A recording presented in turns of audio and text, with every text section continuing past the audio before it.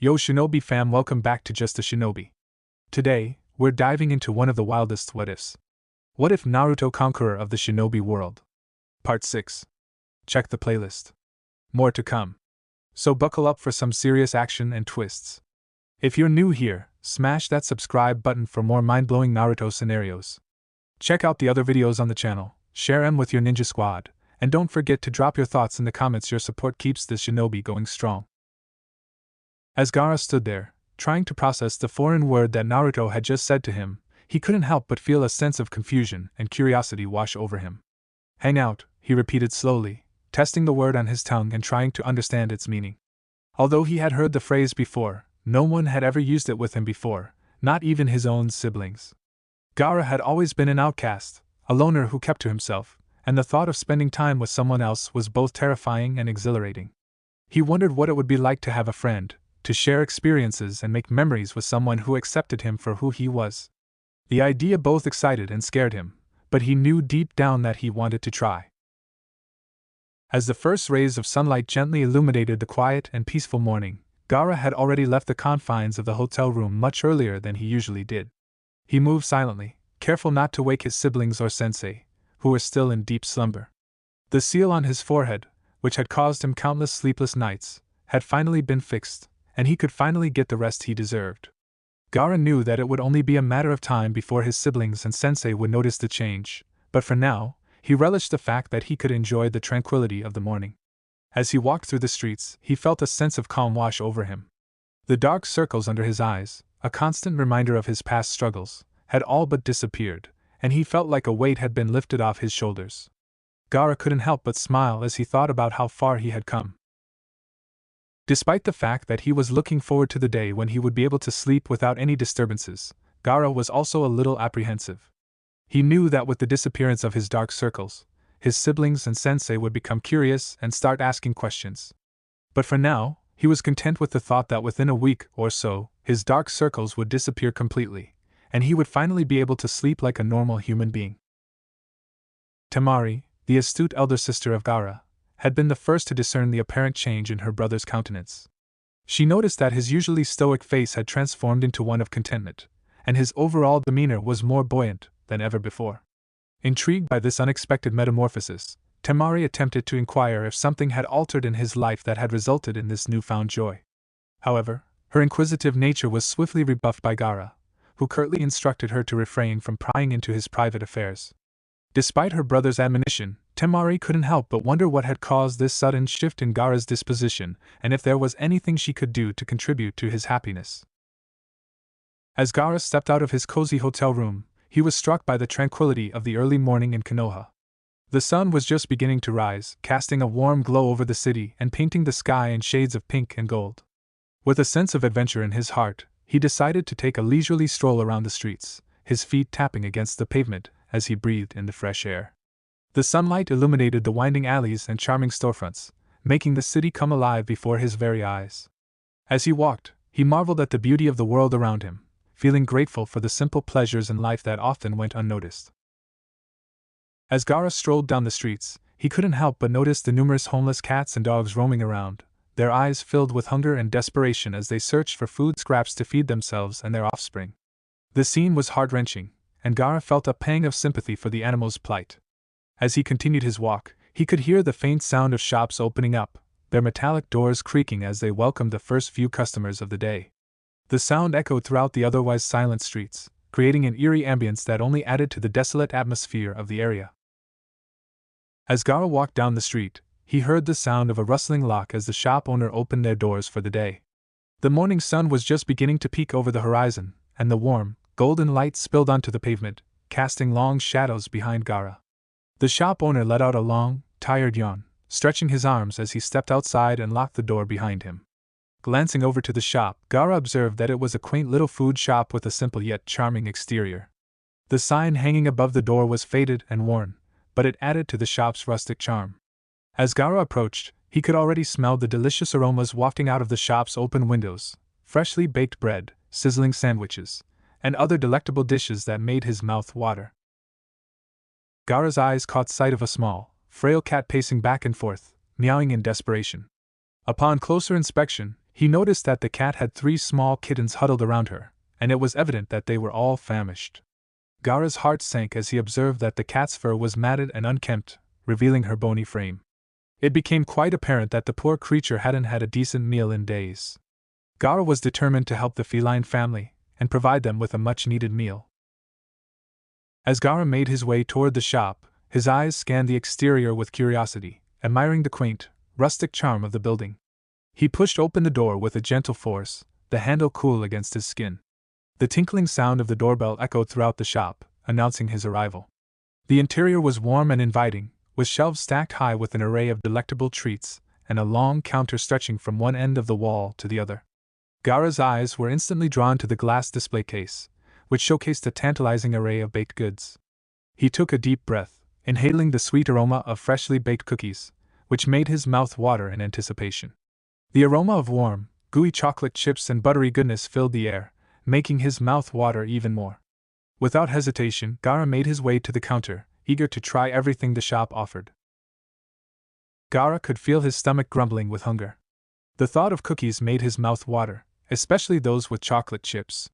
He had always loved to eat them, but in Suna, they were quite rare and expensive. However, it seemed they were a common treat in Konoha. They cost only 5 ryo each. In Suna, the price of a single cookie was a whopping 20 ryo, making them a luxury item that only the wealthy could afford. The man behind the counter, dressed in a pristine white chef's uniform, greeted Gaara with a friendly smile and a cheery "Good morning, sir. How might I help you?" The way the man's eyes crinkled at the corners as he spoke made Gaara feel instantly welcomed and at ease. As Gaara stood before the cashier, he nervously fiddled with his wallet, trying to avoid eye contact with the salesperson. He could feel his palms getting clammy and his heart racing as he realized he had been standing there for what felt like an eternity. Unable to think of anything to say, he opened and closed his mouth several times, feeling more and more unsure of himself with each passing second. What am I supposed to say?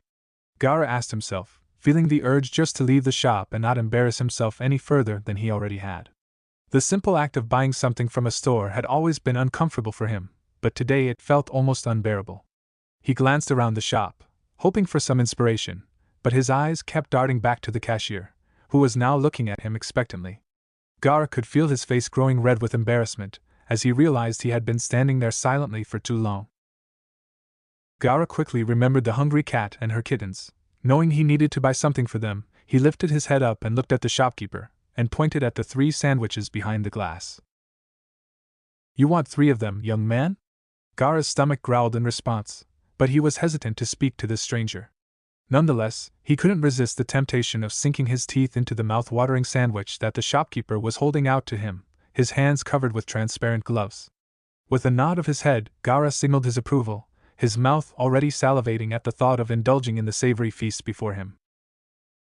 With a gentle smile, the man behind the counter acknowledged Gaara's selection of 3 sandwiches with a nod of approval, his voice filled with warmth as he handed over the neatly packed bags.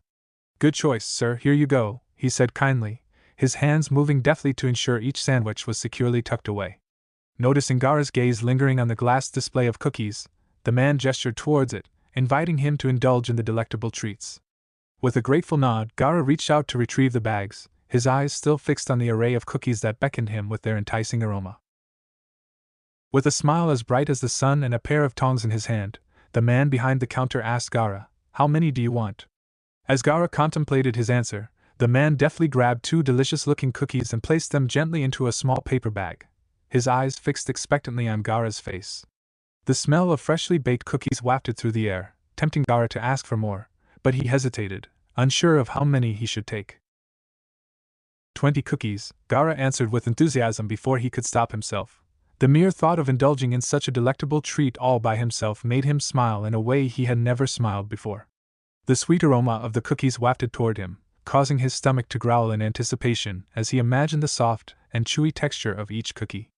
The man sitting across from Gaara arched his eyebrow in surprise before letting out a hearty laugh at the sight of Gaara's unbridled excitement. "It's been a while since anyone wanted so many cookies," the man said with a chuckle, his eyes twinkling with amusement. Gaara couldn't help but feel lucky as the man filled a paper bag with 18 more cookies, delicately picking each one up with a pair of tongs. The sound of the cookies clinking together in the bag echoed through the quiet bakery as the man rolled the top of the bag and handed it to Gaara, who eagerly took it from him with a wide smile. After carefully selecting the cookies he wanted to purchase, Gaara handed the baker the precise amount of money needed to complete the transaction. As he turned to leave the quaint little bakery, he was caught off guard by the sound of the baker's booming voice calling out to him from behind the counter. Feeling a bit confused, Gaara turned around to face the baker, who had a warm smile on his face. "The first customer always gets a discount," the baker said, extending his hand towards Gaara. 10 of the cookies you got are for free. Here's the exchange," he added, placing the extra money in Gaara's open palm. Gaara was taken aback by the baker's kindness and felt a wave of gratitude wash over him. Gaara looked between his extended hand and the baker's face, examining the man's expression before shaking his head and retracting his hand. "No need, sir, it's all yours," Gaara said with a charming smile, his deep voice echoing through the small shop. As he turned to leave, his broad shoulders brushing against the doorframe, he heard the soft jingle of the doorbell ringing above him. Closing the door behind him with a gentle push, Gaara felt a sense of satisfaction wash over him, knowing that he had done a good deed for the day. After feeding the cats and her kittens with a sandwich and a few cookies, Gaara decided to take advantage of the beautiful weather and explore the park of Konoha. As he strolled through the lush greenery, he found a peaceful spot on a bench where he could relax and take in all the sights and sounds around him. The birds sang sweetly in the trees above, their melodies creating a soothing symphony that harmonized with the gentle rustling of leaves. The morning sun shone down on Gaara, warming his skin and illuminating the world around him in a soft glow. Sitting there, he couldn't help but feel grateful for this moment of tranquility. The stresses of everyday life melted away as he allowed himself to simply be present at the moment, surrounded by the beauty of nature. As Gaara sat on the bench, he couldn't help but be mesmerized by the breathtaking beauty of nature around him. His eyes scanned the towering trees, their branches swaying gently in the light breeze while the golden rays of sunlight filtered through the small gaps and illuminated the lush greenery below. As Gaara leaned his back against the bench, enjoying the warmth of the sun on his face, he couldn't help but wonder how he had missed such a stunning view before. "How haven't I seen this before?" he asked himself, marveling at the picturesque landscape that lay before him. The vibrant colors of the flowers in the nearby garden, the majestic trees that swayed in the gentle breeze, and the soothing melody of the birdsong that filled the air all added to the moment's tranquility. Taking a bite out of his deliciously prepared sandwich, Gaara savored the flavors that danced on his taste buds and the blissful feeling that enveloped him. After scattering a few of them on the ground, he noticed a few birds cautiously pecking at the crumbs. After a while, Gaara couldn't resist the temptation to have some fun and started to throw small bits of bread at the birds. Within minutes, over 10 of them had gathered around him, chirping happily and scrambling for the crumbs. Gaara was thrilled to see them enjoying themselves and felt a sense of satisfaction in his heart. As he continued to throw the bread, Gaara noticed that one of the birds had flown up to his shoulder and perched there. The redhead smiled brightly as he watched the bird happily munching on a piece of bread. Gaara looked back at the brown eye of the bird before offering him small bits of bread that were on his palm. To his delight, the bird jumped from the branch and onto his wrist, its tiny beak eagerly pecking at the crumbs of bread. Gaara sat on the bench, his eyes fixed on the small bird that was pecking at the crumbs of bread he had scattered on the ground. The silence around him was soothing, and he found himself lost in thought, contemplating the beauty of nature and the simplicity of life. Suddenly, a voice interrupted his reverie. The footsteps grew louder, and he recognized the voice that called out his name. "It's good to see you, Gaara." Gaara recognized the voice. His body relaxed. He didn't need to turn and check who it was as the two sat in comfortable silence, watching the birds as they gathered to feast. But what surprised them both was how the birds remained calm and unafraid as Naruto approached. It was as if they knew he meant them no harm, and they trusted him completely. As soon as Gaara heard Naruto's voice, he looked up from the birds that were eating from his palm and greeted him with a curious tone. "Good to see you too, Naruto. How did you know I was here?" His inquisitive gaze was fixed on Naruto, but his attention was still on the birds that were feeding from his hand. Without a pause, Naruto responded to Gaara's question, his voice tinged with amusement. "Well, Gaara, I'm a censor, and Kurama told me where you were." He shrugged nonchalantly, noticing how Gaara was throwing more bread at the birds, who were now chirping happily as they feasted on the crumbs. Gaara's eyebrows furrowed slightly as he tried to comprehend Naruto's explanation. "A censor?" he asked, his curiosity piqued. "What does that mean?" Naruto grinned. It means I have a special ability to sense chakra, which is like a ninja's energy. Kurama helps me sense things even more accurately. Gaara listened intently to Naruto's explanation, impressed by his friend's unique abilities. Meanwhile, the birds continued peeking at the crumbs in Gaara's palm, their tiny beaks making a soft tapping sound. I see, Gaara said with a nod. Silence descended between them, but it was not an awkward one. Instead, it was a comfortable, thoughtful pause. As they stood there, the only sounds that could be heard were the soft rustling of leaves in the wind and the pleasant chirping of birds feasting on small crumbs of bread. Gaara stood there, staring at Naruto for a moment, his eyes flickering from Naruto's face to the ground beneath his feet, unsure of what to say. He could sense Naruto's amusement, which only added to his anxiety. After all, he was not known for being the most sociable person, and the last thing he wanted was to say something that might make him appear foolish. Despite his trepidation, he finally mustered up the courage to speak, his voice barely above a whisper as he asked the question that had been weighing on his mind. Where is the silly girl? He asked, his words hesitant and unsure. He couldn't bring himself to look at Naruto as he spoke, so instead, he focused his attention on a nearby tree, hoping to distract himself from his nervousness. When Naruto burst out laughing at his question, Gaara was momentarily taken aback, but he couldn't help but smile slightly at his friend's reaction. He tried to hide his smile as best he could, not wanting to appear too obvious, but he couldn't help feeling a sense of relief that his question had been received with such good humor. Naruto suggested with a friendly grin, if you want, we can hang out and drink tea, or maybe you prefer coffee? Gaara turned his head to look at him with a furrowed brow, unsure how to respond. Hang out? He repeated, the words still sounding strange to him. Yes, today at 1 p.m., Foot can tag along. I know a wonderful place for ramen and tea. However, Gaara looked hesitant and unsure, which was understandable given his lack of experience with socializing and making friends. Being raised by a father who never bothered to teach him how to interact with others and siblings who were too busy with their own agendas, Gaara was left to his own devices when it came to socializing. Gaara was hesitant to accept Naruto's invitation to hang out. Still, he knew deep down that he couldn't keep refusing every opportunity presented to him if he wanted to break out of his shell and form new connections. He took a deep breath before finally uttering, I accept. I will be there. Naruto's face lit up with excitement and relief, punching the air in victory, as he realized his persistence had finally paid off. Gaara couldn't help but smile at Naruto's enthusiasm, feeling a sense of comfort in knowing that he had friends who cared about him enough to keep pushing him out of his comfort zone. Gaara sighed in relief. He could see now why having friends wasn't as bad as he thought. Later, Gaara was aware that he could easily return to the comfort of his hotel room and pass the time until 1 p.m. However, the thought of facing them right now did not appeal to him. Instead, he chose to embark on a leisurely stroll around Konoha, which was renowned for its bustling streets, lively atmosphere, and impressive size, being 3 times larger than his own hometown. The hustle and bustle of the streets, the vibrant colors of the buildings, and the hum of activity all around him were an exhilarating experience that he would not forget any time soon. Despite knowing that his siblings were waiting for him, Gaara decided to take his time and soak in everything that Konoha had to offer, enjoying the freedom of being able to explore without any responsibilities weighing him down. With the sun beating down on his back and his feet aching from walking for 6 long hours, Gaara finally arrived at the ramen shop that his friend Naruto had recommended to him. Despite the exhaustion, his mouth watered as he caught a whiff of the savory scent of the ramen broth wafting out of the open windows. His eyes scanned the signboard above the door, which proudly read Ichiraku Ramen. Gaara stood patiently in front of the famous Ichiraku Ramen shop, his eyes scanning the busy street for any signs of his companion. After a minute of waiting, his keen ears picked up the sound of approaching footsteps, one slow and cautious, the other quick and confident. As the footsteps grew closer, Gaara slowly turned around to greet them, and that's when he was enveloped in a tight hug. Gaara-kun, it's so good to see you, Fush shouted excitedly, running towards him and wrapping her arms tightly around his waist.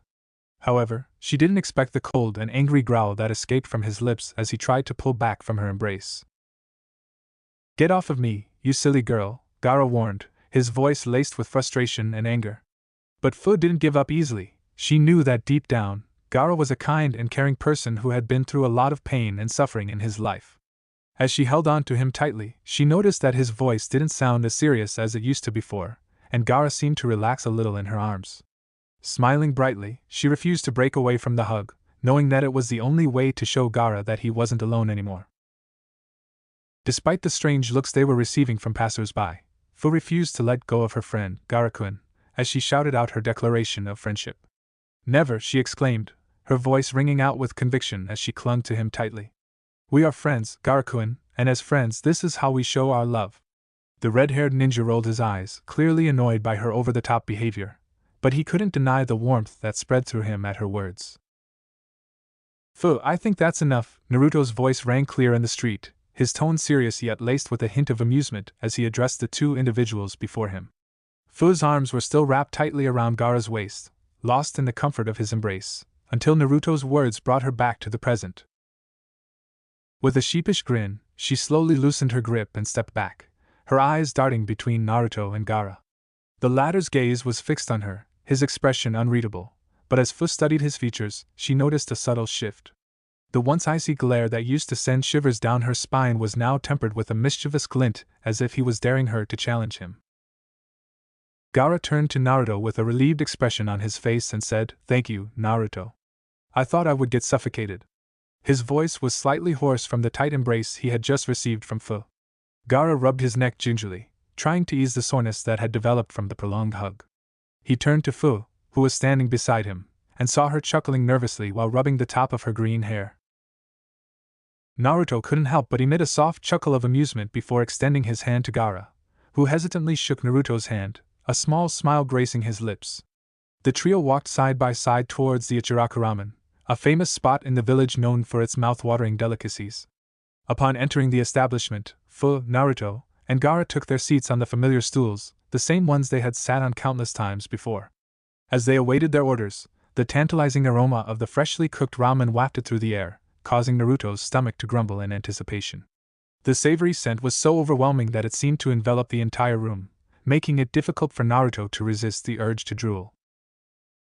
Ayam's eyes lit up as she noticed Naruto walking into Ichiraku Ramen. Her heart warmed up at the sight of him, and a bright smile formed on her face. She couldn't contain her excitement and rushed over to Naruto, wrapping him in a tight hug. "Naruto, it's good to see you," she exclaimed, feeling overwhelmed with joy. As Ayam hugged Naruto, Gaara, who was sitting nearby, watched them with a perplexed expression. He couldn't help but wonder if hugging was a common practice in Konoha that he was unaware of. Nevertheless, he continued to observe the heartwarming moment between the two friends, trying to understand the depth of their bond. "Naruto, who are your friends?" Naruto gestured towards his companions with a wide grin, proud to introduce them to Ayam. "This is Gaara," he said, indicating the stoic, red-headed boy who sat beside him, staring intently at the wall. Ayam smiled warmly at Gaara, somewhat taken aback by his reserved demeanor. Naruto then gestured toward the petite, green-haired girl who sat on his other side. "And this is Fu," he continued as Fu giggled and waved at Ayam with a charmingly innocent expression. As Ayam greeted the two new acquaintances with a warm smile, she felt glad to see Naruto expanding his social circle and making new friends. She extended her hand for a friendly handshake and said, "It's good to meet both of you." As she spoke, her eyes sparkled with excitement and curiosity, eager to learn more about these new potential regular customers. Without wasting any time, Ayam quickly pulled out a small notebook from her apron pocket, ready to take their order. She flipped through the pages of her notebook, which was filled with colorful illustrations of her signature dishes and drinks, making it hard for anyone to resist ordering more than they intended. As she held her pen in hand, Ayam's mind raced with all the different food options she could suggest to Naruto and his friends. She was determined to make their dining experience unforgettable and decided to ask them what they wanted to eat. "Now, what do you want?" she asked with a smile, ready to take their order and recommend some of her personal favorites. 10 bowls of ramen, he ordered, his voice filled with excitement and anticipation. Gaara, who was seated beside him, arched an eyebrow in confusion, wondering how Naruto could possibly eat so much ramen in one sitting. Ayam, the friendly waitress, quickly jotted down Naruto's order before turning to Gaara with a smile. Meanwhile, Gaara, who was always a man of few words, quietly placed his order for a single bowl of chicken ramen. Fu, who was seated next to him, ordered 5 bowls of fish ramen, her eyes sparkling with delight as she anticipated the delicious flavors that awaited her. Ayam quickly wrote down their orders, her pen moving swiftly across the notepad, and then headed back to the kitchen to prepare their meals. I bet you two will eat more than that, Naruto said once I am left, looking at both Gaara and Fu with a playful glint in his eyes. Gaara, known for his unquenchable appetite, couldn't help but smirk at Naruto's comment as he replied, I doubt it. I'm not a pig like you. Naruto rolled his eyes at Gaara's retort and turned to Fu, who was giggling at their banter. As they waited for their orders to arrive, Naruto decided to strike up a conversation with Gaara about Konoha. So Gaara, what do you think about Konoha? Naruto asked, genuinely curious about Gaara's thoughts on his village. Gaara took a moment to ponder his answer before responding, it's an interesting place. The people are friendly, and the village is well kept. However, I can't help but feel a sense of unease whenever I'm here. Naruto furrowed his brows at Gaara's response, wondering what could be causing Gaara to feel uneasy in his home village. Fu, sensing the tension between the two, quickly interjected with a cheerful tone, Oh, I love Konoha. It's so different from my village, but in a good way. The people are kind, and the food is delicious. Naruto and Gaara both turned to Fu, their faces softening at her bubbly response.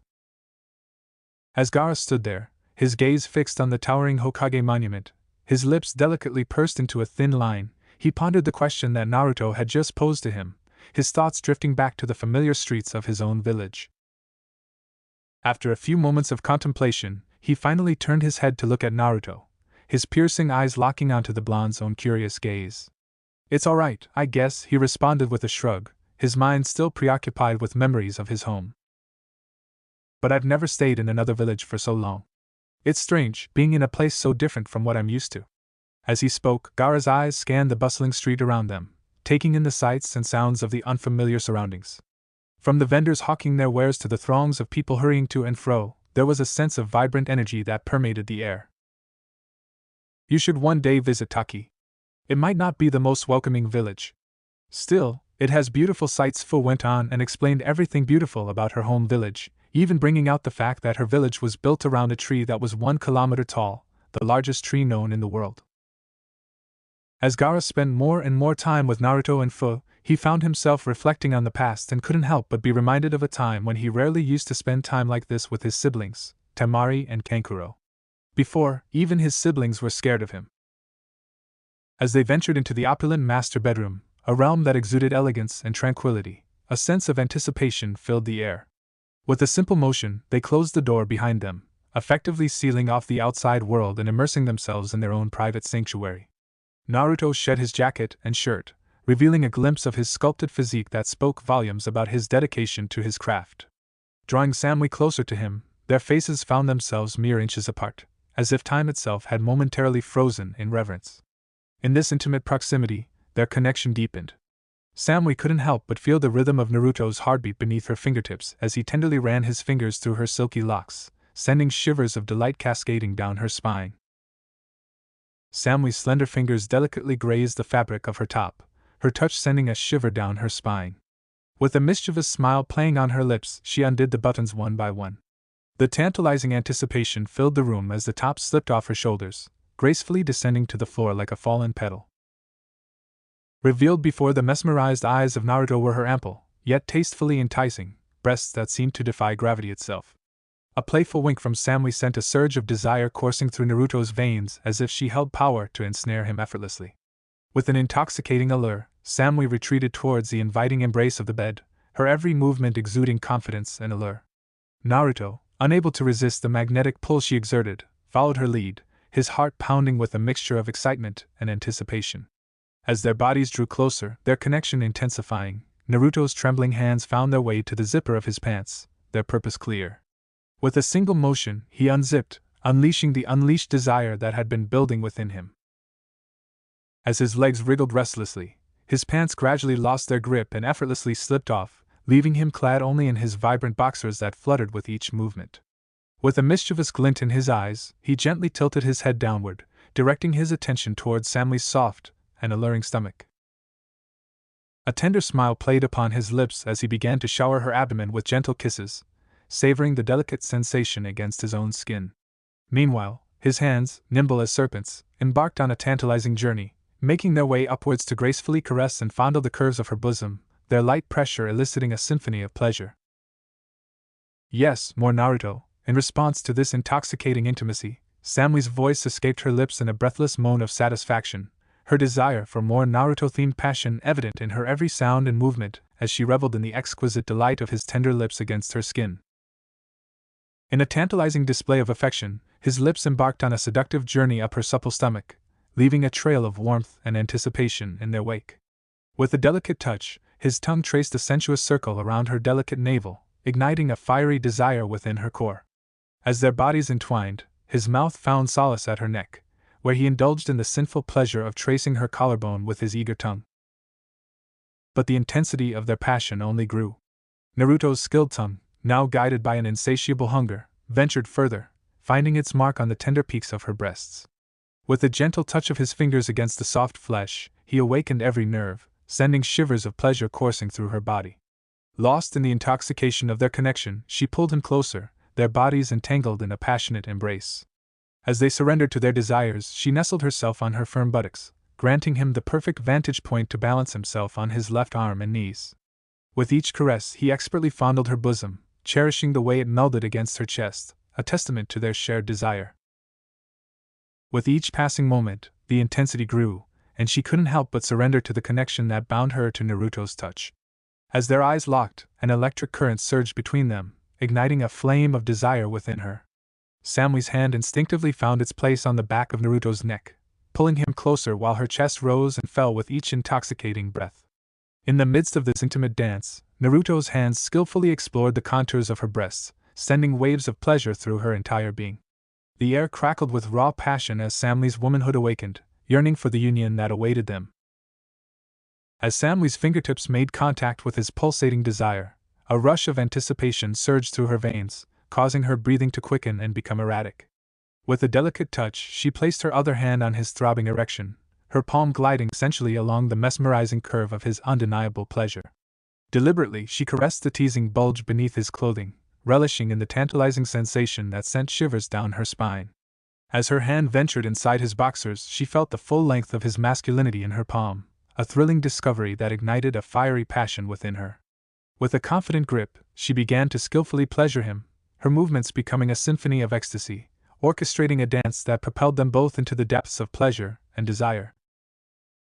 As his eyes locked with Samui's, a mischievous smile played on his lips, fueling the anticipation that crackled in the air. With a bold and confident move, he traced the contour of her body, his hand gliding down the sleek fabric of her biker shorts, caressing every inch of her supple skin.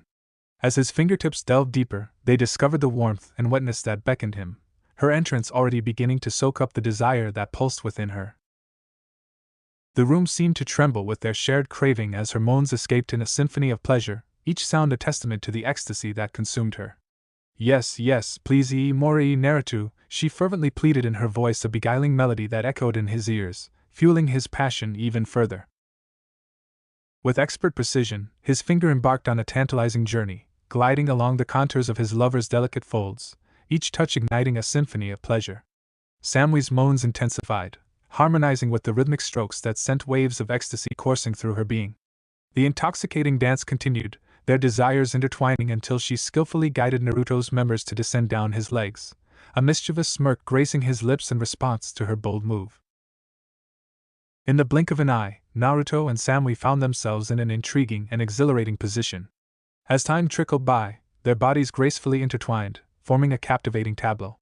Samui's alluring curves hovered above Naruto's head while her face tantalizingly rested just inches away from his pulsating desire. The air crackled with anticipation as Samui shed every layer of clothing, revealing her raw vulnerability. Naruto's gaze, filled with a mix of desire and hunger, fixated upon the intricate folds that lay before him.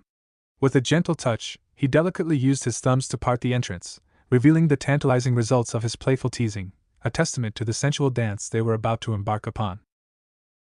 With a voice dripping with desire and her eyes filled with an intoxicating mix of lust and anticipation, she whispered, "Your cock is so beautiful." Just begging to be sucked dry, as her delicate fingers playfully caressed her favorite succulent delicacy, the air crackled with undeniable electricity, drawing him closer to indulge in the tantalizing feast awaiting him. Eagerly parting the tender folds that concealed the secret depths of Samui's sacred sanctuary, his gaze was met with a mesmerizing sight, an abundance of her essence, a delectable elixir that beckoned him to quench his thirst for both pleasure and intimacy. With a mischievous smirk plastered across his face, Naruto couldn't help but tease Samui, his eyes twinkling with a playful glint. "I couldn't help but notice you were soaking wet, Samui-chan," he remarked, his words laced with a hint of mischief. As his gaze met hers, he watched as a delicate blush painted her cheeks, confirming his assumption. A coy smile graced Samui's lips as she mustered the courage to respond, her voice a soft whisper. "Only for you, Naruto-kun," she confessed, her words carrying a hint of anticipation. Sensing her surrender, Naruto's fingers gently caressed her ample curves, drawing her lower body closer to his mouth. The anticipation hung in the air as he skillfully teased the delicate folds, his tongue moving languidly over her sensitive bundle of nerves. With a subtle movement, his index finger ventured inside, exploring the depths of her desire. "Yes, fuck me with your tongue," with an intoxicating mix of ecstasy and desire coursing through her veins, Samui's sensuous moans filled the air, seductively urging Naruto to explore the depths of her pleasure. As her hips undulated in perfect harmony, a tantalizing dance of passion, Naruto, driven by a primal instinct and a craving to fulfill her every desire, traced the intricate contours of her delicate folds, savoring the taste of her essence. His expert motions, a symphony of pleasure, gradually pushed the boundaries of her pleasure, delving deeper into the warmth that awaited him, setting their bodies ablaze in a passionate embrace that transcended the physical realm. Samui's breath quickened as she gazed intently at Naruto's throbbing desire, her eyes filled with a mix of anticipation and wonder. With a firm grasp, she wrapped her fingers around his pulsating length, feeling its raw power in her hands, from its base to its very tip. Her voice, dripping with desire, escaped in a whisper, its scorching hot, as she resumed her gentle strokes, her touch sending shivers down Naruto's spine. With delicate precision, she traced her tongue along the contours of his arousal, starting from the bottom, savoring the taste that lingered on her taste buds. Simultaneously, her nimble fingers danced skillfully over his testicles, teasing them with a tantalizing caress. With a slow, deliberate movement, she glided her tongue towards the crown of Naruto's engorged direction, engulfing it in the warmth of her mouth. The sensation sent waves of pleasure coursing through both of them as she expertly sucked on it for a fleeting moment before skillfully twirling her tongue in tantalizing circular motions at the apex of his desire. Naruto's entire being trembled with anticipation as he focused his unwavering attention on Samui's delectable folds. With each deliberate movement of his tongue, he ventured deeper into the intoxicating depths, his every caress teasing the fiery entrance. Simultaneously, he skillfully manipulated her quivering pleasure center, his thumb tracing circles around it, reminiscent of a vigilant vulture circling its prey, hungry and poised for the moment of satisfaction. As Samui passionately explored the depths of pleasure, Naruto's tongue delicately caressed the velvety walls of her innermost desires. The intoxicating sensation sent shivers cascading down her spine, causing her to sway rhythmically in perfect synchrony. In the midst of their passionate exchange, she continued to skillfully stroke his manhood, amplifying their shared ecstasy. However, fueled by an insatiable desire to intensify their connection, Samui's mischievous imagination sparked a tantalizing idea. With a wicked grin, she decided to employ her exquisite assets, her sumptuous breasts, creating a seductive haven where she would sandwich his throbbing member, enveloping him in a world of unparalleled pleasure. As Naruto explored Samui's pussy, his fingertips traced the contours of Samui's supple curves, savoring the sensation of her soft orbs of flesh against his length. With an expert touch, he paused his oral caress of Samui's womanhood, eliciting a mischievous chuckle from her lips. Their shared anticipation hung in the air, electrifying the moment as she skillfully maneuvered her ample breasts along the path of his throbbing manhood. The sight of his engorged erection, pulsating with desire, filled her with a mixture of admiration and sheer pleasure with every stroke. Succumbing to their mutual yearning, she then fervently planted the apex of his arousal back into her warm, inviting mouth, sending waves of ecstasy through both their bodies. Naruto, with a mischievous glint in his eyes and a playful smile on his lips, found himself entangled in an intoxicating dance of pleasure. The vast expanse of Samui's voluptuous cleavage enveloped his throbbing desire, captivating him in a web of intense sensations. As Naruto's lips tenderly explored the contours of Samui's warmth, his tongue skillfully teased every inch, sending shivers of ecstasy down her spine. Meanwhile, Samui's fervent devotion was evident as she fervently sucked and licked his length, tracing swirling patterns that drove Naruto to the brink of bliss. The synchrony of their movements was a symphony of pleasure, as Naruto's small yet purposeful thrusts complemented the rhythm of their passionate encounter. With each gentle movement, Samui's ample breasts glided up and down his member, creating a tantalizing friction that heightened their shared pleasure. The sensation of her nipples brushing against the pulsating veins of his throbbing erection sent an electric surge coursing through Naruto's body, intensifying his desire to please and tease her from within. Even in the midst of their fervent union, Naruto remained attuned to Samly's needs. With a delicate balance of passion and restraint, he continued to explore, tease, and satisfy, leaving Samly craving for more. With an undeniable chemistry between them, their bodies intertwined in a dance of desire. As Naruto's touch ignited a fiery sensation, his other hand expertly caressed the curves of Samly's firm yet velvety smooth ass, adding an extra layer of intensity to their intimate encounter. With each delicate stroke of his tongue, he explored the depths of her femininity, leaving no inch untouched. As the taste of their shared pleasure lingered on their lips, Samly couldn't resist the temptation to indulge in the carnal delight before her. With a seductive sway of her hips, she embraced the primal rhythm of their connection, simultaneously savoring the sensation of Naruto's manhood in her mouth. In a moment of intense passion, Samly felt her cheeks grow warm as Naruto's lips skillfully explored the contours of her body. His tongue ventured along the curves of her womanhood, igniting a fiery desire that spread through her veins. As his hands gently caressed her breasts, a delicious shiver cascaded down her spine, electrifying her senses. Naruto's movements became more fervent, his crotch rhythmically gliding against her supple skin, creating a symphony of pleasure that resonated deep within her core. With each moan escaping his lips, Samly's own delight intensified, her voice muffled by the overwhelming sensations that consumed her. Every touch, every lick, pushed her closer to the precipice of ecstasy, building an anticipation that mirrored Naruto's own readiness for release. In the midst of their passionate encounter, Naruto's voice trembled with a mixture of desire and anticipation as he whispered to Samly, "Samly, I will burst." His words hung in the air, heavy with raw intensity. Naruto's groan reverberated through the room, accompanied by Samly's low, sultry moan that betrayed her readiness for what was to come. A mischievous smile danced upon Naruto's lips as he gazed into Samly's eyes, his desire mirrored in her own. With deliberate intent, Naruto's tongue caressed his lover's core once more, exploring every exquisite contour and crevice with a tantalizing fervor. Samly's walls pulsed and quivered in response, their rhythmic contractions fueling the growing fire between them. In a seductive display of reciprocation, Samly's hands glided sensually over her own breasts, the softness of her touch sending shivers down Naruto's spine. The heat of her saliva, mingling with his own, enveloped his member as she skillfully worked her magic, driving him to the precipice of ecstasy. As the intensity of their pleasure increased, Naruto's member throbbed within the confines of Samly's mouth, a primal rhythm building with each passing moment. Sensing his heightened state, she delicately traced the tip of his member with her tongue, teasing and tantalizing him in anticipation of what was to follow. Meanwhile, Naruto's tongue continued its exploration, delving deeper into Samly's womanhood, tracing every curve and contour of her enclosing walls. The exquisite taste of her, combined with the intoxicating scent of their desire, heightened the sensory experience, fueling their mutual longing. In the throes of passion, Samly's supple curves pressed against her lover's body, their desire intertwining like a symphony. The intoxicating dance between them reached its crescendo as her breasts grazed against his throbbing member, igniting a primal groan of pleasure from deep within him. Just before the climax consumed them both, time seemed to suspend. Samly's lips enveloped her lover's pulsating essence, her tongue teasingly caressing the essence. Naruto, overwhelmed by the moment's intensity, succumbed to the euphoria coursing through his veins. A surge of his essence filled Samly's mouth, the force of it compelling her to part her lips slightly. A delicate trickle of his essence spilled forth, tracing a glistening path down her chin, a testament to the overwhelming pleasure they had unleashed.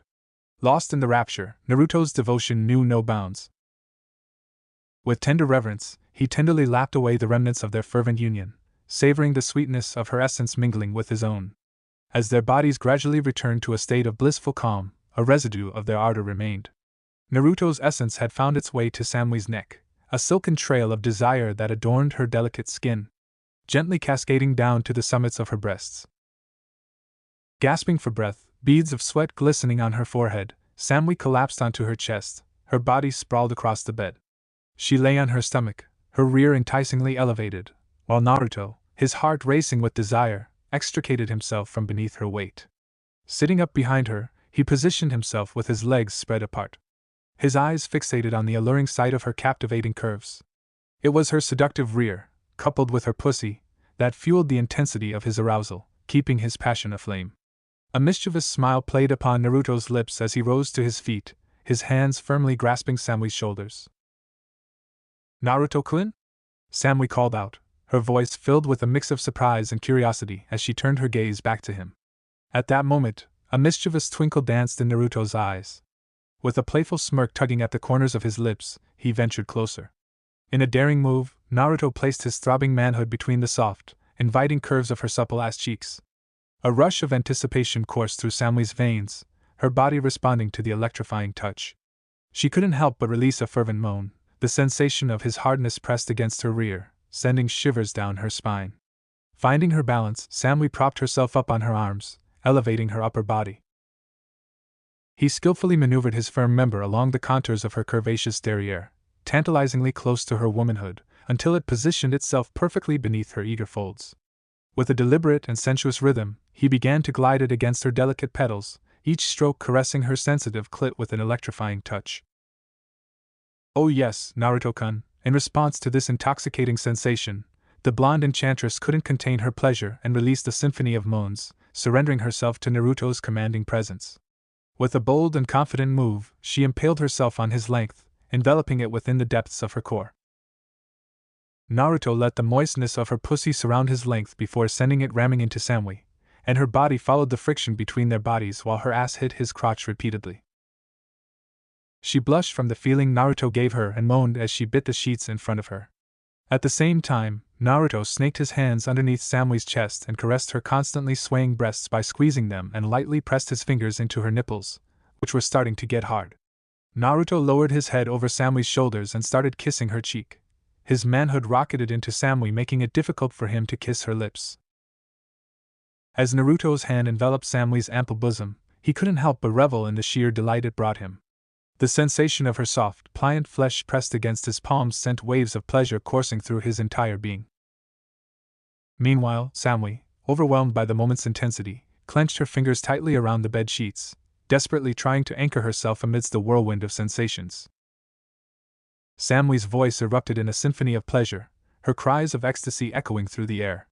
"Yes, yes, yes, yes, Mori. I need Mori. Fuck me, Naruto," she moaned, surrendering herself to the overwhelming pleasure that consumed her.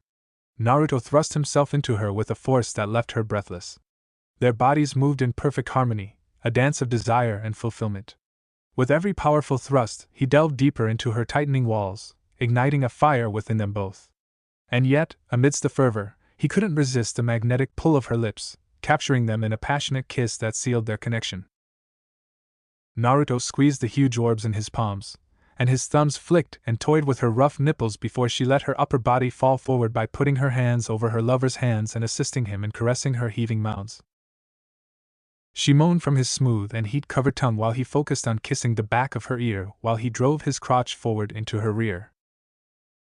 Samui and Naruto fondled her breasts as he pounded his cock down her womanhood, which was itching to enclose him from the strong impact the member occupying it gave.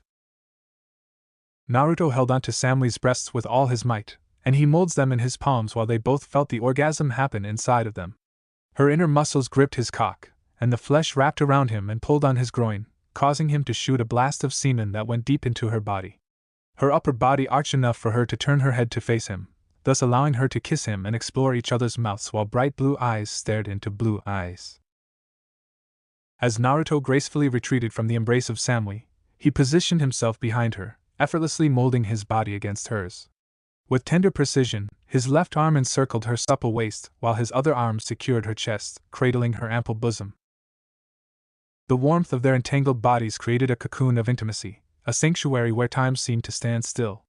A mischievous gleam danced in Naruto's eyes as he posed a question that held a hint of playfulness in its tone, his lips curving into a slight smirk. Samui, her breath caught in her throat, struggled to regain her composure. Her voice, a delicate symphony of breathlessness, quivered as she confessed, "I belong to you, Naruto." Moved by her admission, Naruto tenderly pressed his head against Samui's flushed face. Samui and Naruto reclined upon the plush bed, their bodies intertwined in a tender embrace. As the soft moonlight filtered through the window, casting a gentle glow upon their entwined figures, Samui found solace in resting her head upon Naruto's chest, feeling the steady rhythm of his heartbeat. The world around them seemed to fade away, leaving only the two of them, their eyes locked. Time stood still as they basked in the warmth of their connection, their lips finding each other once again in a passionate exchange, savoring the electrifying taste of desire. The day of the Chunin final rounds. With an air of anticipation, the Leaf Village hummed with infectious energy, infusing its streets with a liveliness that surpassed its usual tranquil demeanor, catching the attention of keen observers. The reason for this palpable excitement was no secret. Today, the long-awaited finals were scheduled to commence, igniting a flame of fervor within the villagers' hearts. As they traversed the bustling thoroughfares, conversations filled the air, brimming with eager speculation on the potential victor and the stakes placed on their favorite contenders. With a mischievous smirk dancing on his lips, Naruto stealthily navigated his way towards the grand stadium, swift as a shadow, ensuring that he remained completely concealed from prying eyes. Each nimble step he took towards the bustling arena was accompanied by his keen ears catching fragments of fervent conversations amongst the lively crowd. Whispers of unwavering certainty about Sasuke's impending triumph echoed through the air while a select few fervently rooted for the talented Hyuga clan. Yet, Naruto noticed with a hidden satisfaction that his own name was conspicuously absent from the discussions, as if he were merely a ghostly specter lingering on the periphery of their attention. The more they overlooked him, dismissing his formidable skills and unwavering determination, the more potent their eventual guilt would be. Naruto changed his route to arrive at the back of the stadium. Looking up, he saw the back wall of the stadium looming in front of him. The day he had long foreseen had finally arrived, promising to alter the course of his life forever.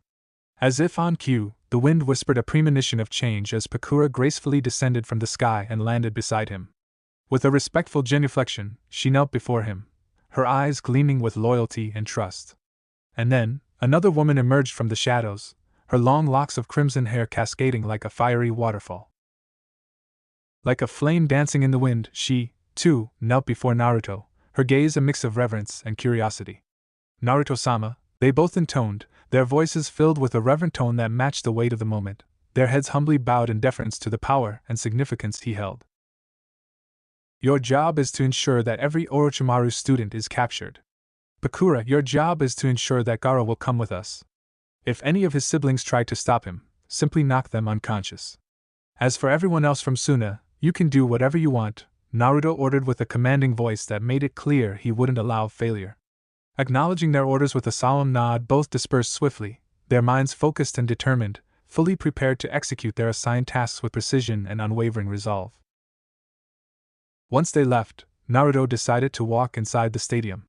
It was time for everything to change. As the first rays of sunlight filtered through the closed window of his room, Gaara could feel the gentle warmth caressing his face, creating a mesmerizing dance of light and shadow within the confines of his sanctuary. The golden beams, like ethereal messengers, breathed life into every corner, illuminating the room with a soft, radiant glow. A sense of tranquility washed over him, tugging at the corners of his lips, coaxing a small, contented smile to form on his face. His emerald eyes, once burdened by weariness and darkness, now sparkled with renewed vitality, as if they had absorbed the very essence of the sun's tender embrace. The haunting shadows that had lingered beneath his eyes, like remnants of past battles, had vanished into the depths of oblivion, leaving no trace of their existence. With newfound energy coursing through his veins, Gaara gracefully rose from his bed, casting aside the disheveled sheets that had cradled him through the night, ready to embrace the day that awaited him beyond the confines of his room. With a newfound sense of purpose, Gaara slowly rose to his feet. His eyes fixated on the full-length mirror that stood resolutely across the room. Every step he took towards it was filled with anticipation, as if he was about to embark on a profound journey. As he drew closer, the reflection in the mirror came into focus, revealing a transformation that brought him an overwhelming surge of joy. Gone were the dark circles that had haunted his eyes for far too long, replaced by a vibrant radiance that seemed to illuminate his entire being. At that moment, Gaara's heart swelled with indescribable happiness, a feeling so intense that tears welled up in his eyes. As those tears of joy cascaded down his face, a gentle smile graced his lips, as if his soul was celebrating a long-awaited victory. Although he couldn't decipher the exact reason behind this profound emotional release, deep within his heart, Gaara knew that these tears were a testament to the immense happiness that had finally found its way into his life. With a swift motion, he wiped away the tears with his palm. In the solitude of the empty room, Gaara's voice resonated softly as he uttered heartfelt gratitude. "Thank you, Naruto. Lost in his introspective musings, Gaara's gaze fixated on the swirling sand, effortlessly controlled by the sheer power of his mind. Like a cascade of radiant golden gems, the sand flowed through his fingers, each grain a testament to his evolving strength. At that moment, a question arose within Gaara's mind, a question that stirred his curiosity. How fast could his sand truly move? However, before he could delve deeper into his thoughts, the distant echoes of jubilant cheers reverberated through the walls, permeating the room's silence. It was as if a grand festival had unfolded beyond those walls, captivating Gaara's attention. Gaara made his way toward the grand window, his fingers eagerly curling around the cool metal handle. As he exerted a gentle force, mingling with the invigorating freshness of the early morning. As the window swung open, a delightful symphony ensued. It was then that Gaara's observant eyes caught sight of a lone emerald leaf, gracefully pirouetting on the wind's whims, finding its way into the sanctuary of his personal space. The elegant curtains, caught in the dance of the breeze, swayed and billowed.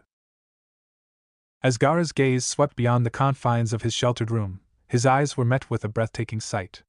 The expansive panorama of the hidden leaf village unfolded before him, its vibrant buildings and bustling streets weaving together a tapestry of life.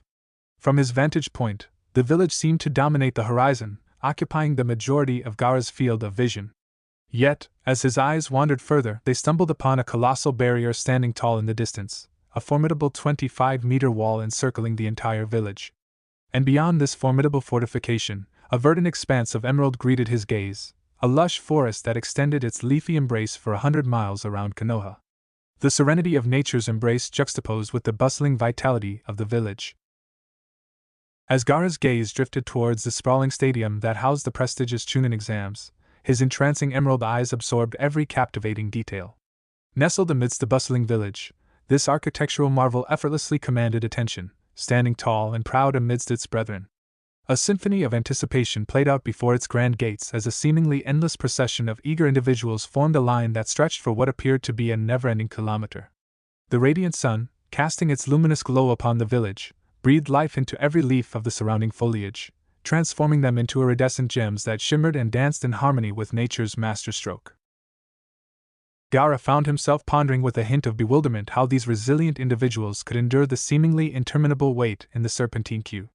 However, before his contemplations could solidify into a tangible answer, the gentle cadence of approaching footsteps shattered the tranquility of his musings. Swiftly snapping back to reality, Gaara gracefully pirouetted on his heels, fixing his gaze upon the intricately carved wooden door that stood sentinel before him. The door opened just as he turned his head. Gaara expected his sensei to be the one to walk inside. To his surprise, it was his sister, Temari, who stepped into his chamber. Gaara's piercing emerald eyes narrowed imperceptibly, a subtle indication of his disappointment, as the luster in his countenance waned ever so slightly. With an unspoken glance, he conveyed to Temari that her presence was not entirely welcome within his room. A surge of curiosity flickered within him, igniting a flame of inquiry as he pondered the purpose behind her unexpected visit. For indeed, the occurrence of Temari seeking out his company was a rarity, as scarce as a desert oasis in a barren wasteland. With a sneer etching across his face and a hint of sarcasm lacing his words, Gaara directed his question toward his sister in a manner that exuded both curiosity and skepticism. "Temari," he began, his voice carrying an air of intrigue, "what do you want? I'm sure you didn't come here to say good morning, little brother, did you?" The unexpected usage of the endearing term little brother caught Temari slightly off guard, for it was a rare occurrence to witness Gaara deviating from his usual icy demeanor and expressing himself through jest and sarcasm. Indeed, Gaara had always been known for his indifferent and straightforward nature, never one to engage in playful banter or cloak his words in irony. Gaara's eyes locked onto Temari's radiant smile, only to witness its delicate flicker and fade into a shadow of shame. He couldn't help but notice the subtle touch of her hand on her arm, a gesture that spoke volumes about her inner turmoil. As her gaze shifted downward, fixated on her own feet, it was evident that she was grappling with a torrent of thoughts, desperately searching for the right words to convey to Gaara. He couldn't help but wonder what her problem was, someone who had never shown much interest in him before. Normally, she was straightforward and unapologetically honest when expressing her opinions, but this hesitant behavior was a perplexing departure from her usual blunt demeanor. Finally, after what felt like an eternity, she slowly lifted her head up, her dark blue eyes locking onto his hateful green gaze, his eyes as cold as snow on a winter's night. The tension in the air was palpable as Temari mustered the strength to speak, her voice trembling ever so slightly. "Gaara," she began, her words flowing like a gentle breeze. "Gaara, I have noticed that you look different."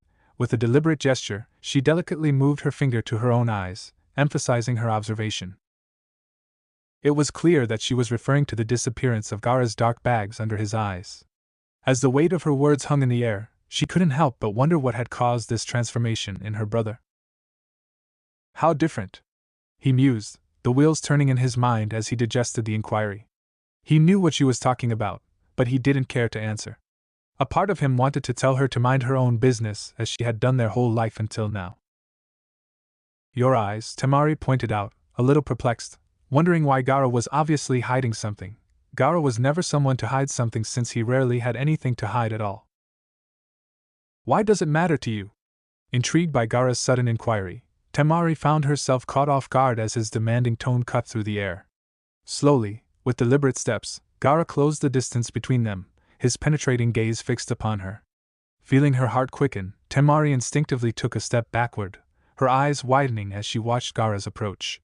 A wave of unease washed over her, causing her complexion to pale ever so slightly as she wondered what could have prompted such a question from her brother. "What?" "You heard me," Gaara said with a sinister sneer cutting through the tense air. Gaara advanced towards Temari, his footsteps echoing with an intimidating rhythm.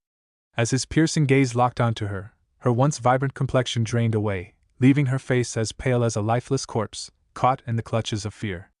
Closing the distance between them to a mere foot, Gaara's control over the unfathomable power of his sentient sand became evident as it swirled and danced through the air with an eerie grace.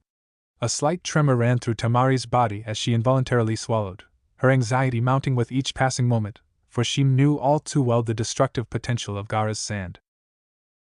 "When we were young, you told your friend that you didn't know me when she asked you what I was to you. I know you begged father to tell the teacher never to bring it up the fact that we are siblings because hating me was what everyone did in the academy, and you didn't want to feel like an outcast, so you started hating me as well." Gaara spoke with uncontrollable rage, anger, and hatred, his anger growing with each word he spat.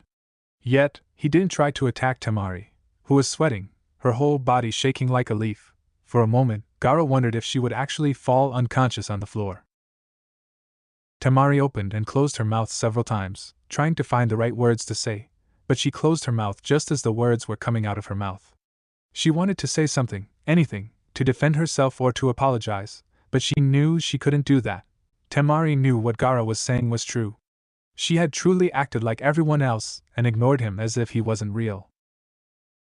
Temari remembered when she was in the academy, everyone hated Gaara, and Temari knew if she showed compassion towards him, no one would want to be her friend, so not be different from everyone else. She did what everyone else did in the academy. Ignore Gaara. Gaara watched as Temari's face showed shame and regret, but Gaara didn't allow himself to feel anything for her. He remembered all too well when he had once tried to play with Temari, only for her to act as if she didn't even know him. As Gaara stood in front of the door, his hand slowly reaching for the handle, he momentarily contemplated shutting it abruptly in his sister Temari's face. However, a faint sound caught his attention. It was the unmistakable echo of footsteps, growing louder with each passing second. Gaara turned his gaze past Temari's shoulder, only to witness the figures of Kankuro and Baki steadily approaching them.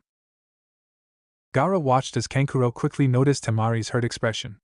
Without hesitation, Kankuro's compassionate instincts kicked in, causing him to envelop her in a comforting side hug, offering solace and reassurance in an instant. However, as his attention shifted towards Gaara, "Gaara, what did you do?" His voice mixed with concern and accusation. Stepping forward with purpose, Kankuro spread his arms wide, puffing out his chest in an attempt to exude a sense of dominance. Meanwhile, Gaara met Kankuro's hostility with a mere tilt of his head, a subtle display of annoyance flickering in his piercing gaze. "You should try that with a newborn. You might get a chuckle or two," Gaara spoke mockingly. A smirk danced on Gaara's lips as he savored the anticipation of Kankuro's reaction. The air crackled with tension as Kankuro shot a lethal glare at Gaara, his eyes burning with a fiery determination. Undeterred by the impending danger, Gaara reveled in the thrill, knowing that Kankuro was moments away from lunging at him, his hand poised to firmly grasp Gaara by the collar of his tunic.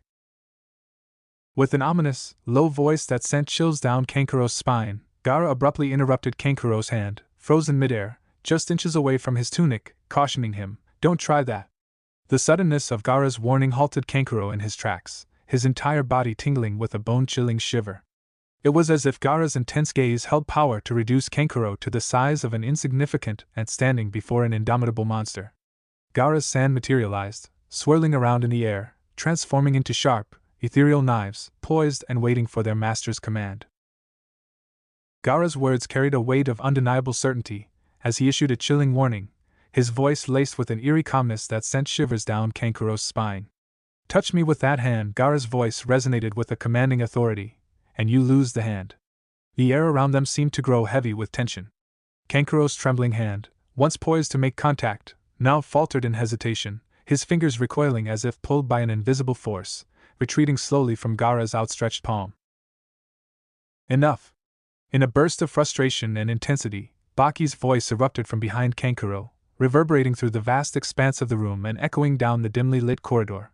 With unwavering determination, his piercing gaze fixated solely on Gaara, who remained unfazed. "Today is the day of the plan. I want all of you ready." Baki spoke with a commanding voice, looking at Temari and Kankuro. Both quickly nodded their heads. Baki's attention turned to Gaara, who glared back at him.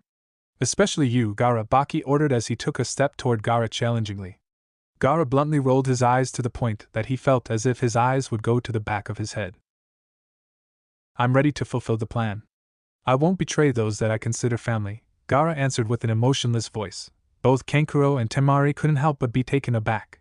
Gaara had never addressed them in that way before, while Baki simply sighed in relief, happy to hear that Gaara was ready and wouldn't cause any problems. As Baki and the Suna team briskly departed the hotel, Baki couldn't resist a dismissive remark. "Good to know you know your job." With an air of nonchalance, he uttered those words, hinting at his confidence in their mission. Their purposeful strides carried them toward the grandeur of the stadium, its colossal structure looming before them. However, amidst their journey, Gaara's gaze was drawn skyward, and his piercing eyes locked onto a mysterious figure perched atop the stadium. Gaara couldn't help but shudder at the intensity of her glare, but he knew her hatred was directed toward Baki and not him. As Pakura stood at a distance, her eyes fixated on the grand entrance of the stadium, the anticipation in her veins grew palpable. The Suna team, adorned in their distinctive attire, marched confidently toward the heart of the arena, unaware of the watchful gaze that followed their every move. A surge of primal instinct surged within her, a burning desire to descend upon them and exact vengeance upon Baki, but she restrained herself from doing so. She knew the time to bring justice would come soon. Right now, she turned her attention towards the Suna team, knowing she needed to ensure Gaara would go with them after the Chunin exams. As the other shinobi of Naruto gathered around, a mixture of chuckles filled the air, laced with both mockery and amusement. Amidst the laughter, a voice stood out, dripping with disdain and a hint of curiosity. "How is it possible," she spoke, her words laced with a sneer, "that a stadium like this lacks the presence of censor shinobi, especially for such an important event?" As her gaze shifted towards Naruto-sama, her eyes held a flicker of nostalgia, causing her to bite her lower lip, a soft and sensual gesture that stirred memories of their electrifying first encounter. As she stood amidst the bustling crowd, a gentle breeze swept through the air, caressing her long, beautiful crimson hair and causing it to sway and dance in perfect harmony with the wind's graceful melody.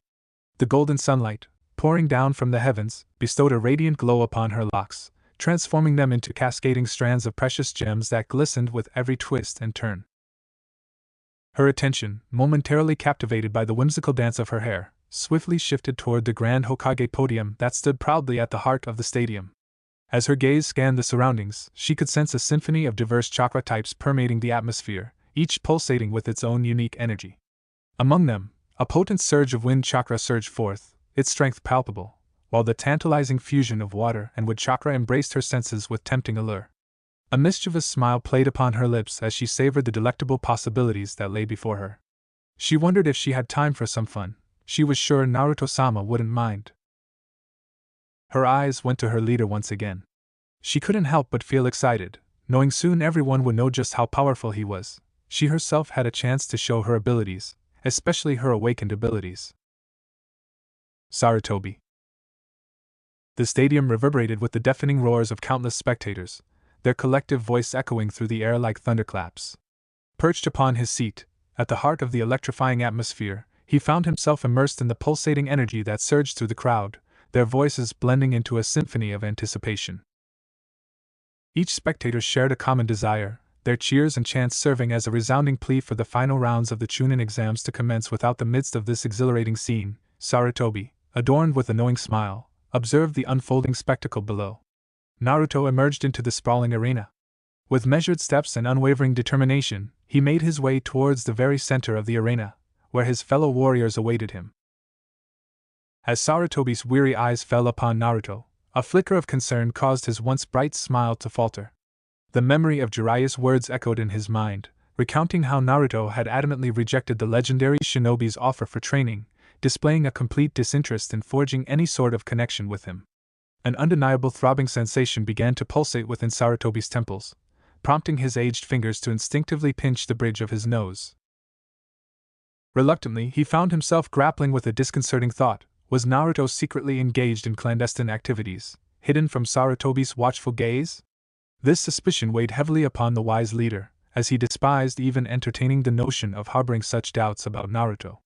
Yet, the events unfolding around them were impossible to ignore, and Sarutobi couldn't shake the unsettling feeling that Naruto was involved in something far from virtuous. With the impending exams on the horizon, Sarutobi silently yearned for an opportunity to sit down with Naruto, to rekindle their bond and converse as they once did in the past, hoping to discover the truth behind Naruto's recent actions and restore the trust that had begun to wane. Sarutobi hoped he could change Naruto's mind and convince him to at least have a talk with Jiraiya, to give Jiraiya a chance for the two of them to become good friends, to let Jiraiya in his life. As Sarutobi sat lost in the labyrinth of his own thoughts, an abrupt interruption jolted him back to reality, a cacophony of approaching footsteps echoing through the corridor. His weary eyes instinctively darted towards the source, revealing the hallowed figures of the Kazekage and Reikage materializing on the horizon of his vision. With measured strides, they strode into the grandeur of the podium at the heart of the stadium, emanating an aura of gravity and purpose. Both leaders donned stern countenances, but it was the Reikage who bore an unmistakable edge, his restless demeanor betraying an unseen storm brewing beneath his composed facade. A surge of curiosity surged through Sarutobi's veins like an electric current, as he pondered the enigma that unfolded before him. With an air of reverence, Sarutobi gracefully rose from his comfortable seat, his eyes fixed on the approaching figures of the esteemed Reikage and Kazekage, flanked by their loyal entourage of guards, each Kage accompanied by two vigilant protectors. As the distance between them diminished, Sarutobi's heart swelled with a mixture of admiration and respect for these powerful leaders. Kazekage-sama, Reikage-sama, it is a pleasure to meet you again. With a warm smile gracing his lips, he extended his hand towards them, eager to reconnect once more. The moment their hands clasped, Sarutobi couldn't help but notice the stark contrast in size, his own hand seemingly dwarfed by the sheer magnitude of the Reikage's hand. It's been a long time since I have been in this place, the Kazekage spoke with a slightly deep voice resonating through the air, his presence commanding attention as he settled comfortably into his ornate seat. Each Kage, including the Kazekage himself, was bestowed with a regal chair crafted meticulously from shimmering silver, an embodiment of their esteemed positions. However, it was the Hokage's chair, fashioned from the purest gold, that stood out amongst the rest, basking in the sun's gentle rays that transformed each chair into a dazzling spectacle. Adorned with intricate carvings, the chairs boasted the sigil of their respective villages, a proud emblem etched into the back head. In the midst of their seated positions, the Hokage's chair occupied a prominent position, slightly advanced compared to the other two seats, instilling the impression that the Hokage was the undisputed leader of the assembly. As the Reikage's gaze swept across the stadium, his elevated vantage point granting him a panoramic view, he couldn't help but notice the sheer grandeur of Konoha's sprawling amphitheater, dwarfing Kumo's humble counterpart. The realization struck him with such force that a resolute decision formed within his mind, like a flickering ember igniting into a blazing fire. Once I return to Kumo, he solemnly declared, his expression betraying a determined resolve, I will order a newer, bigger, and better stadium to be built right away, a thought with pursed lips. As he settled into his designated seat in the center of the grand arena, he couldn't help but observe the bustling crowd and the array of fellow shinobis present. However, his keen eye detected a discrepancy in their numbers, a missing shinobi. In a split second, his mind raced to the realization that Sasuke Uchiha was conspicuously absent. A's voice reverberated through the arena, filled with a commanding roughness, as he demanded in a tone that brooked no delay, Where's Sasuke Uchiha? With an abrupt jerk of his head, his piercing gaze locked onto Sarutobi, causing the latter to release a weary sigh, as if bearing the weight of the world on his shoulders. With unwavering determination, Sarutobi firmly responded to the pressing query, his voice resonating with authority. He hasn't arrived yet. He has time until his fights start. If he doesn't show up until then he will be disqualified. The Raikage, poised and prepared to align his thoughts with Sarutobi's judgment, was interrupted by an unexpected interruption, as the Kazekage emerged into the midst of their enthralling conversation. Surely you can wait a bit longer, just look at the audience, Kazekage interrupted their conversation. With a commanding gesture, he directed their attention to the sprawling sea of spectators, their fervent cheers resonating through the air. The crowd was a spectacle in itself, a diverse tapestry of emotions, with many displaying unparalleled enthusiasm, their voices ringing out in unwavering support for the prodigious Hyuga heir. However, even the most casual observer with a keen ear could discern that the vast majority had gathered in the colossal stadium for one thing, to witness Sasuke Uchiha. Everyone wants to see the last Uchiha fight. It would be a shame if you were to disqualify him. As the Kazekage's voice took on a sly tone, his words reverberated through the room. It was a moment filled with intrigue, as they exchanged knowing glances, their eyes narrowing in curiosity. The Kazekage's desire to witness the last Uchiha's fight hung in the air, an unspoken question lingering between them.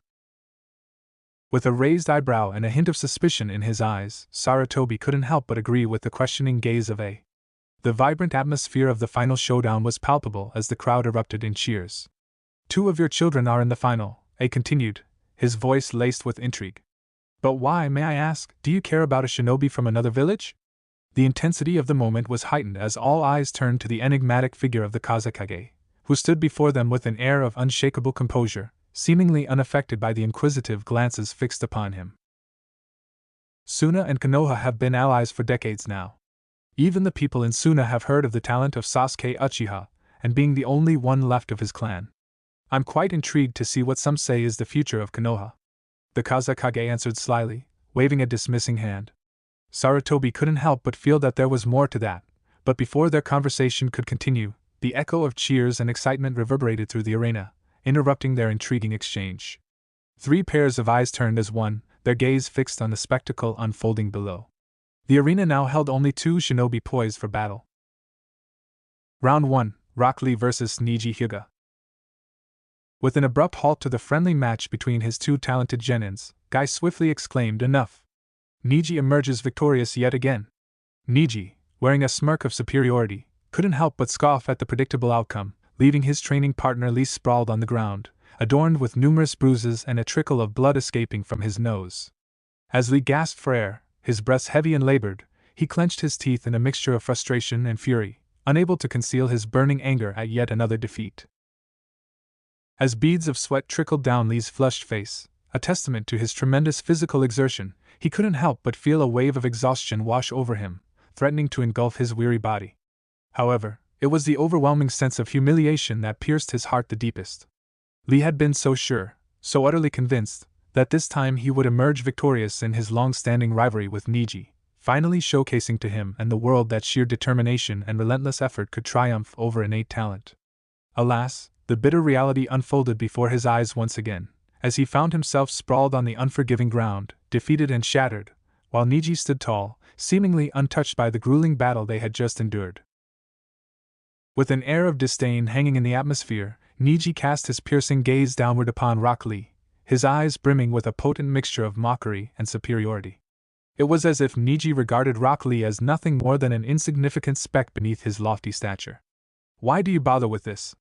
You know you can't win. Fate has decided me as the winner?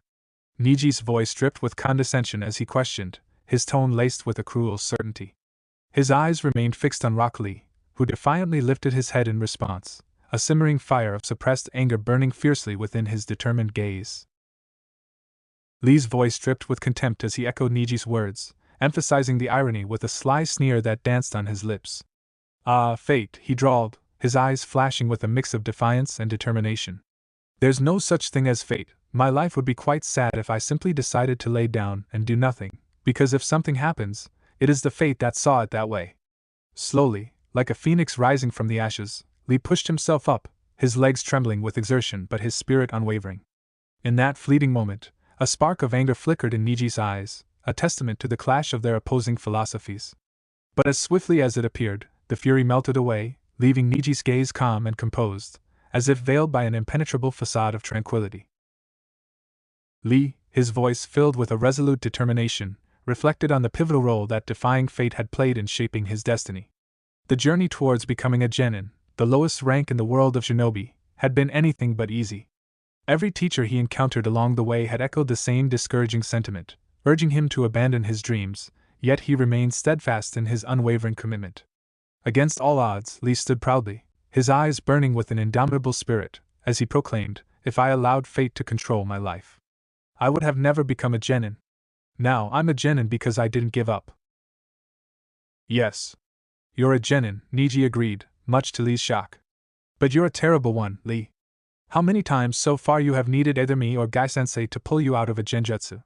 You call yourself a genin, you're not. All it takes is a simple genjutsu and you're out of the game.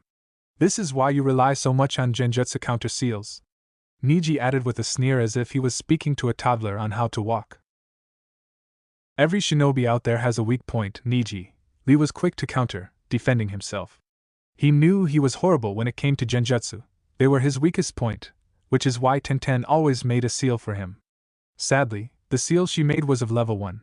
It was able to block only D rank and C rank genjutsus, and above that would cause the seal to get overwhelmed and just burn out. With a hint of annoyance creeping into his voice, Niji swiftly interjected, "Yes, but you have many weak points, Lee." He couldn't help but feel a tinge of frustration at the necessity of elucidating what seemed like basic concepts to someone who was legally considered an adult. "Thinking that your whole life is controlled by something beyond your control is such a sad way of looking at life," Lee claimed, his voice echoing throughout the air, but it seemed his words made Niji glare at him. With a flicker of annoyance clouding his features, Niji fixated his piercing Byakugan gaze upon Lee, clearly unsettled by his audacity. Sensing the impending tension, Lee instinctively readied himself, bracing for an imminent assault. Yet, just as Niji's muscles twitched, poised to strike, a sudden apparition took form behind him in the form of Guy. Like a specter emerging from the shadows, Guy materialized with fluid grace, his hand gently resting upon Niji's shoulder, diffusing the mounting confrontation in a single unanticipated gesture. "Niji, the fight is over," Guy spoke, his voice devoid of its customary playfulness that usually danced through the air when interacting with his genin team. Instead, his words carried the weight of a command, leaving Niji momentarily tempted to disregard him. However, before rebellion could take hold, Niji's eyes returned to their usual state of calm and collected composure. With a deliberate motion, he deactivated his Byakugan, allowing his gaze to shift towards his teammate, Lee, accompanied by an almost apologetic expression that silently acknowledged the intensity of their recent skirmish. "You are right, Sensei. The fight is over, and everyone here knows who the winner is." With a knowing nod and a mischievous glint in his eyes, Niji wholeheartedly acknowledged the wisdom of his esteemed sensei. Niji couldn't help but let a small, sly smirk curl up the corners of his lips, reveling in the satisfaction of a hard-fought victory. The atmosphere crackled with a palpable tension as Lee, consumed by a fiery rage, clenched his teeth in a desperate display of frustration. Well aware of the storm brewing within his rival, Niji relished in the exhilarating prospect of another clash. However, just as Lee appeared ready to unleash his pent-up fury, a single glance from the unyielding gaze of their mentor, Guy, commanded obedience and brought the hot-blooded warrior to a halt, extinguishing the flames of conflict. Lee stood there, his heart sinking, as he helplessly watched Niji's retreating figure gradually disappear into the distance. The realization that Tenten's departure swiftly accompanied Niji's departure only added salt to the wound, intensifying the bittersweet taste of defeat that lingered in the air. Frustration surged through Lee's veins like a raging river, igniting an uncontrollable fire within him. With every stomp of his foot, the earth trembled beneath his furious wrath, causing blades of vibrant green grass to dance and twirl in the violent gusts of his unyielding determination. Despite pouring every ounce of his being into the relentless pursuit of victory, it seemed as though Niji possessed an uncanny ability to effortlessly soar above any challenge that stood in his way, leaving Lee perpetually yearning for the sweet taste of triumph that always seemed to elude his grasp. As the beads of perspiration trickled down Lee's forehead, he could hear the soothing cadence of his sensei's voice echoing behind him, slicing through the intensity of the training grounds. "Are you giving up?" The question floated towards him like a gentle breeze, stirring his determination. In a swift motion, fueled by adrenaline, Lee spun on his heels, his gaze ascending to meet the unwavering eyes of his sensei. There was a flicker of defiance in his irises, a fire burning deep within. With a mix of disbelief and injured pride, Lee vigorously shook his head, his expression a mosaic of determination and offense. How could his sensei even fathom the idea that he would surrender, that he would abandon the relentless pursuit of his dreams? The mere thought sent a surge of determination coursing through his veins, fortifying his resolve. A solemn tone resonated in Guy's voice, cutting through the charged atmosphere like a samurai's blade. Good, but you know that Byakugan gives Niji an advantage that you can never have. The word hung in the air, heavy with expectations and unspoken challenges. Lee's lips tightened into a thin line, a silent affirmation of his unwavering commitment, a pledge to overcome every obstacle placed in his way.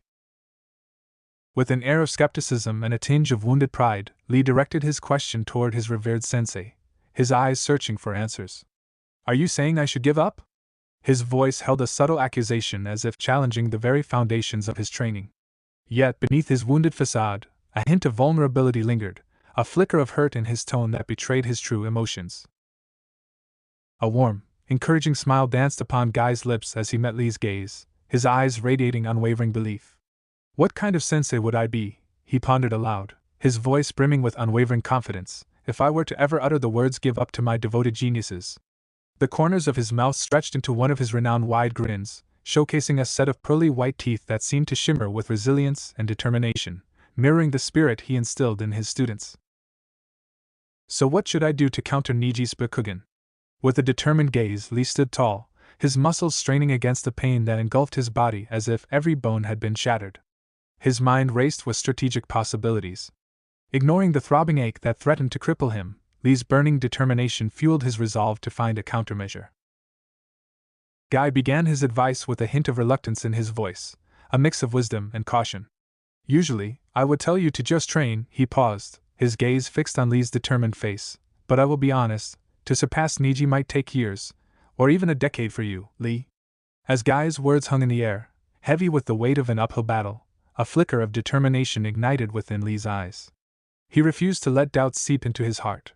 If his revered sensei, the one who had guided him through countless trials, deemed it necessary for him to endure another decade of rigorous training to stand above Niji, then so be it.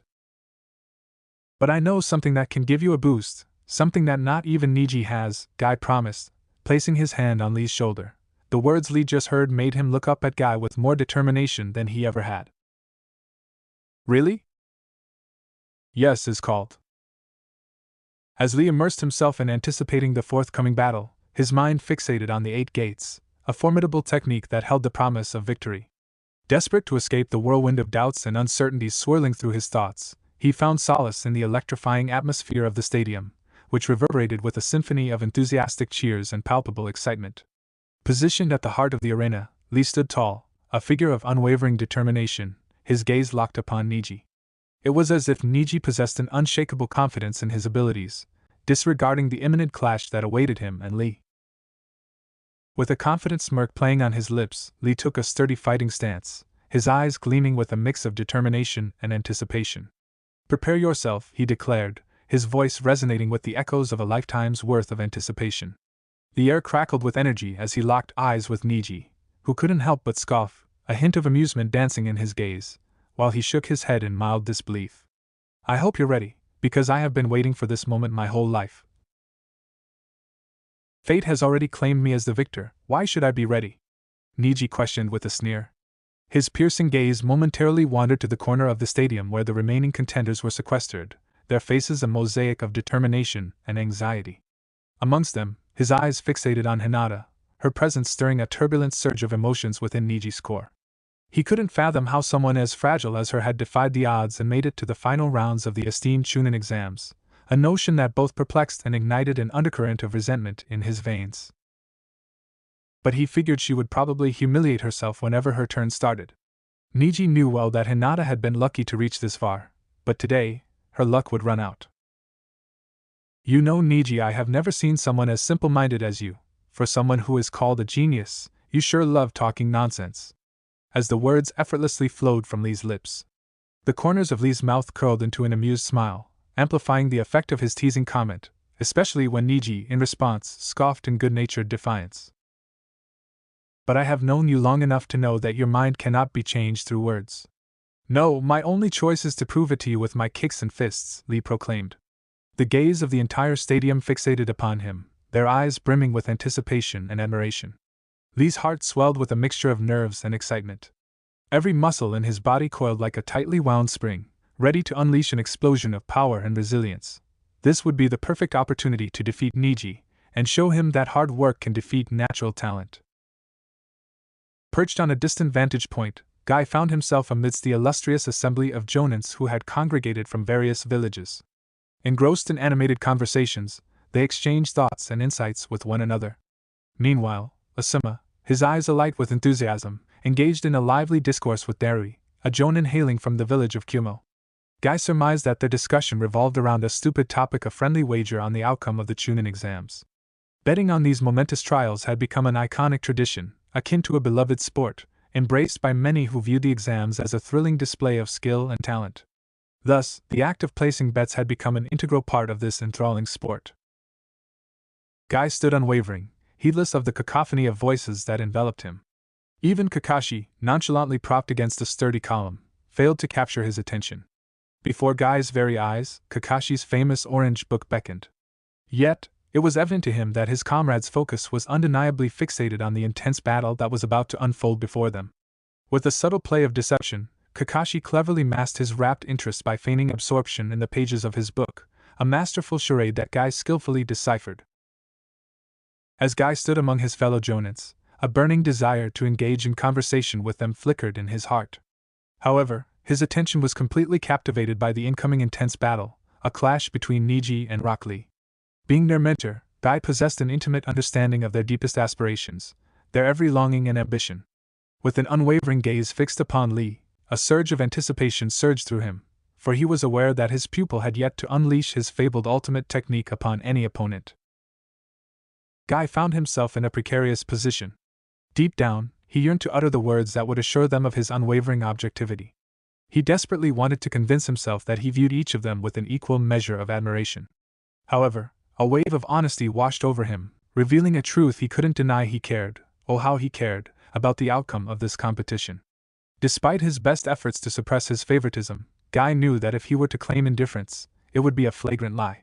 His heart silently whispered its desire, secretly wishing that Lee would emerge victorious, even though both contenders resided under his tutelage. Not only to show Niji that hard work is more important than natural talent, but to show the entire world the same thing. For this reason, Guy made sure Lee knew how to open 6 of his 8 gates. Guy knew Niji was fast, but with 4 gates, Lee would be enough to easily overpower him and win the fight. As Guy stood at the iron railing, his eyes fixated on the bustling arena below, he suddenly heard a familiar voice call out to him from behind. Guy, it was Kakashi. Intrigued, Guy leaned back, his muscles tensing, and turned his head ever so slightly to catch a glimpse of Kakashi's face. With a mixture of curiosity and anticipation, Guy met Kakashi's gaze, awaiting his words. Yes, Kakashi? I know how you feel. Naruto and Sasuke will fight one another, and I would be lying if I said that I wouldn't care who won. In that fleeting moment, their eyes locked in a silent conversation. The sincerity in his voice was evident, despite its hushed tone, as every syllable reached Guy's ears with utmost clarity. In response, Guy simply nodded, a gesture filled with unspoken understanding and camaraderie. Returning his gaze to the arena, Guy's anticipation intensified, his heart pounding in sync with the collective excitement of the crowd. The air crackled with palpable tension as he waited, his eyes ablaze with determination for the battle to commence. With a wide stretch of his arms and a lingering yawn escaping his lips, Shikamaru couldn't help but pose a thought-provoking question to his comrades, his eyes glimmering with a mischievous twinkle. Who do you think will win? As the genins of Kumo and Konoha formed a bond, standing shoulder to shoulder in a display of camaraderie and mutual respect, it seemed as though they had known each other for ages. However, amidst this harmonious scene, the Suna team chose to maintain a cautious distance from their counterparts, leaving onlookers to ponder the cryptic motives behind their deliberate isolation. Without a moment's hesitation, Naruto's voice resounded through the air, breaking the silence like a sudden burst of thunder. Lee, he uttered, his response both swift and confident, capturing the attention of everyone present. Eyes darted towards him, curiosity painted across their faces, but Yujito and Hinata seemed most intrigued, their gazes lingering on him a moment longer. Sensing the weight of the situation, Hinata took a step forward, her countenance a captivating blend of determination and uncertainty, as if caught in the midst of a fierce internal struggle. "Naruto-kun," Hinata stammered, her voice filled with a mix of nervousness and determination, "my cousin is strong. I know Rock Lee is strong, but I'm certain Niji will win this fight." Hinata's loyalty towards Niji was unwavering despite their occasional differences and disagreements. She had a deep-rooted desire to see him triumph, believing in his potential and refusing to accept anything less than his glorious success. "I agree with Hinata, Rock Lee is fast, but Niji is faster than him," Shino added, supporting what Hinata had said. Shino wasn't sure himself, but he didn't know just how strong Rock Lee was, and he had seen how fast Niji could be. "Usually I would agree with you, Shino. Niji has the Byakugan after all, but Rock Lee has something that will make the Byakugan completely useless." Naruto spoke, earning the attention of everyone who heard him, especially the Kumo team. "What is that exactly?" Mabui questioned, sounding intrigued. Samui nodded in agreement, wanting to hear what could make the Byakugan useless. "Speed, and the 8 gates will give you enough speed." In the midst of anticipation, Genma, positioned between Niji and Rock Lee, posed a question that hung in the air like a suspended breath. "Are you both ready?" Their eyes locked onto each other, mirroring the determination etched on their faces as they exchanged glances. And without a moment's hesitation, their voices merged in unison, overflowing with unwavering resolve. "Yes." With an authoritative start, a cry that reverberated through the arena, Genma propelled himself backward with astonishing agility, anticipating the forthcoming clash. As if propelled by a gust of wind, Lee surged forward in a dazzling display of speed, his form blurring as he rapidly closed the distance between himself and Niji. Niji, renowned for his exceptional perception, keenly observed Lee's approach and instinctively leaped backward, narrowly evading the lightning-fast kick aimed directly at his chin. Niji launched himself at his opponent with lightning speed, his eyes shimmering with determination. In a swift and calculated move, he aimed to strike at the very core of his adversary's strength, his inner organs. Normally, Niji would have focused on disabling his opponent's chakra points, disrupting the energy flow and rendering them powerless. However, with his unique fighting style, he knew that Lee lacked the ability to harness chakra for ninjutsu. Realizing this, Niji abandoned his usual strategy, opting instead to take a direct approach and inflict damage directly to his opponent's vital organs. The intent was clear: to swiftly bring the fight to an end, leaving no room for hesitation or negotiation. With nimble agility, Lee skillfully evaded Niji's lightning-fast palm strike by executing a seamless side step, his body moving like a leaf dancing in the wind. Displaying unparalleled reflexes and determination, Lee retaliated with a lightning-quick kick aimed directly at Niji's position. However, Niji, demonstrating his own prowess, swiftly evaded the incoming attack by smoothly crouching down, narrowly evading the dangerous trajectory of Lee's strike. As moments passed and the intensity of the fight escalated, an unwavering determination filled the air between the two combatants. Despite the stabbing pain that suddenly surged through his lungs, Lee pressed forward with unwavering resolve as if a malevolent force had plunged a blade deep into his chest. Blood dripped from his mouth, a testament to the severity of his injuries, yet he refused to succumb to the agony that threatened to overwhelm him. Summoning his remaining strength, Lee defied the pain coursing through his body and swiftly propelled himself away from Niji. He gracefully leaped through the air. His desperate attempt to create distance between them was driven by a desperate need to regain his composure and devise a strategy to counter Niji's relentless onslaught. However, as if fueled by an unyielding determination to claim victory, Niji exhibited an unwavering tenacity, refusing to allow Lee any respite. With a fierce determination burning in his eyes, Niji surged forward, closing the gap with rapid strides, his every movement calculated and precise. His unyielding pursuit marked the relentless pursuit of triumph, as he sought to exploit any opening and deliver another devastating strike upon Lee's vulnerable form. With lightning reflexes, Lee skillfully evaded each of the relentless strikes that Niji hurled toward him, his body fluidly dodging and weaving. The air crackled with intensity as Lee's movements grew more intricate and precise with every dodge, his muscles coiling like springs, ready to unleash their pent-up energy. Sensing an opportune moment, Lee propelled himself into the air, defying gravity as he soared upwards. As he reached the apex of his leap, A fierce determination sparked in his eyes, a fire that fueled his next move. With a burst of raw power, Lee unleashed a devastating kick aimed straight at Niji's face. Niji, caught off guard by the sheer audacity of Lee's attack, instinctively raised his arms to ward off the blow, but his defenses proved insufficient against the sheer force behind Lee's strike. Like a bolt of lightning, the second kick crashed into Niji's left cheek, propelling him through the air with unstoppable momentum.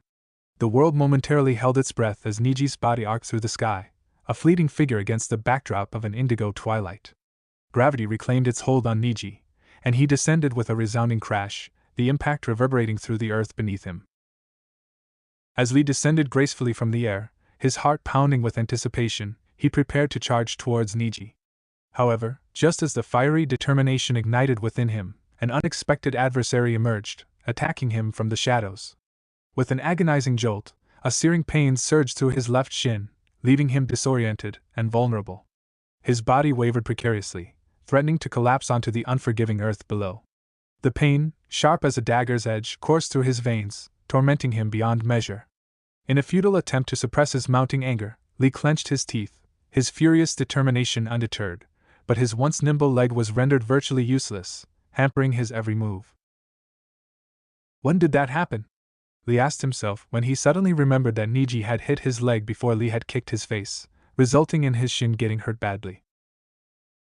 As Lee mustered the courage to advance, every ounce of determination in his body, he was seized by an excruciating jolt of agony coursing through his leg, causing him to wince in pain.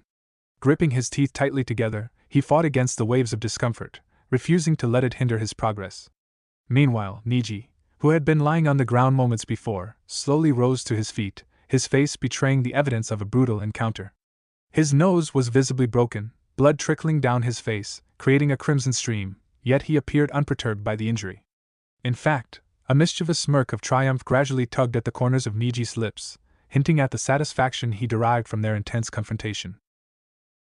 "It's over," Niji declared triumphantly, a mischievous smile playing on his lips as he prepared to deliver the final blow in the fierce battle. Fueled by an unwavering determination, Lee swiftly rolled up the cuffs of his pants, exposing a concealed set of weights that had been secretly restraining his movements all along. A sudden gasp of astonishment escaped the onlookers' lips, their eyes widening with intrigue and anticipation. Lee's resolute voice pierced through the air, shattering the silence. "Not yet," with an unwavering determination etched upon his face. At that very moment, a profound transformation took place within Lee's being. As the last weight relinquished its grip on his legs, Lee experienced an exhilarating sensation. It was as if the shackles of gravity itself had been cast aside, freeing him from the burdens that had weighed him down. A surge of newfound lightness coursed through his veins, igniting a spark of newfound confidence within him. In that fleeting instant, Lee felt an indescribable surge of liberation, as if his body had been transformed into a vessel capable of defying the laws of nature. In a display of astounding agility and strength, Lee swiftly hurled his formidable weights with expert precision, sending them hurtling to opposite ends of the expansive arena. As soon as the metallic masses made contact with the Earth's surface, an awe-inspiring spectacle unfolded before the onlookers' eyes.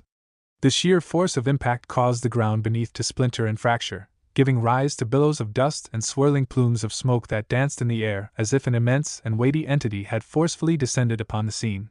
Even Niji, known for his calm demeanor, couldn't help but be taken aback by the astounding display of power. Although aware of Lee's consistent use of weights in his training regimen, he had never anticipated them to possess such astonishing mass and heft. Suddenly, a hushed silence fell over the crowd as they beheld the sight before them. Gasps of astonishment escaped their lips as they comprehended the immense burden that Lee was shouldering. "You can do this, Lee." In the midst of the electrifying atmosphere, Guy whispered words of encouragement under his breath. His voice, barely audible amidst the sea of voices, carried a profound belief in Lee's abilities. Guy knew that this was Lee's moment, his chance to prove himself against the formidable Niji and emerge victorious. With a steely gaze fixed upon his opponent, Lee exuded a newfound confidence. His muscles tensed, ready to unleash his unparalleled speed and agility. The tension in the air was palpable as the crowd braced themselves for the clash of two ninjas like them. Lee's words, dripping with determination, pierced through the silence, challenging Niji to keep pace with his lightning-fast movements. "Now, Niji, let's see if you can keep up with my speed." All eyes were on Lee. The spectators could feel the surge of adrenaline coursing through their veins, their hearts pounding in sync with the pulsating energy of the arena. "You can do this, Lee." In the midst of the electrifying atmosphere, Guy whispered words of encouragement under his breath. His voice, barely audible amidst the sea of voices, carried a profound belief in Lee's abilities. Guy knew that this was Lee's moment, his chance to prove himself against the formidable Niji and emerge victorious. With a steely gaze fixed upon his opponent, Lee exuded a newfound confidence. His muscles tensed, ready to unleash his unparalleled speed and agility. The tension in the air was palpable as the crowd braced themselves for the clash of two ninjas like them. Lee's words, dripping with determination, pierced through the silence, challenging Niji to keep pace with his lightning-fast movements. "Now, Niji, let's see if you can keep up with my speed." All eyes were on Lee. The spectators could feel the surge of adrenaline coursing through their veins, their hearts pounding in sync with the pulsating energy of the arena. Niji clenched his teeth tightly, preparing himself for Lee's swift and formidable attack, fully aware of the immense strength and agility that his opponent possessed. On the other hand, Lee planted his feet firmly on the ground, channeling all his energy into a single powerful stomp that caused the earth beneath him to shatter like intricate spider webs, a testament to the sheer force he was about to unleash. With a surge of adrenaline coursing through his veins, Lee propelled himself forward with lightning speed, leaving Niji momentarily astounded and struggling to keep up with the sudden disappearance of his rival from his line of sight. However, amidst the intensity of the battle, Niji's keen eyes caught a fleeting movement from the corner of his field of vision, signaling that Lee was nearby. Always alert and quick in his movements, Niji instinctively turned his head to the left with impeccable timing, realizing just in time that a fist was hurtling toward his face. Reacting swiftly, he raised both his hands, forming a defensive shield against the incoming blow. However, with a bewildering agility, Lee's fist vanished from Niji's line of sight, leaving him momentarily perplexed. With utmost urgency, Niji's eyes darted behind him, only to lock onto Lee's figure, reappearing out of thin air. In a split second, Lee's fist collided with Niji's vulnerable shoulder, creating an excruciating pain coursing through his body, making him grimace in agony. The intensity of the burning sensation was almost unbearable, but Niji, determined and unyielding, chose to suppress the searing discomfort, refusing to let it hinder his resolve. Fueled by sheer willpower, he launched a retaliatory strike toward Lee, but before his attack could connect, Lee masterfully vanished once more, his speed and elusive nature proving to be significant challenges for Niji to overcome. Utilizing his extraordinary Byakugan ability, Niji swiftly turned his gaze toward his right, granting him a partial glimpse of the opponent's subtle movements. However, his eager anticipation was met with a disheartening scene as a cloud of dirt erupted into the air, obstructing his view. Despite the flurry of activity unfolding within his field of vision, Niji's trained eyes failed to capture the elusive figure. Just as frustration began to take hold, Lee, seemingly materializing out of thin air, suddenly appeared right before Niji, catching him off guard. Niji, with a sense of determination, instinctively moved his arms to protect his chest as his opponent's punch landed on his arm instead. The impact sent Niji hurtling through the air, causing his arm to bear the marks of a bruise. Despite the pain that would have normally accompanied such an injury, Niji found himself oddly disconnected from the physical sensation as adrenaline coursed through his body. As he rotated his body mid-air, Lee materialized before him, his leg primed to strike Niji's vulnerable chest. Reacting instantly, Niji shielded himself again, using his arms as a barricade between the forceful blow and his vital organs. "He's fast, but he's predictable," Niji thought with clenched teeth. Niji's frustration grew palpable as he gritted his teeth and mentally acknowledged that, indeed, Lee's speed was exceptional, making him an undeniable force to be reckoned with. The predicament Niji found himself in was nothing short of a humbling realization as he struggled to accept the fact that he was grappling with the predictability of his adversary. In a moment of intense struggle, Niji's body collided with the earth, jarring his legs and sending a plume of dust scattering in all directions. Meanwhile, a staggering distance of 100 meters away, Lee gracefully touched down with a powerful impact that shattered the very ground beneath him, causing a chaotic eruption of dust that enveloped the surroundings, obscuring the arena with its swirling fury. Niji's Byakugan honed in on Lee's elusive figure amidst the billowing veil of smoke, accentuating its precision and the advantage it bestowed upon its wielder. Recognizing the inherent risks of solely relying on his Byakugan to track Lee's lightning-fast movements, Niji foresaw the potential danger it posed in the long run. Despite Niji's unparalleled proficiency in maintaining his Byakugan for extended periods, He was acutely aware that pushing its limits beyond an hour would exact a heavy toll on his physical stamina. If Lee were to relentlessly push Niji to sustain his Byakugan for an extended duration, the consequences would be dire, depleting every ounce of Niji's energy reserves and leaving him far too fatigued for the subsequent rounds of combat. I can slightly follow his speed due to my Byakugan, but that means I should keep using it, and unlike me, Lee is barely using any of his chakra. If he keeps up like this, I will get exhausted and lose. That means, Niji, feeling a surge of enlightenment rushing through him, swiftly adjusted his body into a fierce fighting stance. Meanwhile, amidst the dissipating smoke, Lee confidently stepped forward, fixing his intense gaze upon Niji. Despite this challenging disposition, a slight, almost mischievous smirk lingered on Lee's face, exuding a self-assured sense of accomplishment. "Is this everything you can do?" Niji shouted with a sneer, expressing his dissatisfaction and disbelief at the capabilities displayed.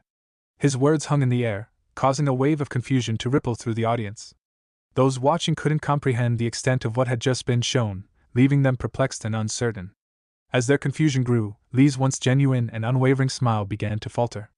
It quickly disappeared, replaced by a steely glare that seemed to intensify with every passing moment. "Don't act like you can keep up with my speed, Niji," Lee shouted with uncontrollable anger, his face beet red and his voice trembling, as he struggled to catch his breath due to the intense pain shooting through his leg. Despite the throbbing ache from the forceful hit, Lee remained resilient and forged ahead, disregarding the agony coursing through his body. Niji sported a wicked smirk, relishing in his opponent's suffering. Just as Lee began to gather himself, his shock escalated to a new level as Niji, with smug satisfaction, enacted a swift hand gesture, causing his powerful Byakugan to deactivate. At that precise juncture, Lee felt an overwhelming sensation akin to a brutal blow to his abdomen, mentally and physically knocking the wind out of him. Niji looked back at Lee with a smug grin. "See, Lee, you love bringing up the fact that my Byakugan brings me an unfair advantage, how my talent gives me an edge that not many people have. Well, here I am. I don't need my Byakugan to prove it to you that you're not a shinobi, and you will never be one. The only reason Gai-sensei trains you and hasn't kicked you out of the team yet is because he pities you. That's right, Lee. You never became a shinobi because of your strength, people simply pity you." Niji's voice reverberated with intensity, as he shouted the last part, his piercing gaze locked onto Lee's eyes. In that moment of shock and sadness, Lee's eyes widened. However, within the blink of an eye, his expression transformed into the most intense and wrathful glare Niji had ever witnessed, brimming with an unparalleled ferocity that pierced Niji's very core. "Guy, I'm not saying my team's relationship between each other is the best, but I think this is a bit far. This is very dangerous, especially when your team is still just a bunch of genins," Kakashi warned Guy with a serious voice as he stood beside him. Every jonin that had a team knew the importance of their team getting along with one another. It could easily make the difference between life and death. The last thing a jonin needed to worry about is whatever or not the genins would start fighting each other. If the team doesn't get along, then the teams are changed, or the teammates go through a small program to help them get along. A team that couldn't get along was deemed as a liability. Therefore, they weren't allowed to have any missions besides the harmless D mission. Kakashi knew just how dangerous a mission could be for a jonin and his team. If the team didn't get along well, it could make the difference between living and dying. Guy nodded wordlessly upon hearing Kakashi's words, his brows furrowing in confusion. He couldn't comprehend what Niji was attempting to accomplish with his actions. Sure, Guy was aware that Niji and Lee's friendship had its ups and downs, but the extent of Niji's negative feelings towards Lee caught him off guard. Guy prided himself on his perceptive nature, always taking notice of even the tiniest details. He had firmly believed that his team possessed an unbreakable bond built on trust and camaraderie. However, in light of recent events, Guy found himself faltering in his certainty. Doubt cast its shadow over his previously unwavering faith in their strong bond, leaving him uncertain and perplexed about what to believe anymore. "I know, Kakashi," Guy said with a hint of disappointment in his voice as he watched the events unfolding in the arena. Leaning forward, his upper body resting on the iron railings, he expressed his surprise. "I never thought Niji would think of Lee this way." His eyes fixed on the intense battle, Guy's curiosity was piqued as he attempted to better understand the unfolding drama in the arena. "Perhaps," Kakashi murmured, his Sharingan eye visible as he focused on Niji before murmuring, "or maybe all this is just a ploy." Guy momentarily diverted his attention towards Kakashi, with a mixture of surprise and perplexity clearly plastered across his face. As he attempted to make sense of the situation unfolding before him, his hands instinctively clasped around the rigid iron railing, their grip growing increasingly intense to the point where the sheer force exerted even caused the sturdy iron to undergo a gradual metamorphosis of its original form. A ploy? There are many ways to win a fight and not just through brute strength and speed, Kakashi answered cryptically, causing Guy's eyes to widen in realization. Wow, the Hyuga is a savage, Kaori exclaimed out loud, completely taken aback by the unexpected comment.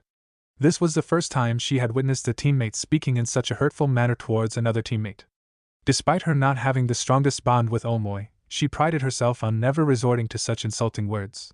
Even when Omoi was at his most irritating, Kaori maintained her composure and refrained from saying anything hurtful. In the rare instances where she did tease or joke around with him, it was always made abundantly clear that her words were meant in good humor rather than malice. Yujito nodded in agreement beside her, as she glared down at the Hyuga. While she didn't know either Niji or Lee, she knew they were on the same team, and being so unnecessarily harsh towards a fellow teammate was cruel. A similar reaction came from Ino, Choji, and Hinata. The heiress of the Hyuga clan couldn't help but wonder what was going through her cousin's head. Sure, Niji was cold and never said much, and even when he did say anything, he could get quite insulting, but Hinata didn't understand why Niji was saying something so harsh to his teammate. I disagree. Amidst the tense atmosphere, Samui unexpectedly voiced her disagreement with a firm tone, instantly grabbing the attention of those nearby. This unexpected turn of events triggered a ripple of curiosity among those present, with Yujito, who had been visibly taken aback that Samui seemed to agree with what Niji said to his teammate. Are you saying someone should say something like that to a teammate? Kaori questioned, her eyebrow raised in a mix of disbelief and curiosity, as she absent-mindedly rubbed the back of her head, clearly perplexed by the idea. This is a fight, Kaori. Feelings are the last thing you should have in this situation. If Lee is smart, he will see right through it, and not lose his head because of something as meaningless as words. Samui, clad in her usual attire of the Kumogakyo forehead protector and silver samurai armor, meticulously explained the intricate details with a tone as cold as ice. Every word that escaped her lips resonated with an unwavering firmness, freezing the air around her.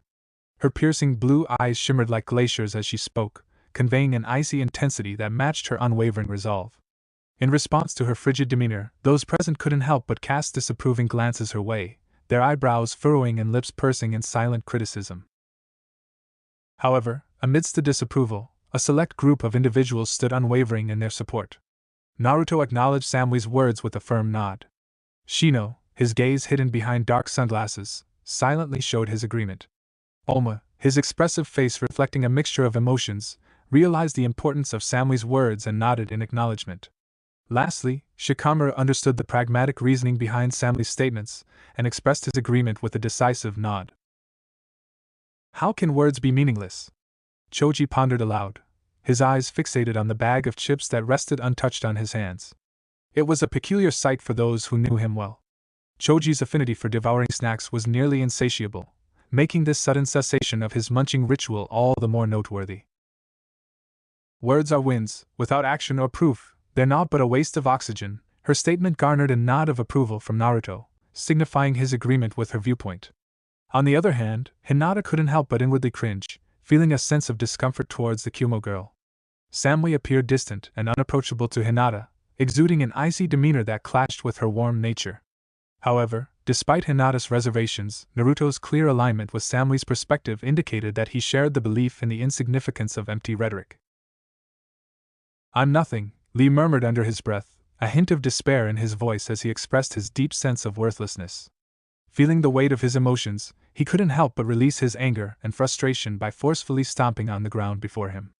With every step, the intensity in his expression only grew, causing his feet to dig deep into the earth, leaving an imprint that resembled a 1-foot-deep hole. Once solid and unyielding, the ground crumbled beneath the force, shattering like fragile glass. Lee glared furiously at Niji, his eyes burning with uncontainable rage as he vehemently shouted, I'm not nothing. His voice echoed through the air, carrying a hint of desperation and determination. With an adrenaline-fueled burst of energy, Lee propelled himself forward, each step generating a thunderous impact that shattered the ground beneath his feet, sending shockwaves through the arena. In a display of unparalleled speed, Lee materialized right before Niji, his fists propelled forward with extraordinary power. The impact was thunderous as Lee's knuckles collided with Niji's face with a force that felt unrestrained and resolute. To Lee's astonishment, his eyes widened in disbelief as he witnessed Niji swiftly conjure a defense, his arms moving fluidly to shield his face, shielding himself from the full wrath of Lee's punch. Lee felt his blood boil even more, but his eyes noticed something strange. Niji's Byakugan was activated. When did he? Lee thought in shock before quickly moving all around Niji with incredible speed. He darted around Niji with lightning-fast reflexes, each movement blurring with unparalleled agility. Lee's incredible speed made it nearly impossible for anyone to keep up with his movements. Lee swiftly materialized behind Niji, poised to deliver a devastating kick aimed squarely at the back of Niji's head. Lee knew all too well the potential consequences of such a blow, a forceful impact that could easily lead to a severe concussion. However, to Lee's astonishment, Niji appeared to have seen through him. Niji's face spun around in an instant, his penetrating gaze fixated on Lee, piercing through the chaos with his activated Byakugan. Instead of attacking, Lee jumped away. He looked back at Niji the moment he landed, only to see his Byakugan was deactivated. As Niji observed Lee's intense anger, he noticed it not only in his eyes but also in his overall body language. Lee's hands clenched and unclenched repeatedly, clearly manifesting his frustration. Despite the tension in the air, Niji couldn't help but smirk slightly as Lee suddenly vanished from his line of sight, only to resurface to Niji's right moments later. Lee's powerful kick connected with Niji's face with a resounding thud, jolting his head back and propelling him through the air. The impact generated a burst of pain shooting through Niji's face, leaving him momentarily disoriented. However, as Niji's body soared through the air, Lee couldn't help but feel an overwhelming sense of accomplishment, a triumphant smile spreading across his face. The surge of satisfaction coursed through every fiber of his being, akin to a forceful wave crashing onto the shore. Without wasting a single moment, Lee swiftly transitioned from his kick to deliver a fierce punch directly at Niji's already battered face. The force behind Lee's blow was immense, causing Niji's body to hurtle backward uncontrollably until it collided harshly with the wall. The impact produced a bone-jarring crunch, resonating throughout the air. As Lee watched intently, his heart filled with concern and determination, Niji's nose continued to drip blood. Unyielding to the sight of his opponent's weakness, Lee's instincts kicked in, propelling him forward like a force of nature. Without granting Niji even a moment's respite, he swiftly sprinted towards him, his movements empowered by unwavering resolve. In a blur of motion, Lee unleashed a rapid succession of perfectly executed strikes, combining a powerful punch with swift kicks that seemed to blur the lines between technique and sheer intensity. Each blow landed with devastating precision, amplifying the impact of the previous hit and driving Niji further into an increasingly perilous situation. The relentless assault from Lee's unyielding fists and feet left Niji reeling, his body whisked towards the heavens as if caught in a typhoon. Undeterred by Niji's airborne state, Lee exhibited his unparalleled agility, launching himself into a breathtaking mid-air somersault. With astonishing accuracy, he descended towards Niji's elevated position, his elevated fist poised to land a thunderous blow upon the hapless target below. In a valiant attempt to protect himself from the impending strike, Niji instinctively raised his arms, creating a makeshift shield in a desperate bid for self-preservation. Lee's fist, fueled by an indomitable determination, collided with Niji's raised arms, sending a resounding shockwave through the air. The impact resonated like thunder. The intense force behind Lee's punch reverberated through his entire body, mirroring the unwavering conviction propelling him forward. Despite that, Lee smiled in triumph, knowing his victory was all but secured. Once a formidable opponent, Niji had now fallen behind Lee's lightning-fast speed. The victorious moment was further solidified as Lee gracefully landed on the ground, his eyes shifting to Niji's still standing figure despite the evident injuries that adorned his body. Among the injuries, a dislocated arm hung limp at Niji's side. However, the tenacity in Niji's eyes remained unwavering as he defiantly clenched his teeth in pain, his determination outweighing the physical toll. Niji grabbed his arm with his other hand before putting it back in place.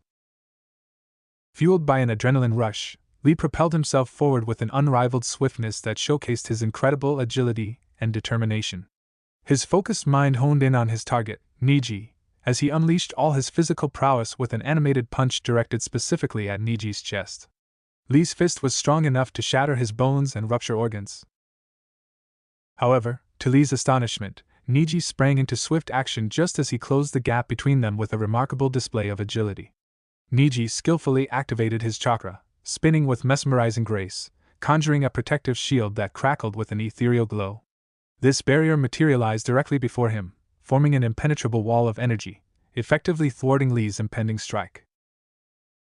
As Li witnessed his fist being helplessly redirected by the unyielding strength of Niji's chakra barrier, an expression of complete disbelief overtook his face.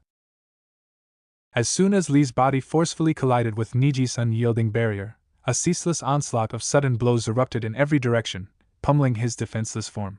The impact of each strike was akin to an unrelenting barrage of fists raining down upon him, leaving Li consumed by excruciating agony. Despite his desperate attempts to retaliate, or even escape, his paralyzed body remained immobile, subjecting him to an unending flurry of relentless blows, continually searing torment into his being. Niji relentlessly unleashed a series of blows on Li, each strike connecting with precision and force, relentlessly battering him. The rhythmic repetition of hits resounded in the air, magnifying the intensity of the assault. Determined to break Li's defenses, Niji abruptly ceased his barrage, swiftly retracting his protective barrier. As he pivoted to confront the still-standing Li, Niji's hands gracefully extended towards his opponent's stomach, their open palms finding contact with shocking accuracy. A powerful surge of wind surged forth from the impact, violently erupting from Li's back. The sheer force caused a torrent of blood to spray forth from Li's nose and mouth. Caught in the tempestuous gust, Li's body was violently propelled through the air, ultimately colliding with an unfortunately positioned wall. The sheer impact of the collision was enough to shatter the surrounding structure, unleashing a storm of fragmented debris that scattered in all directions, filling the air with a chaotic dance of destruction. As the audience who were watching the intense fight between Li and Niji, their faces twisted in complete shock and disbelief. In that fleeting moment, it appeared that Li, a fighter who didn't belong to any particular clan, was somehow inching toward an astonishing victory. The mere thought of an outsider triumphing over the established contenders sent ripples of surprise through the crowd. However, in a breathtaking turn of events, Niji swiftly and unexpectedly reversed the course of the battle, completely altering the tide. The tables had now turned, leaving Li standing there while Niji radiated an aura of triumphant superiority. The transformation was so sudden that even the most ardent supporters of Li couldn't help but marvel at Niji's stunning comeback. What just happened? Choji, his voice laced with disbelief and shock, questioned with widened eyes as he struggled to comprehend the sudden turn of events. In a state of deep astonishment, he repeatedly closed and opened his eyes, desperately hoping to restore some semblance of reality.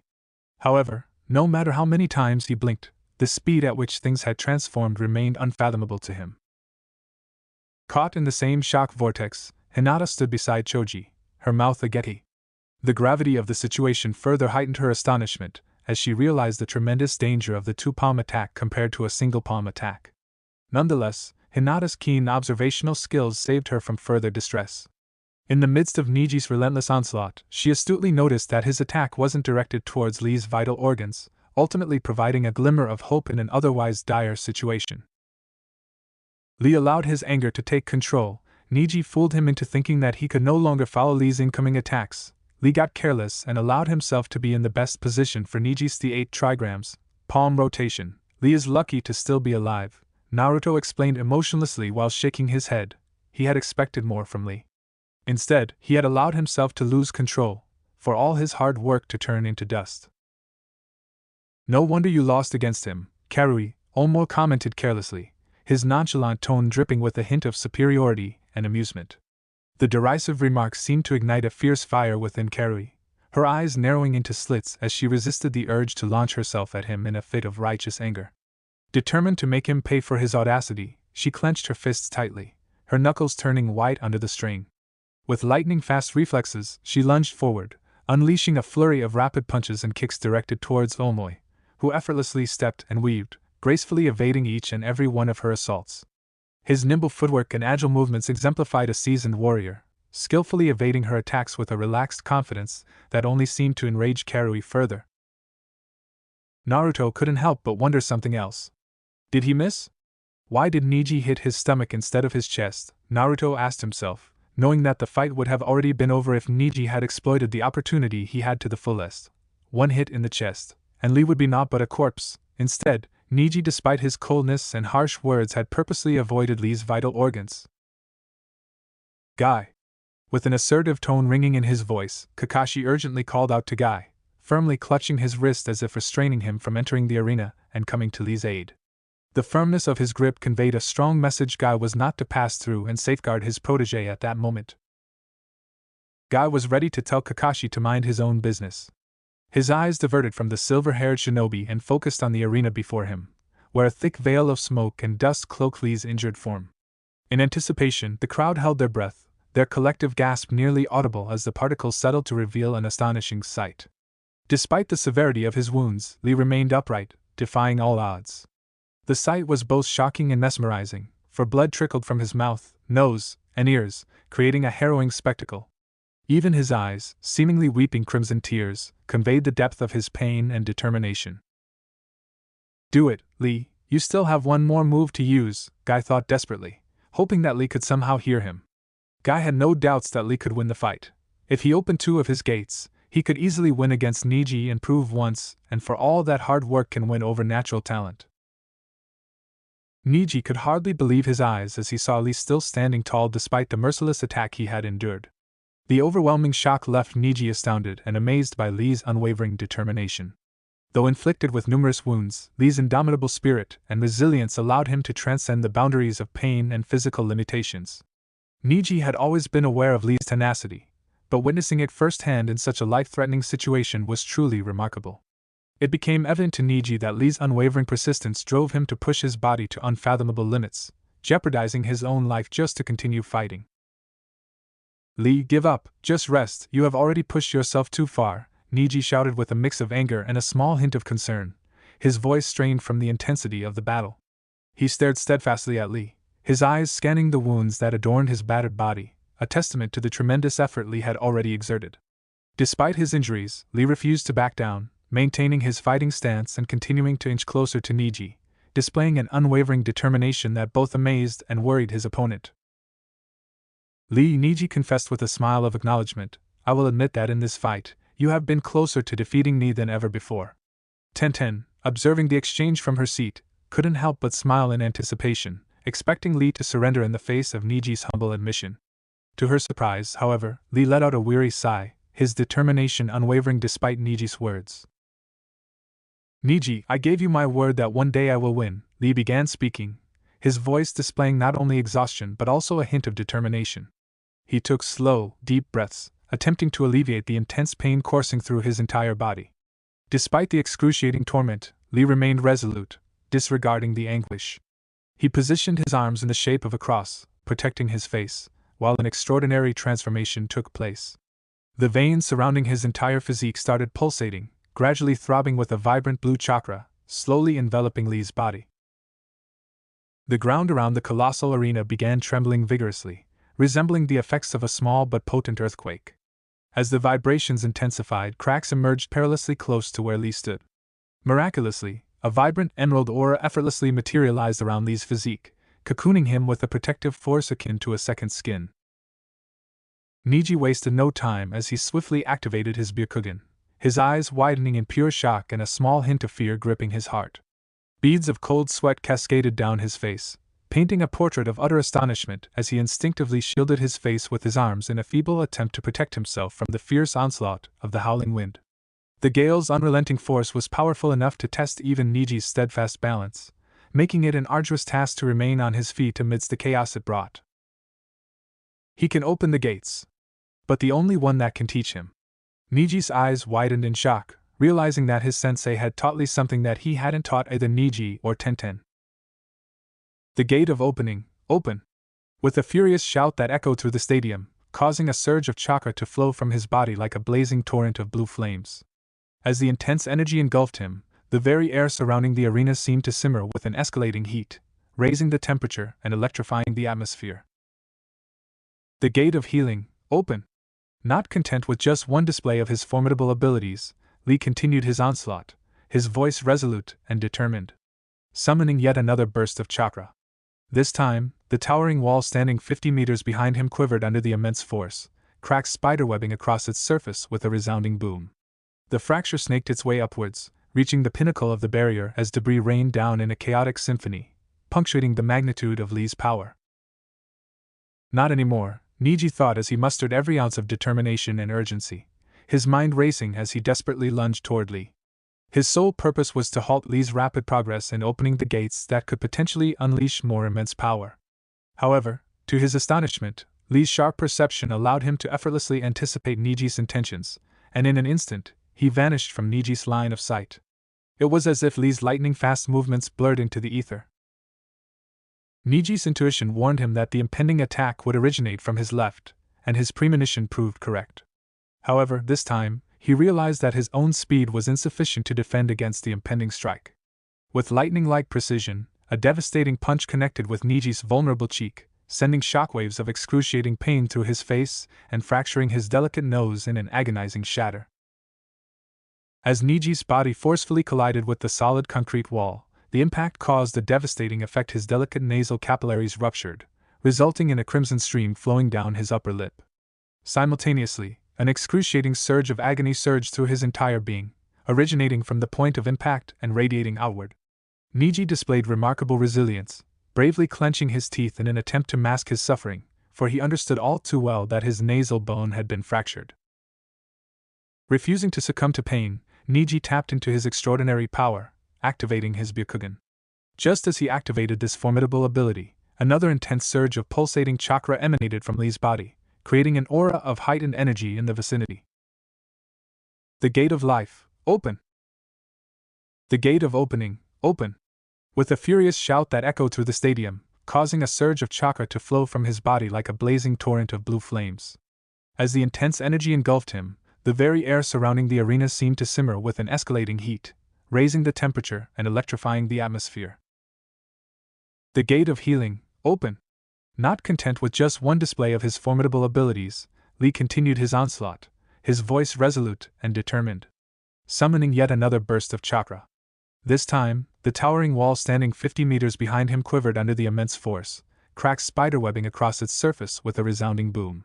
The fracture snaked its way upwards, reaching the pinnacle of the barrier as debris rained down in a chaotic symphony, punctuating the magnitude of Lee's power. Not anymore, Niji thought as he mustered every ounce of determination and urgency, his mind racing as he desperately lunged toward Lee.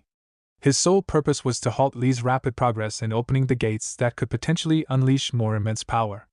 However, to his astonishment, Lee's sharp perception allowed him to anticipate Niji's intentions effortlessly, and in an instant, he vanished from Niji's line of sight. It was as if Lee's lightning-fast movements blurred into the ether. Niji's intuition warned him that the impending attack would come from his left, and his premonition proved correct. However, this time, he realized that his own speed was insufficient to defend against the impending strike. With lightning-like precision, a devastating punch connected with Niji's vulnerable cheek, sending shockwaves of excruciating pain through his face and fracturing his delicate nose in an agonizing shatter. As Niji's body forcefully collided with the solid concrete wall, the impact caused a devastating effect. His delicate nasal capillaries ruptured, resulting in a crimson stream flowing down his upper lip. Simultaneously, an excruciating surge of agony surged through his entire being, originating from the point of impact and radiating outward. Niji displayed remarkable resilience, bravely clenching his teeth in an attempt to mask his suffering, for he understood all too well that his nasal bone had been fractured. Refusing to succumb to pain, Niji tapped into his power, activating his Byakugan. Just as he activated his ability, another intense surge of pulsating chakra emanated from Lee's body, creating an aura of heightened energy in the vicinity. The gate of life, open! As the fierce wind whipped through the stadium, Niji instinctively shielded his face with his arm, bracing himself against the gusts that emanated from Lee's powerful technique. The wind swept across the arena with such force that it resembled a tempestuous tornado, its invisible tendrils reaching every venue corner. Not even the unsuspecting audience members were spared from the wind's relentless grip, as their hats were swiftly snatched away and carried aloft, swirling in a chaotic dance with the wild currents. Desperate to anchor themselves against the onslaught, many spectators clung desperately to the sturdy railing, their fingers tightly gripping the metal in a valiant effort to resist being swept away by the unyielding power of the wind. The Hokage, the Raikage, and the Kazekage watched in shock at the display of power from Lee. The one who was the most shocked was A. The Raikage knew how difficult it was for anyone to open even a single gate.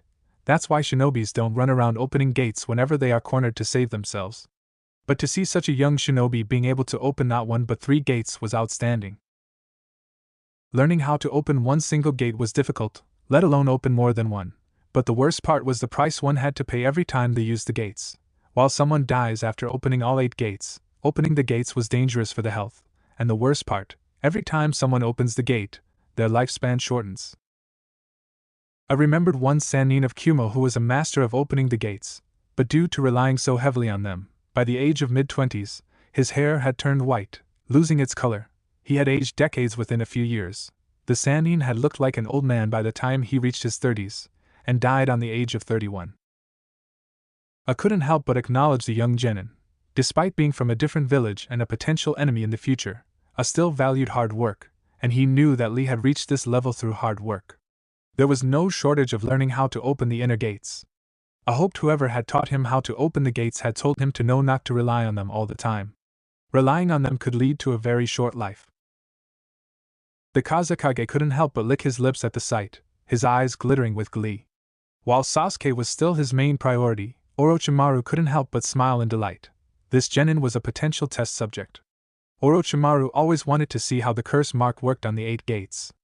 Unfortunately, the number of people using them was very limited, and this one seemed like the perfect test subject. Orochimaru had thought of trying to kidnap Guy, but he knew that option wasn't exactly the best for him, and it could easily result in death if he wasn't careful, but kidnapping the genin should be much easier. Hiruzen couldn't help but look concerned as he looked at Lee opening his 3rd gate. While using the gates wasn't outside the rules, he knew how difficult it could be for someone to control themselves during the usage until they had fully mastered the inner gates. Hiruzen hoped the genin wouldn't open more than 3 gates. Otherwise, Niji might not make it. With a wide grin stretching across his face, Guy couldn't help but exclaim, "Well done, Lee!" As the young prodigy skillfully unlocked his 3rd gate, the gusts of wind intensified, creating a tempestuous dance around them. Yet, Guy remained unfazed by the growing turbulence, for he was captivated by the sheer display of Lee's true strength. The joy that flooded Guy's heart surpassed anything he had ever experienced, leaving him unable to recall the last time he had felt such unadulterated happiness. Do it for us, Lee, prove to the world what we can do, Guy thought, knowing that Lee using 3 of his inner gates was more than enough to defeat Niji. I want to show the world that taijutsu is just as important as ninjutsu and genjutsu. That is my dream. Guy repeated the word of his father in his head, and now Lee would prove to the whole world that Might Dai was right and that taijutsu could defeat ninjutsu and genjutsu. Guy, did you teach the inner gates to your 2 other students? Niji seemed very surprised when Lee opened the 1st gate, peering at Guy from behind with a subtle glimmer of suspicion in his tone. Kakashi's voice carried a lingering air of interrogation as he questioned.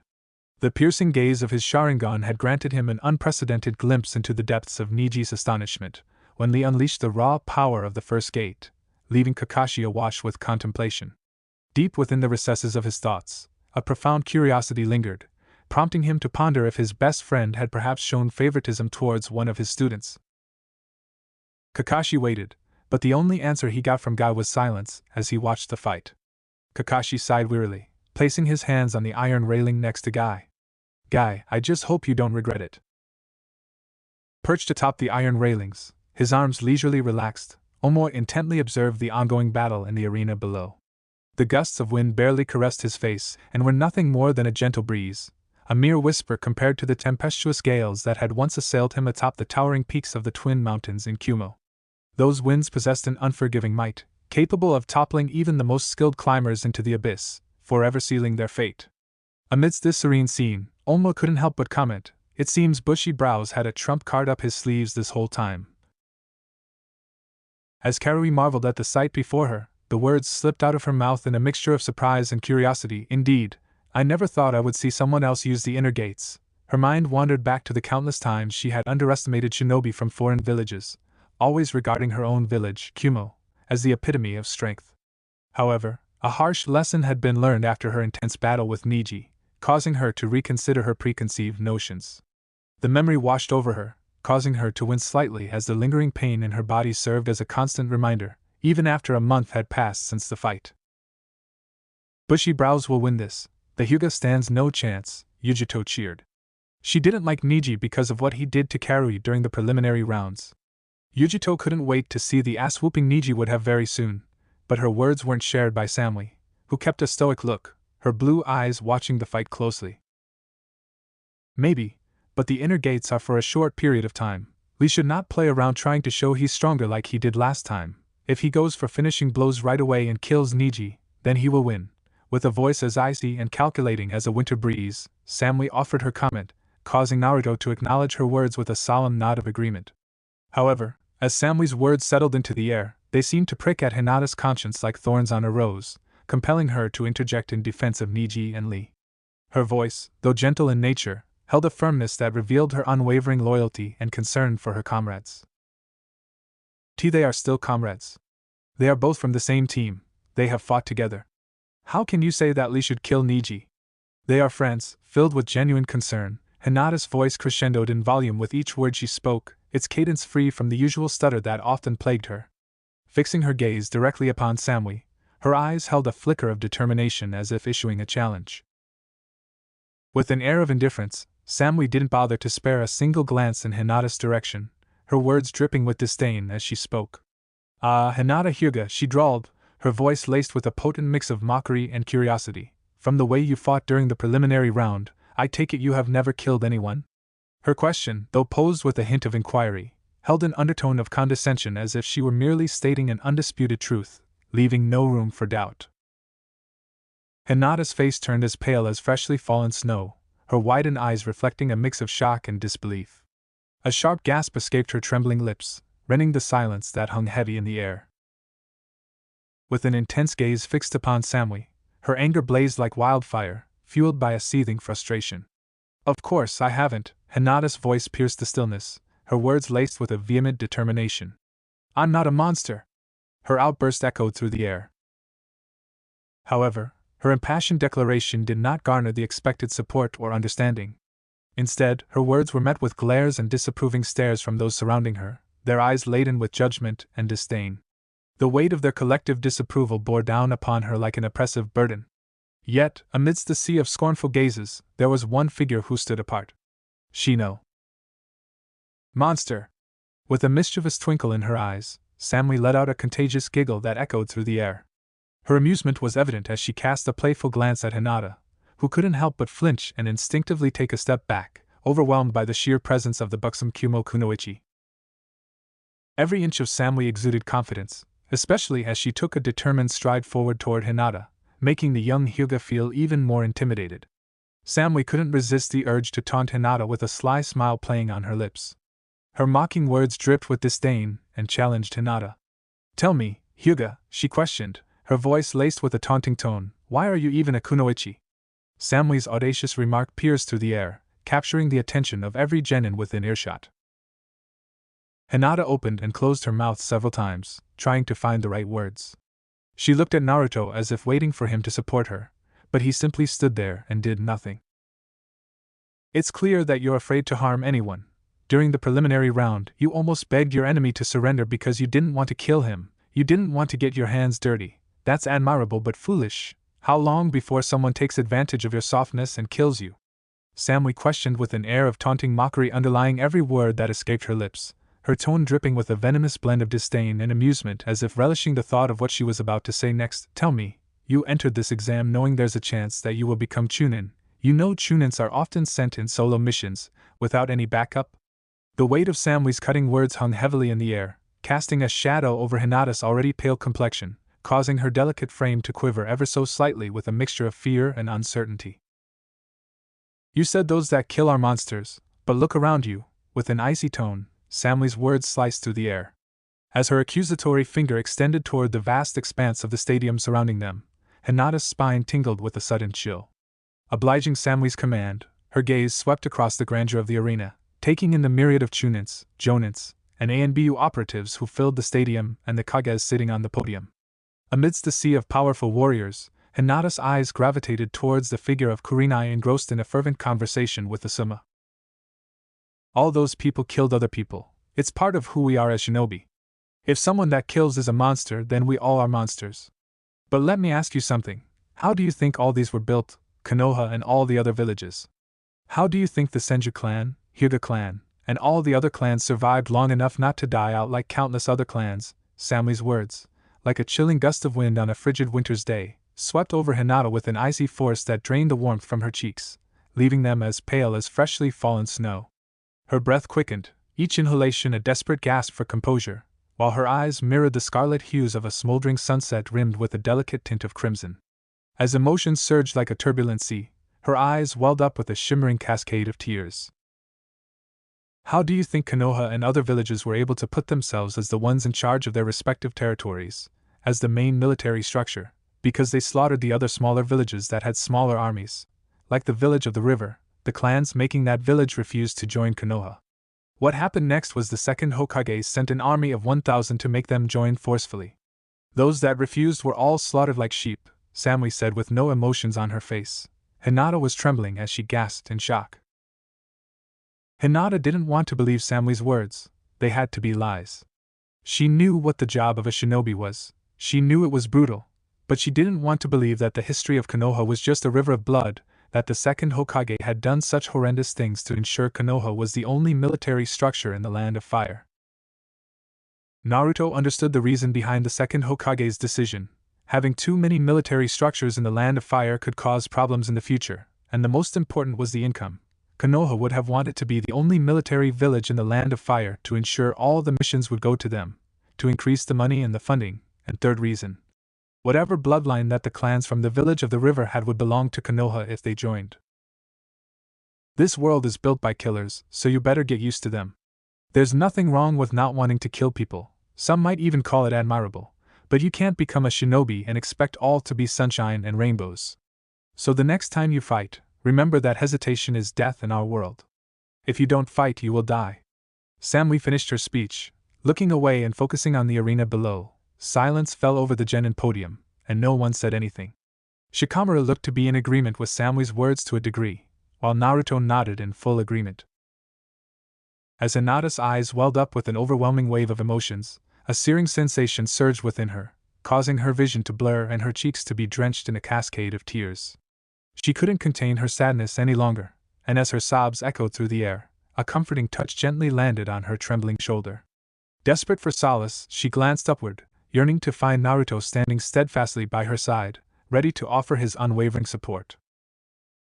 Yet, to her disappointment, it was not Naruto who met her gaze, but rather Shino, his presence unexpected yet strangely comforting. "I still think you're an incredible kunoichi," his words resonated within her. With a gesture of gratitude, Hinata nodded, a faint smile curving her lips as she whispered her heartfelt appreciation to Shino. "Thank you, Shino," she murmured. Niji. Niji observed the moment when Lee unleashed the full might of his potential by opening the third gate. The once familiar hue of Lee's skin had deepened, now exuding a captivating darkness that seemed to absorb the surrounding light. His pupils had vanished, replaced by eyes as pure and pristine as freshly fallen snow. But it was the ethereal green halo enveloping Lee's entire body that truly captivated everyone. It shimmered with an otherworldly brilliance, pulsating with an energy that seemed to surge from the depths of his core. Veins, once concealed beneath the surface, now coursed with vibrant vitality, their prominence accentuated by the sheer intensity of his newfound power. With a triumphant cry of "First strike!" echoing through the air, Lee's voice reverberated as he vanished from sight, leaving Niji in a state of bewilderment. The sudden disappearance of his opponent only intensified the already heightened tension in the arena.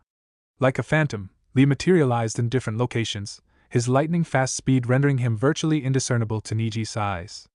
The Hyuga prodigy desperately scanned his surroundings, his neck twisting in every direction, but before he could react, Lee materialized on Niji's right side with a burst of energy. With an unyielding determination, Lee unleashed a devastating punch that landed square on Niji's cheek, the sheer impact shattering his nose. The force of the blow sent Niji hurtling through the air, his body twisting and contorting in a chaotic dance. With astonishing agility, Lee propelled himself into the air. As his body soared through the atmosphere, a cascade of gasps and whispers rippled through the stadium. To the mesmerized spectators, Lee's figure became an indistinguishable blur. Suddenly, he materialized directly in front of Niji, suspended in midair. Niji's eyes widened in astonishment, barely able to react in time as he instinctively swung a retaliatory blow.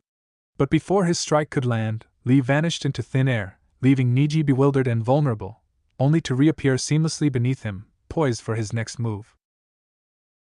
With unwavering determination and a fierce battle cry that echoed through the arena, Lee unleashed his devastating second strike.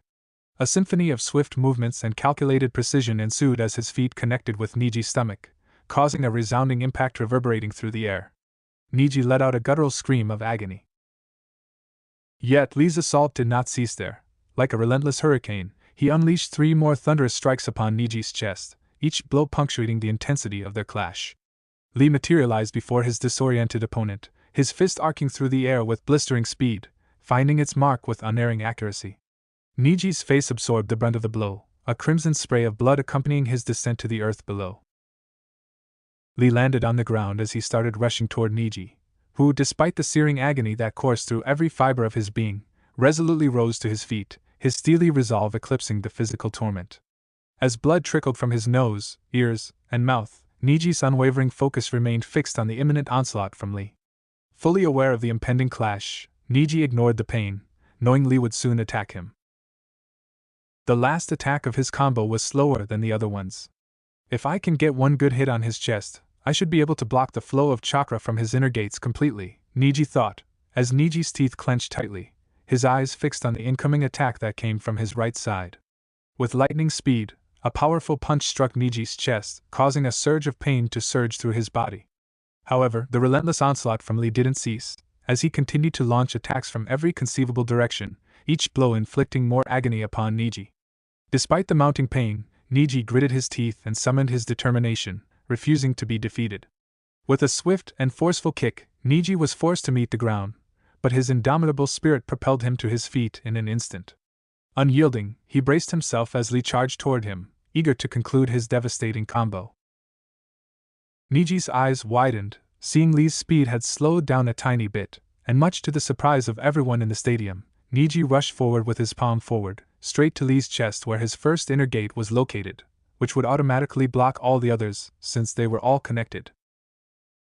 With bated breath, Niji's gaze remained fixed upon his outstretched palm, inching closer and closer towards Lee's chest. I won, Niji thought.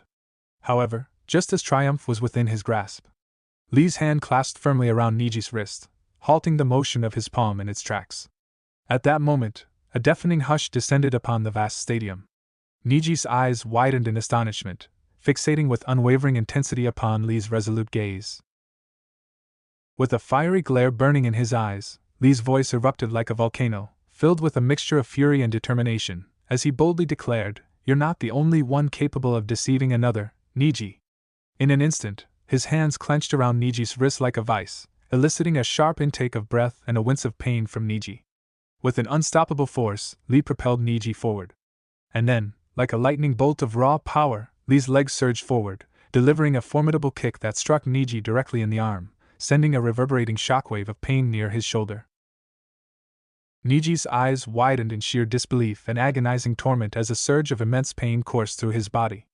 Staggering backward, his footsteps faltered in a feeble attempt to distance himself from Lee's vicinity, only to succumb to the overwhelming agony that ravaged his being. Collapsing onto his knees, his posture crumbling beneath the weight of his suffering, Niji's right arm dangled lifelessly, devoid of any voluntary movement. A gut-wrenching cry escaped his lips, echoing through the air, as he clutched his shattered arm with his trembling left hand, the torment etched upon his anguished face. Just as the referee thought the fight had ended, but to everyone's astonishment, with a burst of adrenaline coursing through his veins, Lee used strength and propelled Niji into the air with a fierce kick. As the crowd held their breath in anticipation, Lee swiftly followed up with a devastating punch, sending Niji hurtling towards the ground below. The impact was bone-shattering, causing Niji to crash down violently, his body racked with agony. No longer able to stand, Niji lay sprawled on the ground, a broken and battered figure. Yet Lee showed no mercy as he descended upon his fallen opponent with lightning speed, delivering a punishing blow to Niji's already mangled left arm. The piercing cry of anguish that escaped Niji's lips echoed throughout the arena, drowned out only by the vivid crimson streams of blood that flowed from his shattered limbs. With astonishing speed and agility, Lee's hand shot out, snatching hold of Niji's tunic and effortlessly hoisting him off the ground. Lee hurled his opponent skyward. As Niji soared through the air, his eyes widened in surprise when Lee, like a comet streaking across the heavens, leaped before him with unwavering determination. The impact of Lee's fist against Niji's chest reverberated through the arena, shattering the silence with a bone-cracking thud. As Niji's rib cracked under the force, a crimson cascade of blood escaped his lips as Lee kept attacking. "Since the moment I have met you, you always told me how I was always destined to lose," Lee shouted as he kept punching Niji all over his body and not stopping. "How you were destined to win, that fate has already decided you as the winner," Lee shouted with an even higher voice as he kept punching Niji all over his chest and face. "Where is your fate now, Niji?" Lee shouted with rage as he kept punching Niji's body. "Tell me! Tell me! Tell me!" With a thunderous force, he unleashed a swift and bone-shattering kick, propelling Niji into a devastating descent towards the earth below. The impact was so powerful that Niji's body collided with the ground, carving out a small crater. As the dust settled and the haze dispersed, Niji now lay broken and mangled, his shattered limbs grotesquely protruding through torn flesh, while a chilling pool of his own blood seeped into the surrounding earth, transforming it into a haunting tableau of crimson and despair. Lee landed on the side of the wall before jumping downwards toward Niji's body with his leg, like a lightning bolt, surged downward with unwavering determination, its destination fixed upon Niji's defenseless chest. "I win!" A triumphant roar escaped Lee's lips, reverberating through the air as his feet collided, unleashing a cataclysmic explosion that shattered the tranquility of the stadium. In an instant, a whirlwind of smoke and debris engulfed the surroundings as if a meteor crashed into the heart of the arena. From the stadium, Hinata's voice reverberated with a mixture of fear and shock, slicing through the air like a sharp blade. Tears cascaded down her anguished face, glistening in the fading light, as Shino valiantly held her back, his firm grip a futile attempt to restrain her desperate longing to reach Niji. Meanwhile, amidst the chaos and heart-wrenching cries, Hizashi's voice thundered with a potent cocktail of shock, sorrow, and guilt, his anguished plea echoing through the vast expanse. Tenten's trembling hands instinctively flew to her mouth, desperately trying to suppress her own heart-rending cries as she repeated Niji's name in a sorrowful chorus. In stark contrast, Naruto stood motionless, his unwavering gaze fixed on the swirling dust that gradually settled. "Guy-sensei!" Lee gasped to see Guy's hand had blocked his feet from hitting Niji's chest. Lee felt the chakra of his inner gate slowly fading away, and the green aura around Lee faded away as Lee looked at his sensei with complete confusion. With an innocent tone laced in his voice, Lee called out, "Guy-sensei." Yet his plea fell on deaf ears as Guy stubbornly averted his gaze, deliberately ignoring his dedicated student. Guy abruptly released his firm grip on Lee's leg, causing him to land on the ground. Bewilderment clouded Lee's face, leaving him standing on shaky legs, his entire being consumed by utter confusion. The relentless toll of the arduous battle had taken its toll as his trembling limbs struggled to support his exhausted frame. Lee's eyes went to Niji, who stood immobile on the ground, his chest barely rising, but his entire body was broken. Time seemed to slow as medical shinobi sprinted towards Niji's dire location, their nimble hands poised to weave intricate healing. In that heart-stopping moment, Lee's eyes widened, mirroring the shock that gripped his very being. They fixated on the crimson river that flowed relentlessly from Niji's broken form. Lee's body instinctively recoiled, his gasp echoing through the arena as he stumbled back, his gaze fixated on Niji. As the weight of the referee's declaration settled upon the crowd, Lee's eyes became pools of emotion, shimmering with unshed tears that threatened to spill over. The moment's intensity was palpable as the words hung in the air, resounding through the stadium, "The winner of the first match, Rock Lee." "What have I done?" "The winner of the first match, Rock Lee." The atmosphere in the stadium was electrifying as the excited audience erupted into a deafening cheer. The name of Lee echoed through the air, resonating like a chant usually reserved for revered celebrities. Amongst the uproar, the ones who had placed their bets on Lee's triumph screamed and vociferously supported him, their voices rising above the rest. It seemed as though their unwavering faith fueled their enthusiasm, causing them to cheer louder than anyone else in the stadium. However, despite Lee's hard-fought victory, an inexplicable hush fell upon the genin podium. Naruto watched as Niji's body was being carried away with a stretcher. If Naruto didn't have his Sharingan, he would have assumed that Niji was dead, but somehow, Niji was still alive. But if his wounds weren't treated right away, Naruto knew Niji would die from blood lost and the many wounds he had in his body. As his Sharingan checked his body carefully, he quickly noticed something. "Oh, I don't think Hizashi will leave this slide," Naruto thought, knowing that Niji's father would be very displeased by what transpired, and if he somehow learned the whole truth, then Naruto wouldn't be surprised if Hisashi demanded that Niji no longer be in Team 9, even worse, if the Hokage learned the truth, then he was within his right to punish Guy's neglect towards his 2 other students. Neglecting students was very frowned upon everywhere. Naruto instinctively took a hesitant step back, creating some distance between himself and Hinata. His heart sank as he witnessed Hinata's sorrowful cry escape her trembling lips, the sound echoing through the air. As she hastily darted past him, her teardrops glistened in the sunlight. Meanwhile, the group of Konoha Genin stood silently, their gazes fixated on Hinata's retreating figure, empathetically understanding the weight of her despair. Deep within them, a sense of pity engulfed their hearts, knowing none of them could do anything to help her. "Geez, I heard that you from Konoha were hardcore, but I never thought you despised each other so much," Omo commented casually with a lollipop between his lips, his eyes focused mainly on Naruto. Karui nodded alongside him. She didn't really understand why Lee went so far. If it wasn't for Jonin's interference, then Niji would be in a body bag right now. While she herself found Omo quite annoying sometimes, she would never do anything that causes him any actual harm. "We usually aren't. We are just like everyone else. We might get annoyed by our fellow Genins, who doesn't after all, but Lee was never supposed to go this far," Naruto commented, letting out a sigh of disappointment. Shikamaru nodded in agreement, as did Shino, who was still looking at the direction where Hinata had ran to. Naruto wondered how Guy was taking all this. He was their sensei, after all. It was his job to teach them and make sure they got along with one another. "It's Jonin's fault," Samui suddenly said with her emotionless voice, eliciting a curious gaze from those gathered around her. Her words resonated within the air, drawing the attention of everyone in the vicinity. Amidst the ambient chatter, Choji, engrossed in his bag of chips, couldn't help but unleash a disgruntled grumble, perturbed by the blame being assigned. Meanwhile, Ino swiftly averted her gaze, unable to hide an unimpressed expression that danced upon her features. "Do you know everything or what? Guy-sensei is a respectful Jonin in Konoha. He's the best taijutsu user in Konoha," Ino quickly pointed out, defending Guy, glaring at Samui for talking as if she knew everything. While the man wasn't Ino's Jonin, Ino still felt the need to defend him, even if Samui was right in a way.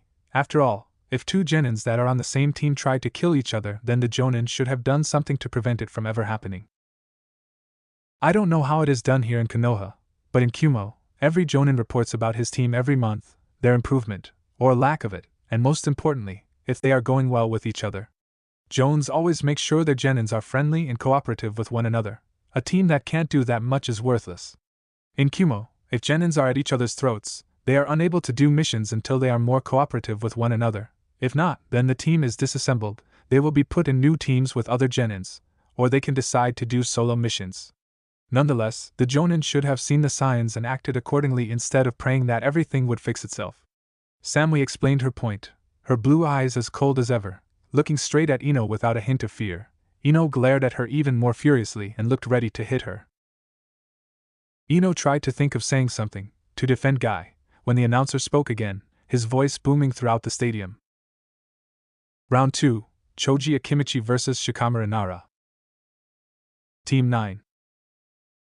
Keep pumping more blood, and don't stop healing his wounds. In the bustling, large medical room, where urgent orders were shouted, the atmosphere brimmed with heightened tension. Niji's motionless body lay on a hospital bed. Focused doctors darted around, their tireless efforts aimed at harnessing their chakra to mend the extensive wounds that marred Niji's once unblemished skin.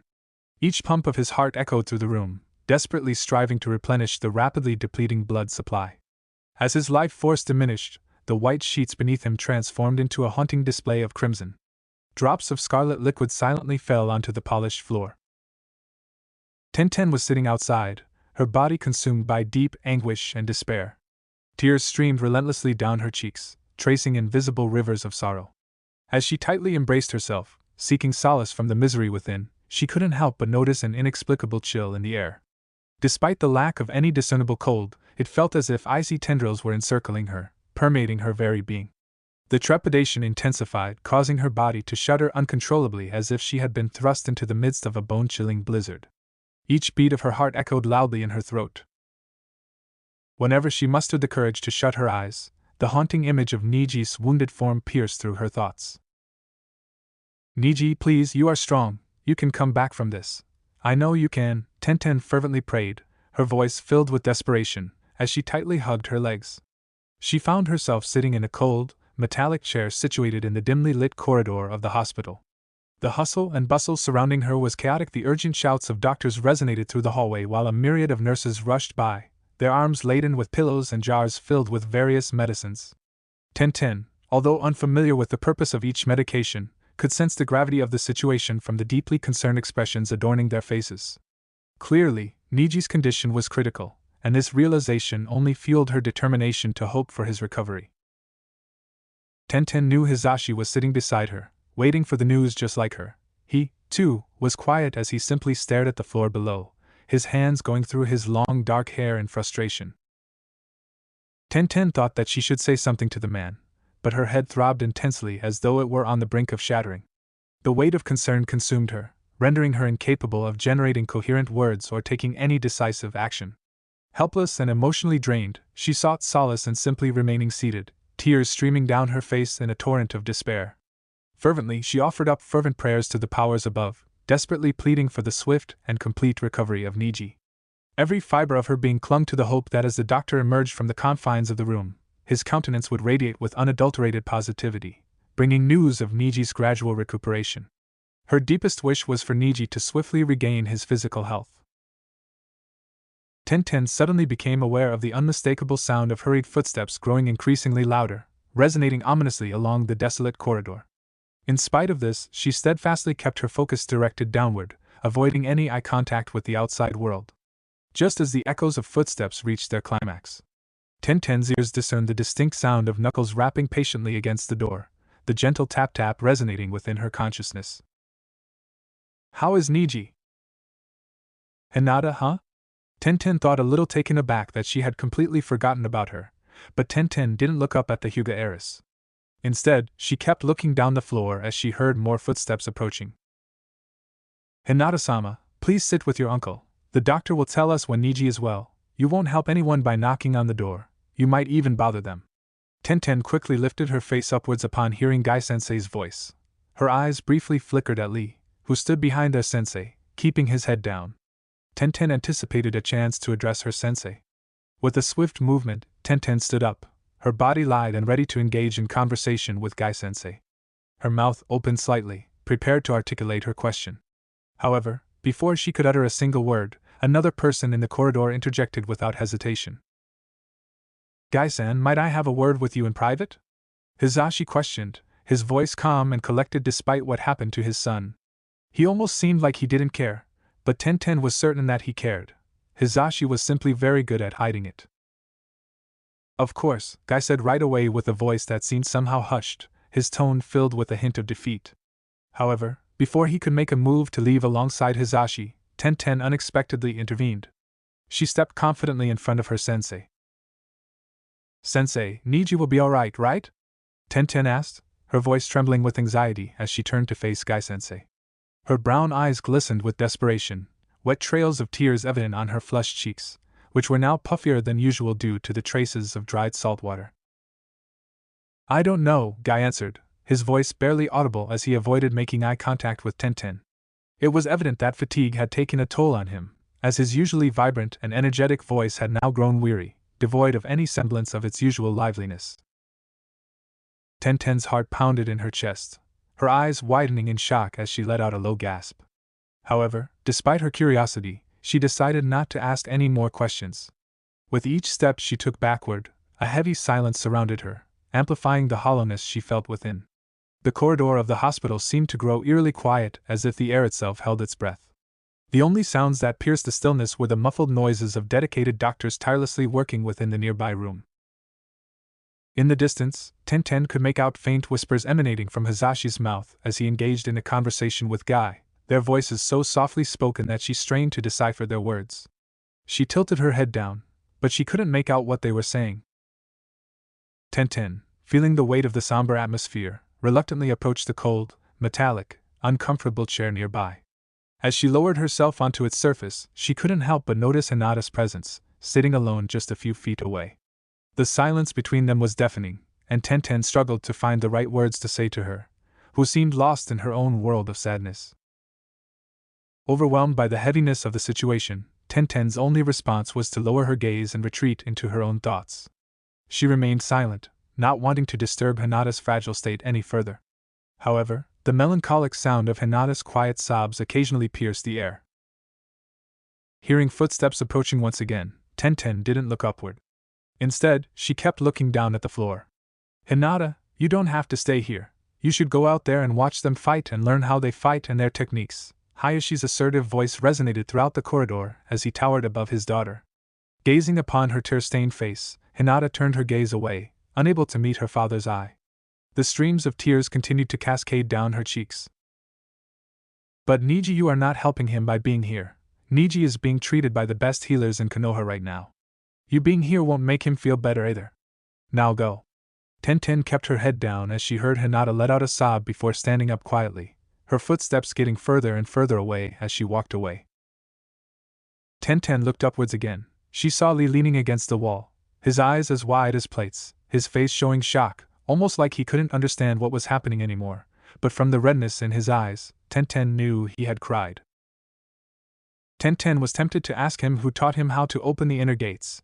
Tenten knew the only ones capable in Konoha right now to open any of the inner gates were Kakashi Hatake, the Hokage, the Eternal Genin, a few others, and of course their own sensei, but Tenten quickly dropped the thought of their sensei being the one. Was it Kakashi, perhaps, but he only knows how to open the first two gates? Tenten thought deeply. She remembered once their sensei boasting that Kakashi wasn't faster than him even with two gates opened. Tenten could do nothing but wait. She had been so deep in her thoughts that she didn't even hear Guy walking towards her until he tapped her shoulder, jolting her out of her thoughts, almost scaring her. Tenten, you don't have to stay here. I will tell you the news as soon as we have them. Guy suggested with warmth and a forced smile on his head, but Tenten quickly shook her head. She didn't understand why her sensei didn't want her to stay, but Niji was a teammate and a good friend. No. I want to be here. My team is right here. I don't have anyone else that I want to see right now, Tenten said with an almost pleading voice. Guy's eyes showed sympathy. He said nothing. Instead, he sat beside her, his arm around her shoulder, giving her a side-supporting hug. Tenten enjoyed the silence. She didn't want anyone to say anything. She knew Niji would survive. He was the best of them. After all, she knew he would make it out alive. He could endure even worse than that. Suddenly, Tenten remembered. She turned her head slightly towards Guy before speaking with a hushed tone. Guy-sensei, who do you think taught Lee to open his inner gates? I mean, it could have been Kakashi, but he has his own team to worry about, and he knows how to open only the first two, Tenten questioned. She knew she could ask Lee, but she didn't want to talk to him right now, not after what he did to Niji, and only because of spite and jealousy, because Niji had defeated him so many times before. Lee had seen an opportunity to return the humiliation he must have felt and almost killed his own friend because of his wounded ego.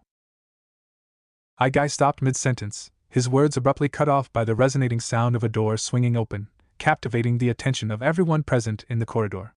Reacting swiftly, each person rose from their seats, eyes transfixed on the figure that emerged through the entrance. It was the main doctor. As Tenten's gaze followed the doctor's stoic expression, she couldn't discern the emotions hiding behind that face. His countenance resembled the emptiness of a vast void, unfathomable and mysterious. Clutched firmly in his hand was a clipboard. Breaking the silence with his intense stare, the doctor's focused gaze locked directly onto Hisashi. How is my son? Hisashi asked right away, his voice sounding calm. Niji Hyuga is suffering from multiple fractures on his body. He has lost too much blood, but we gave him enough blood to survive. We are concerned that he might have damage on his frontal lobe in the brain, but I'm afraid until he wakes up, we can't know for sure. The doctor answered. Hisashi took a step forward, still keeping it together somehow. Can't you use chakra to see if his brain is injured? I'm afraid not. The brain is very delicate, unlike the rest of the body. When using chakra on the brain, the amount needed to be used changes constantly, depending which part of the brain we are focused, and it changes from people to people. Using too much or too little chakra might cause even more damage, but I'm afraid there's something else. The doctor's words abruptly caused Tenten's heart to skip a beat, creating an overwhelming sense of unease within her. Simultaneously, a creepy sensation started to crawl beneath her skin, making her shudder involuntarily. To compound her distress, her head began to throb, each pulse matching the rhythm of her racing thoughts. Lost in the whirlwind of emotions, she hardly even noticed the cold sweat that formed and draped across her face. She held her breath, anxiously awaiting the continuation of the doctor's words. The doctor didn't answer right away. Instead, he whispered something to Hisashi before taking a step back. They can hear it too. Hayashi is my brother, and Guy is my son's sensei, Hisashi quickly said, and the doctor simply nodded in understanding. I'm afraid his optic nerves of his eyes had been destroyed during the fight. I'm really sorry, but Niji has lost the ability to see with his eyes. Tenten's heart stopped beating. She gasped after hearing the doctor's words. She could hear her sensei calling out her name, but Tenten could hardly feel anything anymore as she lay on the ground, her forehead bleeding. When did I fall? Tenten found herself asking as she reached out her trembling hand and felt the freezing coldness of the floor against her cheek. The throbbing pain emanating from her forehead intensified as she sensed the sticky warmth of her own blood slowly trickling down, making a path from her forehead to her eye, tinting her vision red as darkness engulfed her vision. Genin Podium. Who do you think will win? Temari asked, sounding genuinely curious, her hands resting on the iron railings around their podium. She and her team had decided to get closer to the other genins after having a private talk. This Shikamaru doesn't seem much, and neither does the fat one, so I think the fat one will win. This will be a boring fight, Karui moaned in annoyance, her back leaning against the chair while her fellow teammates were looking down at the fight. I wouldn't underestimate Shikamaru. He might not look much, and he might appear lazy, but he has proven many times that he's capable. I will be honest, out of all the genins, Shikamaru is one of the most dangerous ones. Naruto quickly defended his friend with a smirk on his face. His words caught Karui by surprise, but she still seemed skeptical, while almost seemed to be deep in his thoughts as he looked down at the arena. Shikamaru. Shikamaru never imagined he would have to fight Choji of all people. He figured, knowing his stupid luck, he would have to fight Naruto, but not Choji. Shikamaru wasn't sure which one was worse. Now, facing one another, Choji seemed very insecure. Still, before walking into the stadium, Naruto had promised Choji that if he won the fight, they would go to his favorite restaurant, and he could eat everything he wanted.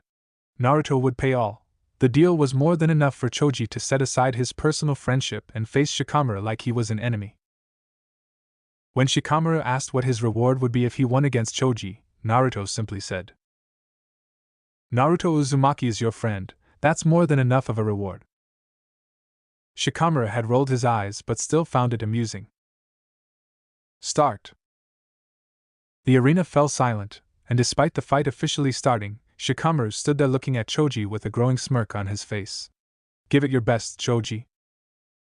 Same for you, Shikamaru. Shikamaru narrowed his gaze upon Choji standing before him, studying his movements with a sharp eye and a calm demeanor. With his mind focused and his heart racing, Shikamaru threw a smoke bomb on the ground. Choji narrowed his eyes as shurikens flew through the smoke towards him. Choji easily dodged them as Shikamaru charged forward, coming out of the smoke, his kunai gleaming in the sunlight as it was raised high above his head.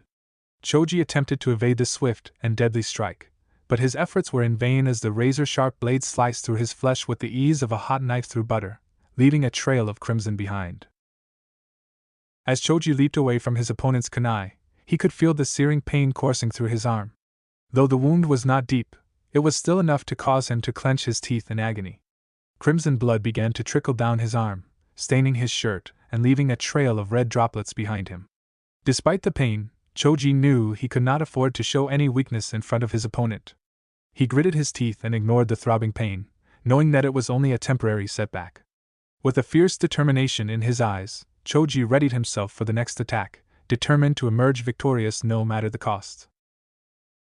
With a fierce determination in his eyes, Choji shouted the words body alteration as he leaped into the air towards Shikamaru. Suddenly, his arm began to transform, growing 5 times its original size, bulging with muscle and raw power. The ground shook beneath them as Choji charged toward Shikamaru, his massive fist aimed straight at his opponent. But Shikamaru quickly reacted, jumping above just as Choji's fist collided with the ground, sending rocks flying in every direction. Shikamaru swiftly and gracefully moved towards Choji as he raised his kunai, ready to strike. The metallic blade glinted in the sunlight as it sliced through the air, aiming straight for Choji's shoulder. However, to Shikamaru's surprise, his kunai only met empty air, as Choji managed to evade the attack with surprising agility. Choji knew he had to act fast to avoid being struck by Shikamaru's deadly kunai attack. With a quick and calculated move, he drew upon his ninja training. He summoned some of his chakras to execute a powerful jutsu that expelled a massive amount of air from his mouth with tremendous force aimed right at his opponent. The gust of wind hit Shikamaru with such force that his kunai attack slowed down considerably.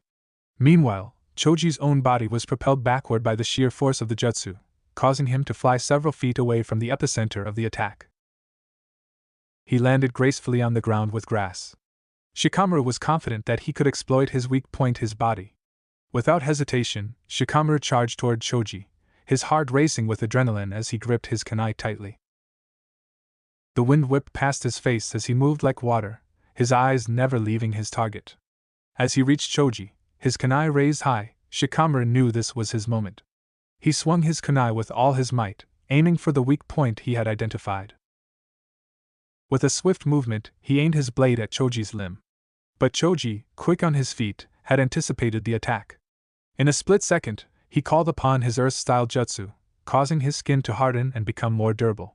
However, even with his enhanced defense, the blade managed to pierce through his skin, causing a sharp pain to surge through his arm. Blood began to seep from the wound, staining the ground beneath them with crimson drops.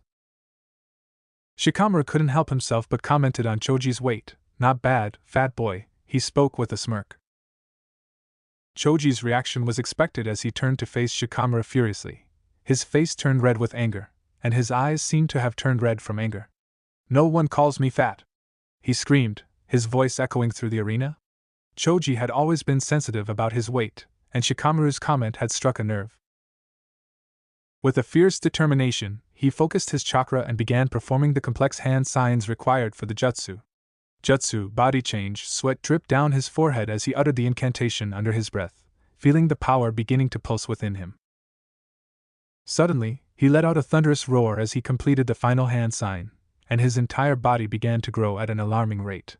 His clothes strained and tore as his muscles bulged, and his skin stretched taut over his expanding frame. In mere moments, Choji had become a towering behemoth, a giant ball with two massive arms jutting out like tree trunks. The ground shook beneath his feet as he flexed his newfound power, a fierce glint in his eye as he prepared to unleash his devastating attack. Suddenly, Choji began to swing his massive fists in every direction, aiming to strike Shikamaru with all his might. The sheer force of the blows sent shockwaves through the air, causing the ground to break with each impact. Shikamaru quickly leaped out of the way, narrowly avoiding the devastating punches that could easily shatter bones. With lightning-fast reflexes, Shikamaru nimbly leaped out of harm's way, dodging Choji's relentless attacks. Despite the size and weight of Choji's gargantuan fists, each time they made contact with the ground, they left a trail of destruction in their wake, shattering the ground like it was glass. As Shikamaru scurried away, his footsteps echoed throughout the arena, taunting Choji with his elusiveness. Despite his heightened senses and determination, Choji struggled to keep up with Shikamaru's deft movements, failing to pinpoint his exact location. Shikamaru's heart was racing as he kept jumping away from Choji's massive punches, each one sending shockwaves through the arena. He knew that Choji couldn't maintain his hulking form forever, but he also knew he couldn't let his guard down for even a moment. For 5 long minutes, Choji relentlessly pursued Shikamaru, his sweat dripping onto the ground as his massive body slowly began to shrink back to its original size. Despite the intense pressure, Shikamaru remained calm and focused. As Choji leaped high into the air, Shikamaru prepared to unleash his powerful technique. Choji, which still looked like a giant ball in the air. Suddenly, with a burst of incredible speed, Choji began to spin and roll at a dizzying pace, hurling himself toward Shikamaru like a meteor descending from the heavens. Shit! Shikamaru's heart skipped a beat as he cursed under his breath, quickly leaping away from the impact zone as Choji landed on the ground with a loud thud, sending debris flying in every direction. Shikamaru thought he was safe from harm, but little did he know that Choji was just getting started. In the blink of an eye, Choji's massive fists came rushing at him with an unstoppable force while he was still mid-air, leaving Shikamaru with no time to react. The hapless Shikamaru could do nothing but brace himself for the impact, but the force of the blow was too much to bear. The sound of arms being broken echoed through the air. Choji thought he won the fight. However, his elation was short-lived as a sudden realization dawned on him when Shikamaru's body began to change form and slowly turn into a giant puff of smoke that cast a large shadow in the arena. As Choji's body reverted to its usual form, he tried to stand up, only to find that he couldn't move a muscle. You did a good job, Choji. I'm glad you actually tried to win instead of surrounding. As the billowing smoke gradually dissipated into thin air, the distinct and unmistakable voice of Shikamaru, resonating with confidence and triumph, reached Choji's ears. The dissipating haze unveiled the figure of Shikamaru, who stood with an air of quiet satisfaction beside a towering tree, his visage adorned with a mischievous smirk that hinted at a triumphantly executed plan. Intriguingly, his shadow elegantly melded with Choji's shadow. Wait, were you there this whole time? Choji shouted, feeling a little stupid for not realizing sooner that Shikamaru was a clone. Duh, yes I was there. Shikamaru answered with a little shrug. What were you doing there? Watching the clouds, Shikamaru answered, letting out a loud yawn in the process. His words caused many in the audience and the genin podium to burst out laughing. Shikamaru pulled out a kunai from his left hostler, while Choji didn't pick up anything since he didn't have a left hostler. Usually, I would probably surrender at this point. This whole Chunin exams is really troublesome. But I promised someone that I wouldn't surrender, Shikamaru said with a smile, looking up at Naruto, who gave him a thumbs up. Shikamaru looked back at Choji, walking up to him and pointing his kunai near his neck. The winner of round 2, Shikamaru Nara. Once that was announced, the entire stadium cheered. Why Lee? Guy questioned, his voice filled with a sense of disappointment that reverberated through the desolate corridor. Fixing his gaze directly upon Lee, who diverted his eyes uncomfortably. Lee's hands were stained a deep crimson, a stark reminder of Niji's dried blood that clung to his skin stubbornly. Despite Lee's attempts to cleanse away the grim evidence, Guy had forcefully intervened, refusing to let him rid himself of the guilt until a thorough explanation had been given. The air between them hung heavy with unanswered questions. Guy looked at his favorite student, trying his hardest not to lose control and do or say something he might regret. Guy always saw Lee's lack of a way to use jutsu as a handicap for him to reach his full potential. Seeing Lee struggle and lose constantly reminded Guy of his own father, who had struggled his whole life to catch up. Guy had seen himself and his father in Lee, someone who needed guidance, someone who needed someone capable of teaching him. Might Dai didn't have a mentor, and neither did Guy. They had to learn taijutsu all by themselves, which could get quite difficult. Konoha had private taijutsu masters, but their price was too high. Guy had seen Lee's determination to be the best, and he knew if he became the mentor Lee needed, then one day Lee could become what they weren't able to be. For this reason, Guy always paid more attention to Lee than he did to Niji and Tenten. Both were very good shinobis, so they didn't really need his help to begin with. At least that's what Guy had told himself constantly. But despite everything, Guy never taught Lee something he hadn't thought of, Niji or Tenten.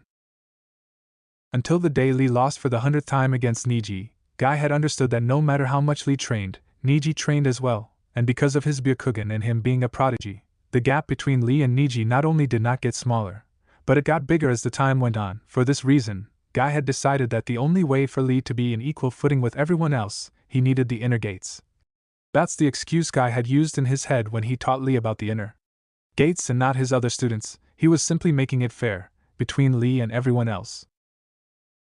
But Guy understood now that he had underestimated how much bitterness Lee held towards Niji.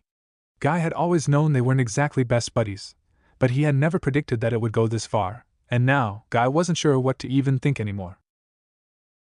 Kakashi had warned him, but Guy had not listened, and now Niji was paying the consequences of Guy's decisions. Why Lee? Guy asked once again with a higher tone, looking down at Lee, who had his eyes on the floor. Despite hearing the question, Lee kept quiet. Guy almost opened his mouth to shout at him but reluctantly closed his mouth. Guy didn't want to yell at his student, even if he deserved it. I taught you that technique to fight, to win fights against your enemies. But I never taught you that because I wanted you to hospitalize Niji. Guy spoke with a sharp voice, full of disappointment, which was the first time he had talked like that with Lee. I was always going to use that to defeat Niji, Lee defended himself, saying the words without thinking, but the glare Guy sent him made him gulp as he took a step back from Guy. I know that, but I never thought you would put him at death's doorstep. He is your teammate, and if it wasn't for me interfering, Niji would be dead right now, so don't act like you stopped on your own, Guy said with a defeated voice, sounding even more disappointed with Lee while shaking his head. Lee's eyes widened as if he just remembered that it was Guy the one who stopped him from killing Niji. Lee tried to tell himself, tried to convince himself that killing Niji hadn't been his intention. His intention had been to win and to show Niji once, and for all that his Byakugan wasn't worth anything against hard work, but Lee knew deep down that when he made the final attack, that kick would have completely shattered Niji's rib cage and his internal organs. Not even Tsunade would have been able to save him at that point. I taught you all that to win, yes, but never to kill your own teammates because of your wounded ego. If you had stopped after breaking his arm, I wouldn't have blamed you. His arm would have easily been fixed, but even after breaking both of his arms, you still continued the fight. Niji was on the ground. He couldn't fight anymore, but instead of allowing the fight to end, you purposely continued the fight just so you could inflict him even more pain than you already had. Guy spoke with disappointment, looking at Lee. Despite everything, Guy knew this whole thing was his fault. If he had simply paid more attention, perhaps he could have done something to prevent this from happening, but now it was too late. He had failed as a teacher, and the worst part about this, someone else was paying the price. Guy-sensei, I am sorry, Lee cried out, his face hinged down, looking at the floor in shame, tears rolling down his face, falling onto the floor below. The weight of his remorse was evident as his usually vibrant eyes were clouded with self-disappointment. His voice trembled with genuine guilt. The heavy silence in the corridor seemed to amplify his emotional turmoil, making the tears streaming down his cheeks almost tangible as they splashed onto the cold, hard floor beneath him. Guy almost reached out to hug him. That's what he would have done in another situation, but Guy knew that a sorry wouldn't fix anything. Feeling sorry wouldn't make the bad things that happened simply disappear. Saying sorry wouldn't help Niji. No, Lee had betrayed his trust. He had betrayed what Guy had taught him just to get back at Niji. But the worst of all, Guy knew he could have done many things to prevent it, but he hadn't. Guy knew he had failed as a teacher. I failed my team, Niji, Tenten. How can I ever look at them and pretend what happened didn't happen, Guy thought, feeling shame and guilt, a feeling he hadn't felt for a very long time. Before looking back at Lee, he knew there was only one thing left to do. Lee, as soon as Niji gets better and gets out of the hospital, the Chunin exams end. I will reassign myself from my role as Jonin of Team 9. Now. Round 3, Ino Yamanaka vs Yujito Ni. The announcer's voice boomed across the stadium, igniting a wave of excitement and anticipation from the eager spectators. As the crowd erupted into cheers and applause, all eyes were fixed upon the Genin podium where Ino Yamanaka and Yujito Ni stood facing each other. Their expressions mirrored the intensity of the upcoming battle, with Ino's eyes filled with determination and a hint of resentment directed fiercely toward Yujito. In particular, Ino's glare pierced through the air, conveying her burning desire to prove herself and emerge victorious against her worthy adversary. Yujito, on the other hand, met Ino's challenging gaze with unwavering confidence. Ino knew Yujito was strong and very fast, but Ino had trained herself more seriously for 3 years now. She was certain that she could take Yujito by surprise and use that to win the match. Usually, Ino would simply resort to using her mind transfer jutsu to win the fight. It worked all the time, especially when she was in a 1-against-1 fight, but Naruto had warned her that Yujito was a Jinchuriki like him, and using that jutsu would result in her meeting the Two-Tails cat, and apparently, Bijus in general were very hostile against strangers that invaded their space. Ino knew that her jutsu wouldn't be able to do anything. If anything, using it could end very badly for her. Ino had spent the entire last month working on her other jutsus in order to win, and now Ino felt ready to fight Yujito and come out victorious. She knew she could win. You know you can always give up. There's no shame in surrendering to someone better than you, Yujito taunted with a smug smirk on her face. Her words carried a hint of arrogance, intended to provoke a reaction from her. To add further provocation, she positioned herself a bit too close to Naruto, invading his personal space.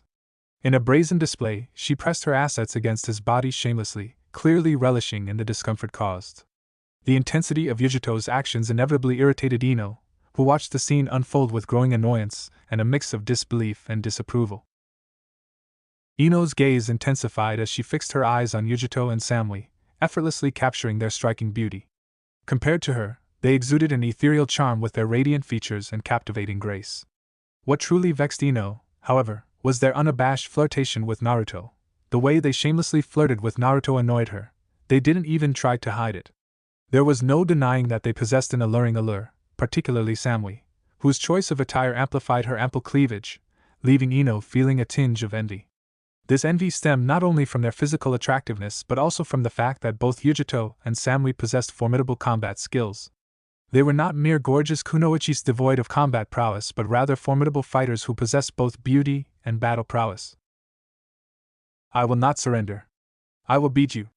With unwavering determination evident in her fierce gaze, Ino defiantly declared. Her fierce proclamation echoed through the air. Yujito couldn't help but feel a sense of satisfaction in response. A satisfied smile curved her lips as she gracefully leaped up onto the railings, a spectacle akin to a cat's nimble landing on all fours. Without a moment's hesitation, Yujito fearlessly descended from the towering railings, effortlessly traversing the immense 50-meter drop to the arena below. Despite the substantial height and potential danger, the agile ninja landed securely, showing no signs of any injuries. Good luck, Ino. Don't forget to use your brain, though. This one here will be a tough fight. Shikamaru warned with a bored look on his face before letting out a loud yawn. He seemed ready to fall asleep. Don't mind, Shikamaru, but make sure to try and catch her off guard, Naruto said, his voice filled with genuine concern and affection for Ino. With a sweet and playful gesture, Naruto leaned in and planted a gentle kiss on Ino's cheeks, causing her to blush deeply. As he pulled away, a mischievous glint sparkled in Naruto's eyes, and he teasingly remarked, "This was for good luck." Ino's face turned an even deeper shade of red as she nervously played with her hair, clearly affected by the unexpected display of affection from Naruto. Maybe I need more luck, Ino teased, looking up at Naruto with a blush on her face, but before Naruto could either say or do anything. You two will make us vomit. Ino, I don't think the proctor will wait for you, Shikamaru moaned in annoyance. Ino glared at him for interrupting her moment, but since the fight needed to start, Ino didn't yell at him. Instead, she gave Naruto a quick kiss on the cheek before running off. As soon as Ino was out of earshot, Shikamaru's face turned serious, his brows furrowing in concentration. He made his way over to Naruto, the two of them exchanging a knowing glance before directing their attention towards the sprawling arena below.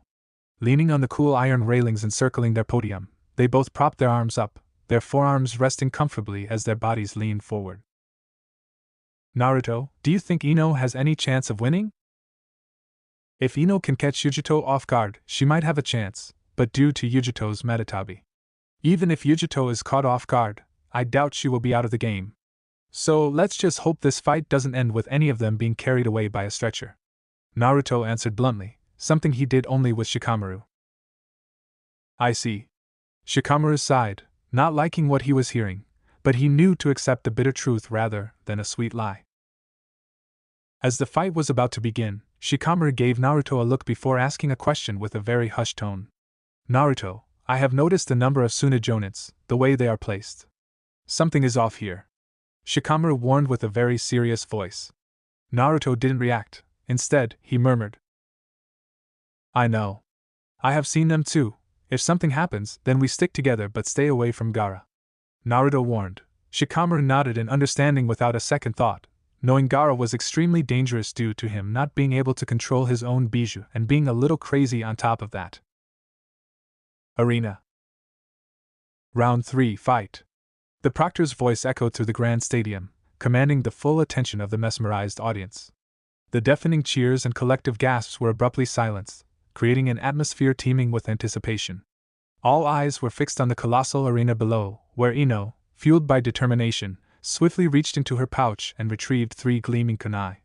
With impeccable precision, she hurled the deadly blades towards Yujito, whose graceful evasive maneuvers resembled an elegant dance, effortlessly sidestepping each projectile with astonishing agility.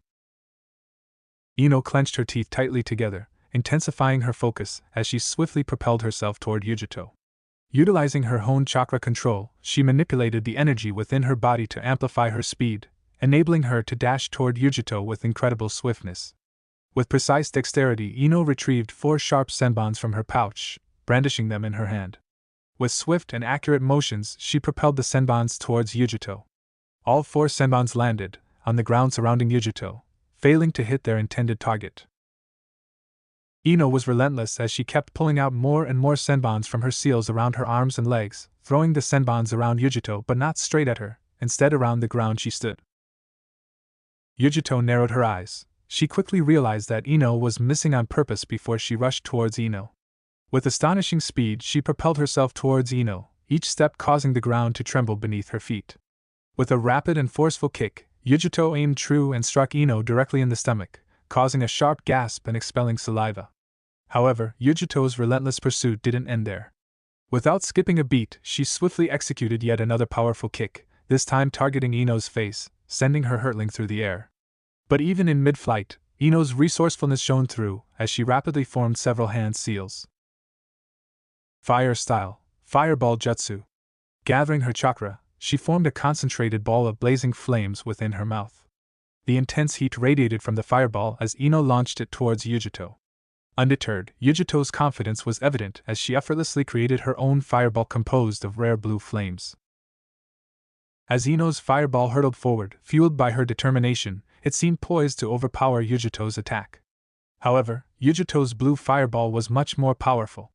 Swiftly closing in on Ino's fireball, the azure flames hungrily devoured the rival blaze, extinguishing it triumphantly. Yet Yujito's victory did not end there. With astonishing velocity, the victorious blue fireball continued its lethal trajectory toward Ino. The whirlwind of rapidly swirling blue flames mesmerized the onlookers as it engulfed Ino. Ino's agonizing screams reverberated throughout the colossal stadium. Yujito, with a smug expression of satisfaction on her face, watched as Ino helplessly collapsed onto the ground, feeling the searing pain of burns covering her body. Despite the severity of her injuries, Ino subsequently managed to summon the strength to rise from the ground, revealing a deep gash on her forehead from which blood steadily trickled down her face. Furthermore, Ino's body bore numerous burns. Despite the excruciating pain that coursed through her, Ino clenched her teeth, determinedly refusing to succumb to the agony and resolutely refraining from releasing even a single cry of pain.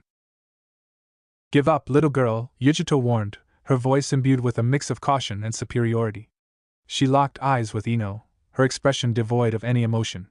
In response, Ino's eyes narrowed, and she bristled with determination. Without hesitation, she mercilessly unleashed a torrent of senbons, each one directed towards Yujito, who maneuvered herself with effortless grace to evade their deadly path. Ino cunningly threw what appeared to be an innocuous bouquet of flowers towards Yujito. However, it blasted, hundreds of senbons falling towards Yujito. Yujito anticipated and evaded every single senbon, her movements almost dancing as she gracefully sidestepped and slid away from each lethal projectile, leaving the ground behind her pierced by an army of sharp needles. Why does she keep throwing? Wait, that seal! Yujito's eyes widened as she quickly realized that the ground all around was full of senbons, perhaps hundreds of them. Seal release! Ino's voice reverberated through the arena, filled with determination and an undercurrent of excitement. With focused precision, she swiftly formed a hand sign using her right hand, the crimson chakra pulsating within her fingertips. A mischievous smirk spread across Ino's lips. Every single senbon scattered strategically around the arena began to illuminate with a mesmerizing yellowish-red glow. Time stood still for a brief moment before an eruption of energy burst forth from the glittering senbons. The explosive release sent shockwaves rippling through the arena. As the initial explosion reverberated through the air, its powerful force shook the very ground beneath the stadium, causing a series of subsequent explosions that echoed and intensified, creating a continuous symphony of earth-shaking blasts. The sheer magnitude of these explosions caused the previously sturdy wall surrounding the stadium to crack and crumble under immense pressure. As the deafening noise subsided, a thick plume of black smoke billowed upward, swiftly engulfing the entire stadium. This ominous column of smoke rose higher and higher, gradually taking on the shape of a small mushroom cloud, casting a shadow over the chaos below. The unsuspecting audience found themselves caught in a cough-inducing haze, their lungs filled with acrid and toxic fumes, leaving them gasping for fresh air amidst the pandemonium. Meanwhile, high above the arena floor, those in the genin podium strained their necks in a desperate attempt to catch a glimpse of the two figures they sought, Yujito and Ino, as their eyes darted feverishly across the chaotic scene, hoping to assure themselves of their safety.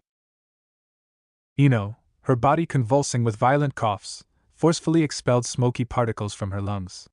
Despite experiencing discomfort, she immediately directed her gaze toward the chaotic aftermath, scanning the decimated terrain in a desperate attempt to locate Yujito amidst the destruction. The pervasive dark smoke continued to shroud the majority of the arena, impeding Ino's visibility as she fervently sought her enemy. Ino was certain that her little surprise attack hadn't killed Yujito, but suddenly, her widened eyes caught sight of a large blue fireball emerging fiercely from the billowing black smoke. Reacting swiftly, Ino's instincts kicked in, prompting her to swiftly leap away from the imminent danger. However, her evasive actions couldn't evade the fireball's wrath, as it violently collided with the nearest wall, igniting yet another destructive explosion. The impact force jolted Ino's body, propelling her through the air like a ragdoll before crashing harshly against another unyielding wall. The excruciating pain radiated throughout her entire being, causing Ino to grit her teeth tightly in an attempt to suppress her anguish. Her skin became a canvas of agony, ravaged by the searing flames that danced hungrily across her body, leaving behind a trail of ghastly burns. Each breath was a torment. Her broken bones throbbed relentlessly. Blood trickled steadily from her battered nose. That was a neat trick, little mouse. Ino's heart raced with terror, causing her breath to catch in her throat as she frantically shifted her gaze toward the right. She laid eyes on Yujito. The sight of Yujito standing there, with a few faint traces of burnt flesh on Yujito's shoulder and arms. Before Ino could do anything to defend herself against Yujito's brutal assault, Yujito slammed her knee with unparalleled precision directly into Ino's stomach, causing extreme pain and causing Ino to involuntarily regurgitate blood. The excruciating blow was merely the beginning, as Yujito continued her merciless attack by launching 3 blistering punches, strategically targeting Ino's already injured shoulders and stomach. Each punch sent shockwaves of agony throughout Ino's body, intensifying her suffering. Gasping for air, Ino desperately struggled to regain her breath as she instinctively took a series of stumbling steps backward, attempting to create some much-needed distance between herself and Yujito.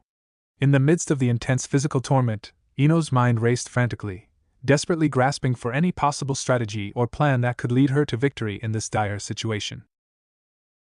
Why am I still so weak?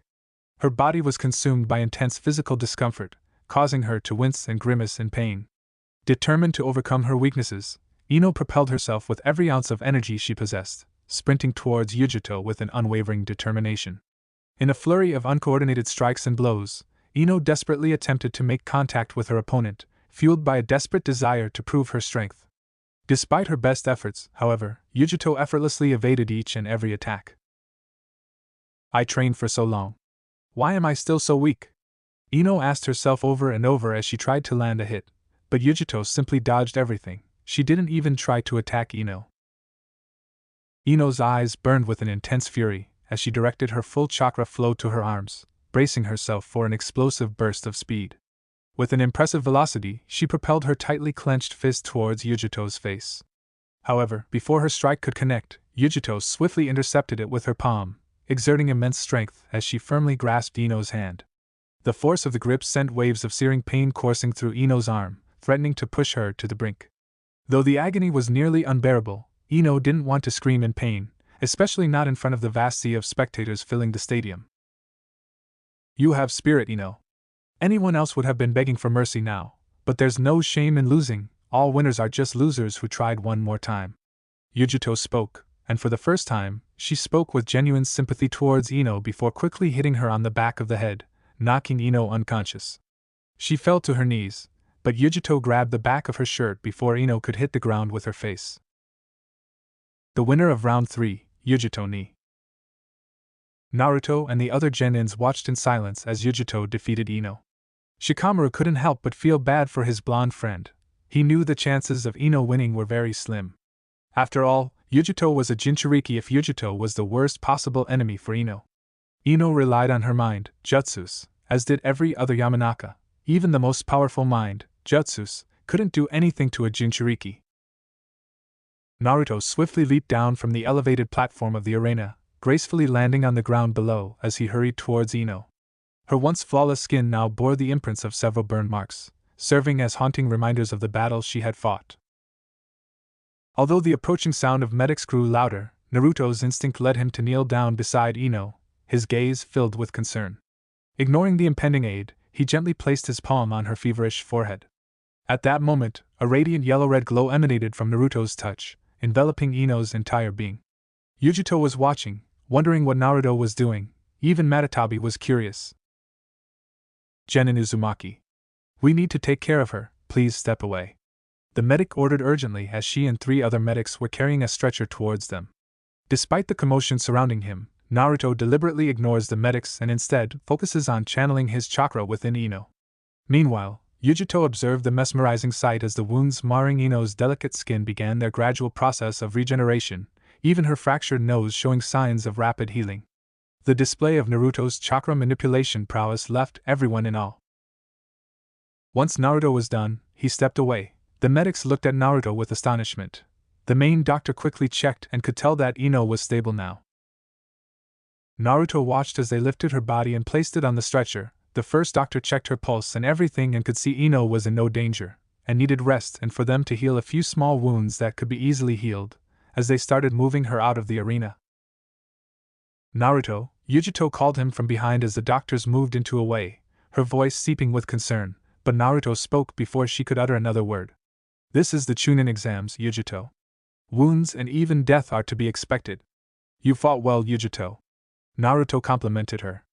Yujito smiled adorably, but their moment was cut short when the instructor of the Chunin exam told both of them to leave the arena since the next fight would start soon. At the Jonin podium, Asuma watched as a stretcher carried away Ino. Usually, he would be more concerned for her well-being, but he knew Naruto had already healed her. Most of her wounds weren't there anymore, and Asuma knew he had no reason to worry about her well-being despite losing the match. Asuma wasn't disappointed. Ino's enemy was her worst enemy, so Asuma still gave her points for trying her tactic to blow up her enemy. It didn't work, but still, it still proved to him that Ino could one day be stronger, someone that can call themselves kunoichi, and not be a fangirl. Well, Asuma, it seems you have only 2 of your genins left, Kurenai commented beside him, as Asuma picked the cigarette between his lips. Feeling the calming touch of the filter against his skin, he ignited the flame and brought it closer to the tip, inhaling deeply before releasing a plume of smoke from his mouth. Noticing his actions, Kurenai wrinkled her nose ever so slightly, her delicate features crinkling in discomfort. The pungent smell of cigarette smoke wafted toward her, a scent she had never quite grown accustomed to. Despite her reservations, Kurenai had always been genuinely concerned about Asuma's well-being. She had taken it upon herself to convince him to quit smoking, emphasizing the detrimental effects it could have on his health and longevity. We go on missions and risk our lives in all of them. If a kunai to my throat won't kill me, then this cigarette definitely won't. Asuma had told her before lighting a cigarette right before her. Maybe, but we are talking about Shikamaru and Naruto. The lazy one already won, and I'm sure what he pulled during his fight has already convinced the higher-ups that he's already ready to become a Chunin. As for Naruto, Asuma paused in the middle of his sentence, allowing himself a brief break as he brought the cigarette to his lips.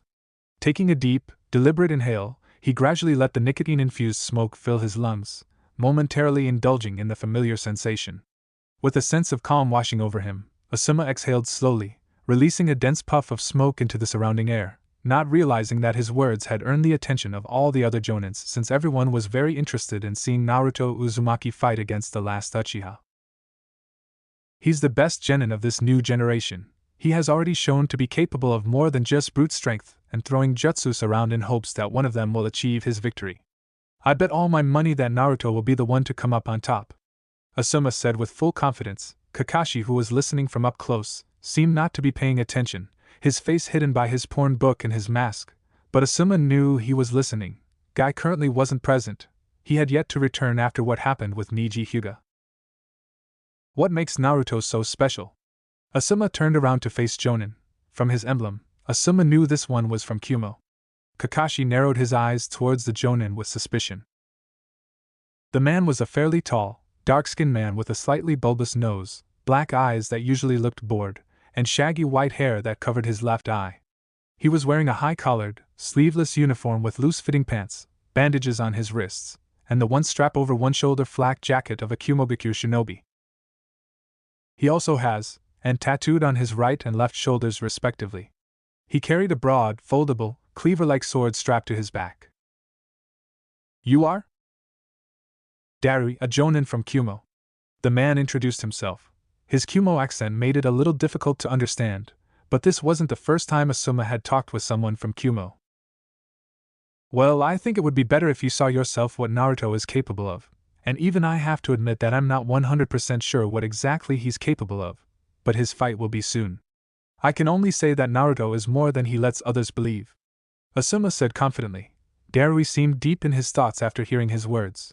The other Jonin looked at Asuma skeptically while Kurenai was slightly tense, something Asuma noticed immediately. What is it? Hinata. Her fight will be soon. I hope she doesn't let her guard down. That girl can be too trusting and too kind for her own good. Kurenai's words caught Asuma off guard, leaving him perplexed and deeply engrossed in thought. Reacting instinctively, he swiftly snatched up his half-burned cigarette, his fingertips momentarily tingling from the residual heat before inadvertently letting it slip through his fingers, causing it to plummet down toward the floor. Without missing a beat, he forcefully crushed the smoldering remains beneath the sole of his boot, effortlessly extinguishing the ember, which released a wispy tendril of smoke that slowly dissipated into the air. You told me you would try to change her mentality a little during the free month after the preliminary rounds. Hinata is kind, but that kind of personality will get her killed, Kurenai. Did she not listen? I tried, but she's not the type to be a kunoichi. Kurenai stuttered slightly in her words, looking away from Asuma. On that we both agree. I still don't understand what was going through Hayashi's head when he decided to send Hinata to the academy. She's the heiress. On top of that, there are many other things she could have done to have a good future besides being a kunoichi, Asuma said with a grump. Kurenai had told him more than once how Hinata was way too kind for a kunoichi, but Asuma didn't like the way Kurenai treated Hinata. From the beginning, Kurenai treated Hinata like her own daughter instead of a student. Asuma himself had seen how soft Kurenai was to Hinata, and Hinata did not have her mother anymore. He knew there was a chance that she too saw Kurenai as her own mother, which was a big problem in the line of work. Asuma wondered if Hinata's lack of change in her personality wasn't because she couldn't change or because Kurenai didn't want Hinata to face the truth of the world they live in, almost like a concerned mother trying to hide just how brutal the world actually is from their children, which could be considered admirable. But this put Hinata in a big risk. Especially now that she would fight someone who would have no problems killing her to win. Asuma hoped Hinata would be at her best in this duel, or surrounding was a better option. Genin Podium. Well, that didn't take long. Shikamaru commented as Mabui won against Oma. His strongest technique involved using a sword and sometimes a few lightning, but Mabui's body took every hit, and the sword couldn't give her a single scratch, as if her skin was made of the strongest metals in the world. Nothing could penetrate, not even Sasuke, with his Sharingan, could tell what was happening and why Mabui wasn't getting injured by the sword. After their fight, Mabui and Omoe returned to the Genin Podium, but Omoe didn't seem all that bothered that he lost. If anything, he seemed relieved. I don't like fighting with my friends, and there will be another Chunin exams next year, so I'm not in any hurry to be a Chunin, Omoe said with a shrug. Naruto was quiet. His eyes could detect the amount of chakra Mabui had under her skin, but the durability she had was astonishing. One way that could be used to defeat her special Kekkei Genkai would be to find out which element was her weak point, or use enhanced punches to cause damage, similar to Tsunade's punches. The following fight was between Shino and Dosu. Naruto wondered who would win. Usually, he would vote for Shino, but he knew not to underestimate the guy from Orochimaru's village. But as the instructor of the Chunin exams called out their names for them to step into the arena, Dosu suddenly raised his hand. I surrender! He shouted, his voice ringing out, reaching the ears of every person present. His proclamation elicited myriad reactions from the diverse audience surrounding him. Among the common folk, a chorus of disapproving boos emerged, their disappointment palpable. On the other hand, the shinobi were left perplexed by the unexpected surrender of a shinobi from the Sound Village, particularly as the fight had not even commenced. Shino looked at Dosu, his eyes hidden behind his glasses, but Naruto knew the insect user was curious about why Dosu didn't want to fight, but all that was forgotten when the next fight was announced. Hinata Hyuga vs. Temari. Amidst the crowd, there was an overwhelming roar of cheers from the people hailing from Konoha, with a thunderous and passionate response coming from the members of the Hyuga clan. United in their support, they rallied behind Hinata, causing the entire stadium to reverberate with the thunderous echoes of their voices. Naruto fixed his gaze on Hinata, noticing a flicker of insecurity clouding her expression. It became evident to him that she was battling her own inner doubts and wavering confidence, making her reluctant to engage in combat. Meanwhile, Temari detected Hinata's unease and took great delight in it. A smug smirk danced across Temari's face as she confidently approached the duo, locking eyes directly with Hinata, who instinctively averted her gaze, unable to meet Temari's steady stare. "You know you can always surrender, little bird, but I'm warning you if you fight with me, I will take out your beautiful eyes," Temari threatened with a grave voice, but the smile of triumph on her face made it clear she was enjoying the way Hinata shuddered in fear. Naruto watched in silence as Temari walked towards the stairs leading to the arena below. His eyes returned to Hinata, her body shuddering. Naruto knew Hinata wasn't ready yet to fight Temari, at least not emotionally, but before any of them could tell her anything, Hinata turned to face Samui, who looked at the arena below. "I will prove to you that our world is not as cruel as you think, it can be much better, and that can be done by showing kindness," Hinata said passionately, but Samui didn't react. She seemed as if she didn't even hear Hinata, while Shino stepped forward as he cleared his throat. "Hinata, it is your turn to fight, keep your guard up, and if you know that you can't win, there's no shame in surrender," Shino said, his hand on her shoulder. Hinata looked at Shino with gratitude before looking at Naruto, who stepped forward, clearing his throat. "Hinata, I wish you good luck, but don't lower your guard, and don't show mercy, because Temari won't," Naruto instructed. Hinata smiled somehow sweetly before walking away. Naruto walked over to the iron railing, his forearms resting on the iron railings. Shino walked and stood beside him, his eyes looking down at the arena below, just like Naruto. "Naruto, do you think Hinata will win this?" "I don't know the full extent of Hinata's moves, but if she's able to see through Temari's wind attacks, then she might win, but if she let her guard down, then she might even die," Naruto answered, his whole attention on the field below. His words caused Shikamaru to frown. He wasn't a friend of Hinata since he barely knew her, but he didn't want to see a fellow Konoha shinobi die needlessly. Hinata. She could feel her heart beating in her throat. A thought occurred to her, perhaps I should run away, but Hinata quickly shook her head, ignoring the voices telling her to run and hide somewhere, reminding herself why she was in this fight right now. She would prove to Samui that one doesn't need to be ruthless to survive in this world, and this world can be healed with kindness and not more war and blood. Temari stood before her, her hand gripping her large fan. Hinata had seen her using that to create strong winds. As long as I can deflect them, I should be able to get near her to block her chakra points, Hinata thought, taking her stance, ready to fight, activating her Byakugan. She could see the blue chakra points all around her body, but Hinata quickly noticed something new. The chakra points around her right arm were moving wildly, like a raging small blue fire. "What is that?" Hinata thought in confusion. She couldn't remember ever seeing something like that. The instructor got in between them. He looked at both Temari and Hinata before shouting, "Start!" Temari spent little time taking the initiative in the intense battle. She swiftly flicked open her fan with unparalleled precision and agility, generating a powerful gust of wind that surged toward Hinata.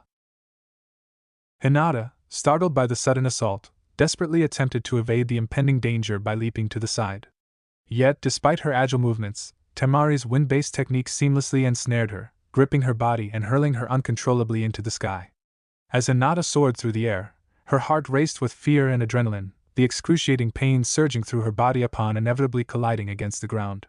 Despite the searing agony that reverberated within her, Hinata's resolve remained unyielding, her determination evident as she resolutely clenched her teeth and forcibly bit down on her lower lip. But she remembered where she was, and she was in danger. She quickly stood up, her legs bleeding, but Hinata ignored the pain she felt, her heart ringing in her ears like a bell. Her Byakugan had seen it, the way her chakra moved when Temari had used her wind jutsu. Hinata couldn't remember seeing that before when someone used a jutsu, but she wondered if there was more to this. As Temari rushed towards Hinata, before moving her fan upwards, Hinata saw the chakra move inside her body again, but this time, it was different than the first, but still a little similar.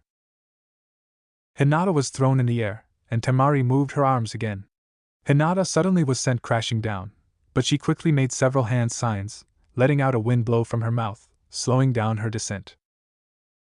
She quickly landed on her feet. Despite negating most of the damage, Hinata's arms were aching and throbbing with excruciating pain. She gasped for breath, her heavy panting audible in the air. A stinging sensation on her forehead caught her attention as she tried to catch her breath. Surprisingly, she traced the source to a warm, wet substance trickling down her face. A mixture of confusion and concern spread through her as her breathing hitched and her heart raced in her chest. Suddenly, her vision in the right eye turned an alarming shade of crimson. Reacting promptly, Hinata urgently grabbed her sleeve and hastily wiped away the blood, desperately hoping to stem the flow and make sense of the situation. Before Hinata could react, she saw Temari make another move. It was different again, but Hinata noticed that 3 moves made her chakra flow in 3 different ways. Hinata tried but failed to defend herself as Temari kept toying with her, sending her around the air before crashing her against walls and the ground. Hinata managed to suppress the scream of pain that threatened to escape her lips. The excruciating agony radiated from her right hand, which throbbed intensely, making it clear that it had suffered severe injury. Blood dripped steadily from various wounds scattered across her body. Amidst the chaos, she could feel the bone in her index finger broken, adding to the unbearable sharp pain that coursed through her being. Yet, despite the immense suffering, Hinata somehow found the strength to push herself upright, refusing to let her injuries hinder her. With her Byakugan activated, her focused gaze landed squarely on Temari, who seemed to derive immense pleasure from their ongoing fight, but Hinata had seen most of her moves, and so far, she had remembered all of them, and each move had a distinct way of how their chakra moved. "You're just a scared little girl. Just give up." Temari mocked her as she approached her. Hinata felt tears building behind her eyes. "No, I'm not. I will prove to Samui that she's wrong." Hinata's thoughts resonated with determination as she focused her chakra, causing vibrant blue energy to radiate from her hands. Hinata's chakra manifested in the form of 2 wolf heads crafted from pure energy. These ethereal entities possessed mesmerizing bright yellow eyes that exuded an air of both power and conviction. Hinata quickly channeled her chakra in her fingertips, as Temari didn't seem to be taking her seriously and was standing several meters away from Hinata and simply watching her, trying to understand what she was trying to do. With a fierce determination in her eyes, Hinata propelled her arm forcefully forward, unleashing a powerful gust of wind that spiraled into a wind tunnel, accelerating forward with unstoppable momentum, aimed directly at Temari. As the wind tunnel reached its target, the surprise on Temari's face was evident as her widened eyes reflected a mixture of shock and alarm. The turbulent current struck her in the stomach, eliciting a gasp of disbelief.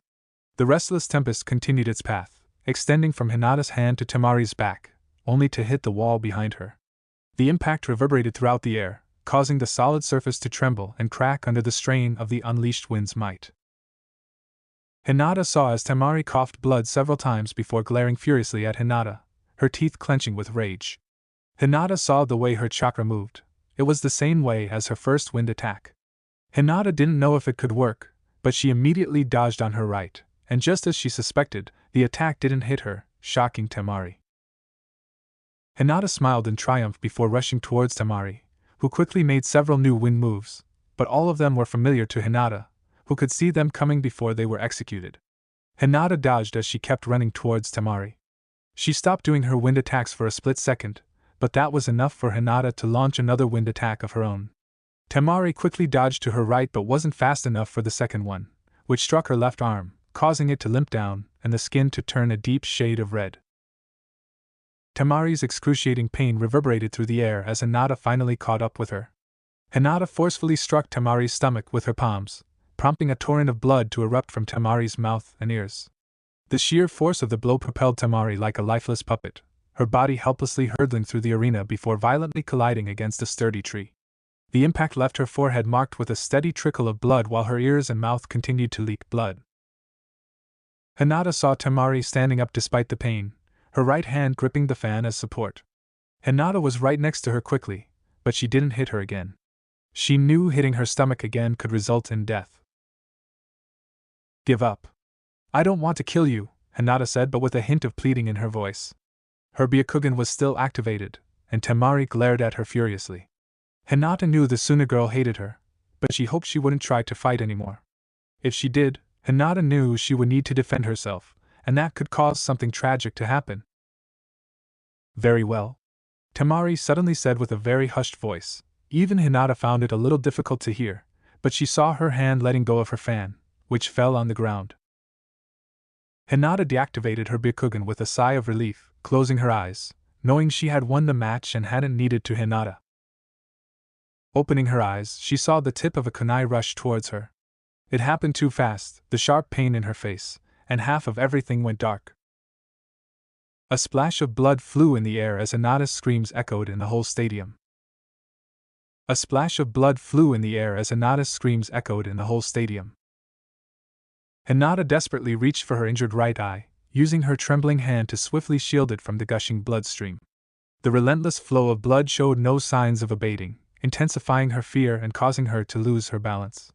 Collapsing onto the ground, she lay flat on her back. Tears cascaded down her cheeks from her left eye, and searing pain engulfed her entire being. The sensation was akin to her entire head being consumed by an inferno, each nerve, each sinew screaming in torment.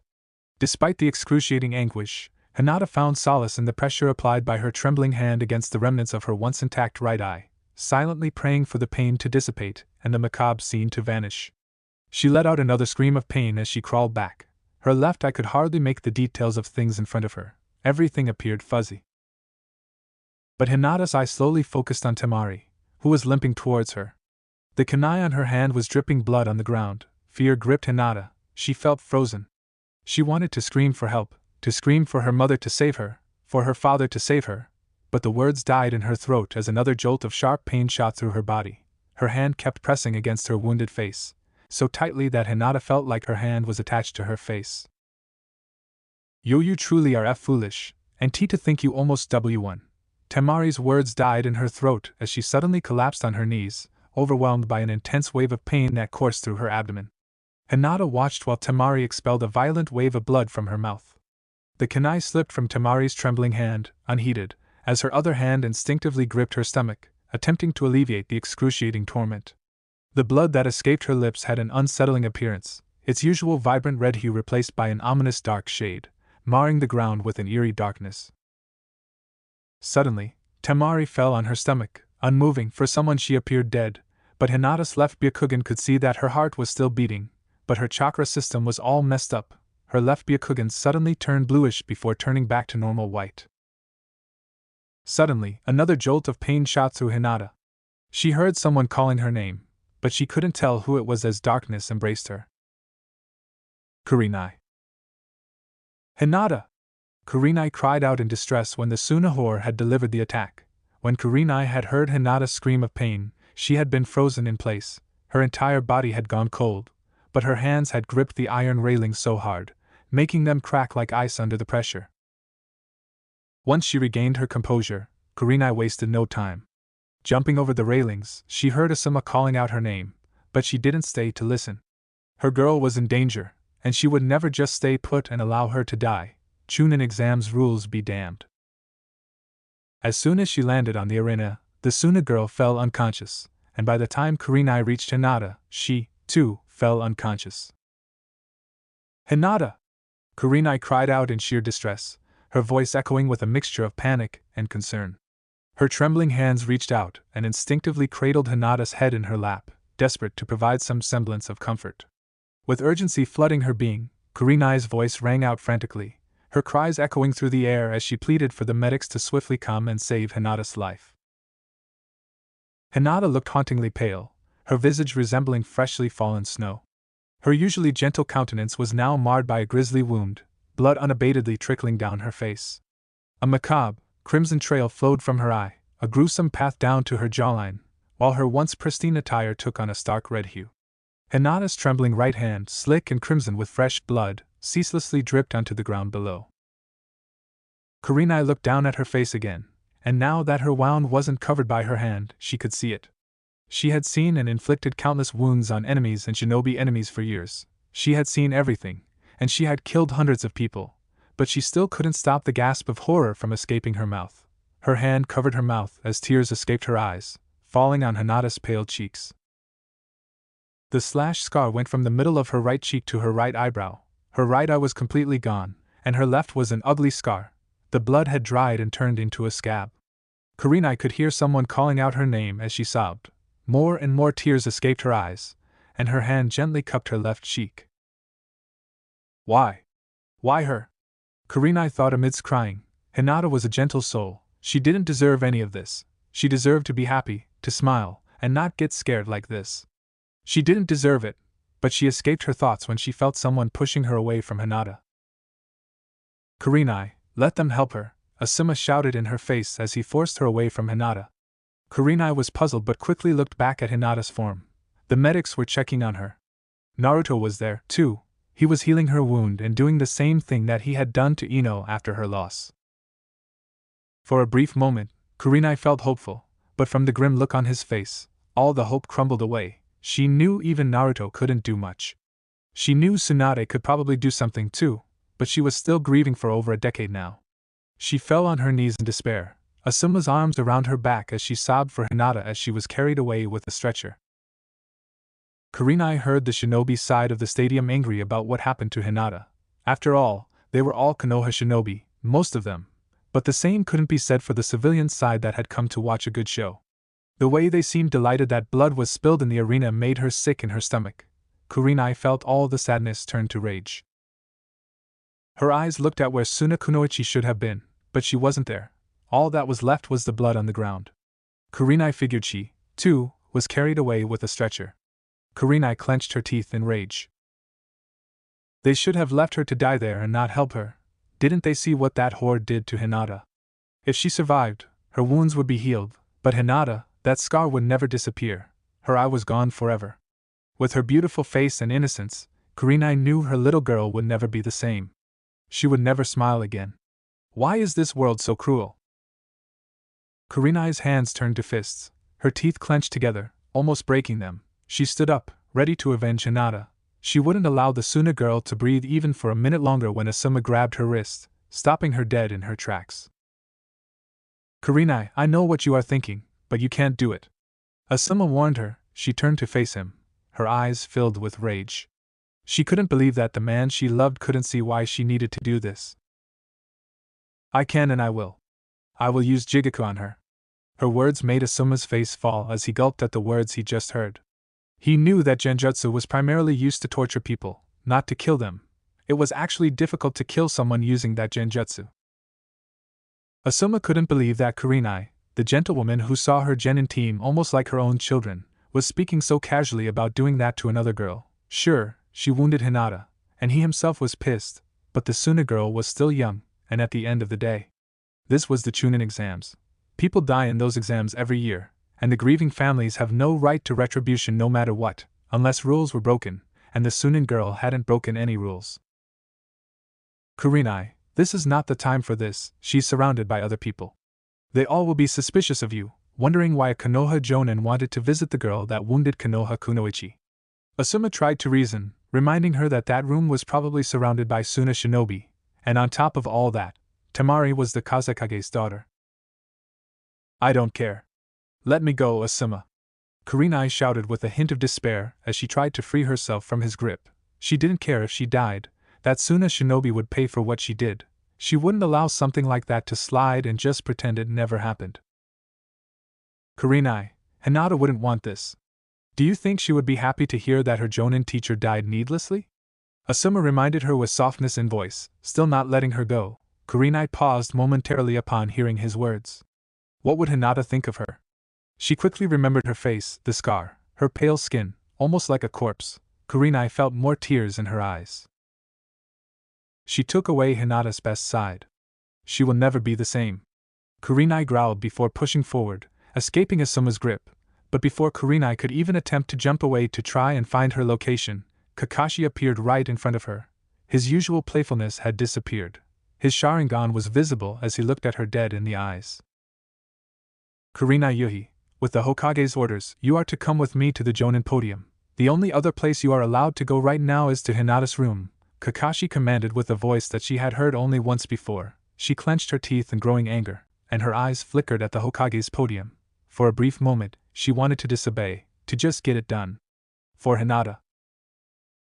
"She will want you there." Kurenai felt Asuma's hand on her shoulder from behind. "You know she would feel safer if you were there when she woke up. You wouldn't want to disappoint her, would you?" Asuma's words made Kurenai's eyes burn with unshed tears, her heart beating faster as a lump formed in her throat. The many times she had carried Hinata to her home, she would fall asleep in her arms, and Kurenai was always happy to carry her back to her home when she got too exhausted. The way Hinata would smile in her sleep, the way she Kurenai felt, in those moments, Kurenai would feel like a mother carrying her child back home. Kurenai swallowed hard, closing her eyes, before she reluctantly followed after Asuma and Kakashi. I'm really sorry, Kurenai. I know what it feels like, but trust me. In moments like these, you should always focus on the positive. If you don't, then you might do something you might regret. Kakashi's words struck deep into Kurenai. She knew that out of all of them and the genins from the last generation, Kakashi was perhaps the one who lost the most. His parents, Obito, Rin, Minato, and perhaps countless other friends. Kurenai fell quiet and followed them behind. Hanabi. She didn't understand what was happening. In one moment, her sister was winning, and even their father had shown a look of pride, perhaps for the first time in forever. Hanabi had cheered for her sister. Every hit meant she was closer to winning, and then everything had gone wrong. Hanabi didn't have her Byakugan activated, but she had seen the blood and heard her sister's screams. Hanabi didn't understand what happened. It had happened too fast for her, but she knew Hinata was in danger. She had tried to go and help, but her uncle had stopped her, saying the fight wasn't over yet, and she had no right to intervene. But after her sister dropped on the ground, all hell broke loose. Everyone around her was screaming. Her father, cousins, second cousins, and even the elder Hyuga looked furious, something rare to see in the oldest male of the Hyuga clan. Everything felt like a vivid dream to her. Hanabi was convinced this was a dream. That's right. I just need to pinch myself, Hanabi had told herself, yet despite pinching hard enough that her skin started bleeding, she wasn't waking up, she wasn't back at her bed, and eventually, she was brought before the room where Hinata was. Hanabi felt her heart sink at the sight of the hospital door. She looked around, but neither her father nor her uncle were inside with Hinata, nor was the Kurenai woman. Hanabi realized that her sister was left alone, surrounded by strangers. Without thinking, she ran towards the door. Her small hands gripped the handle, ready to open it, but she was stopped as a hand tugged her away from the door. Hanabi, not now. The doctors are helping your sister, they shouldn't get disturbed. Hanabi recognized her uncle's voice as he kept holding her back by her shirt. Hinata is alone. She doesn't like to be alone with strangers. We need to be there for her.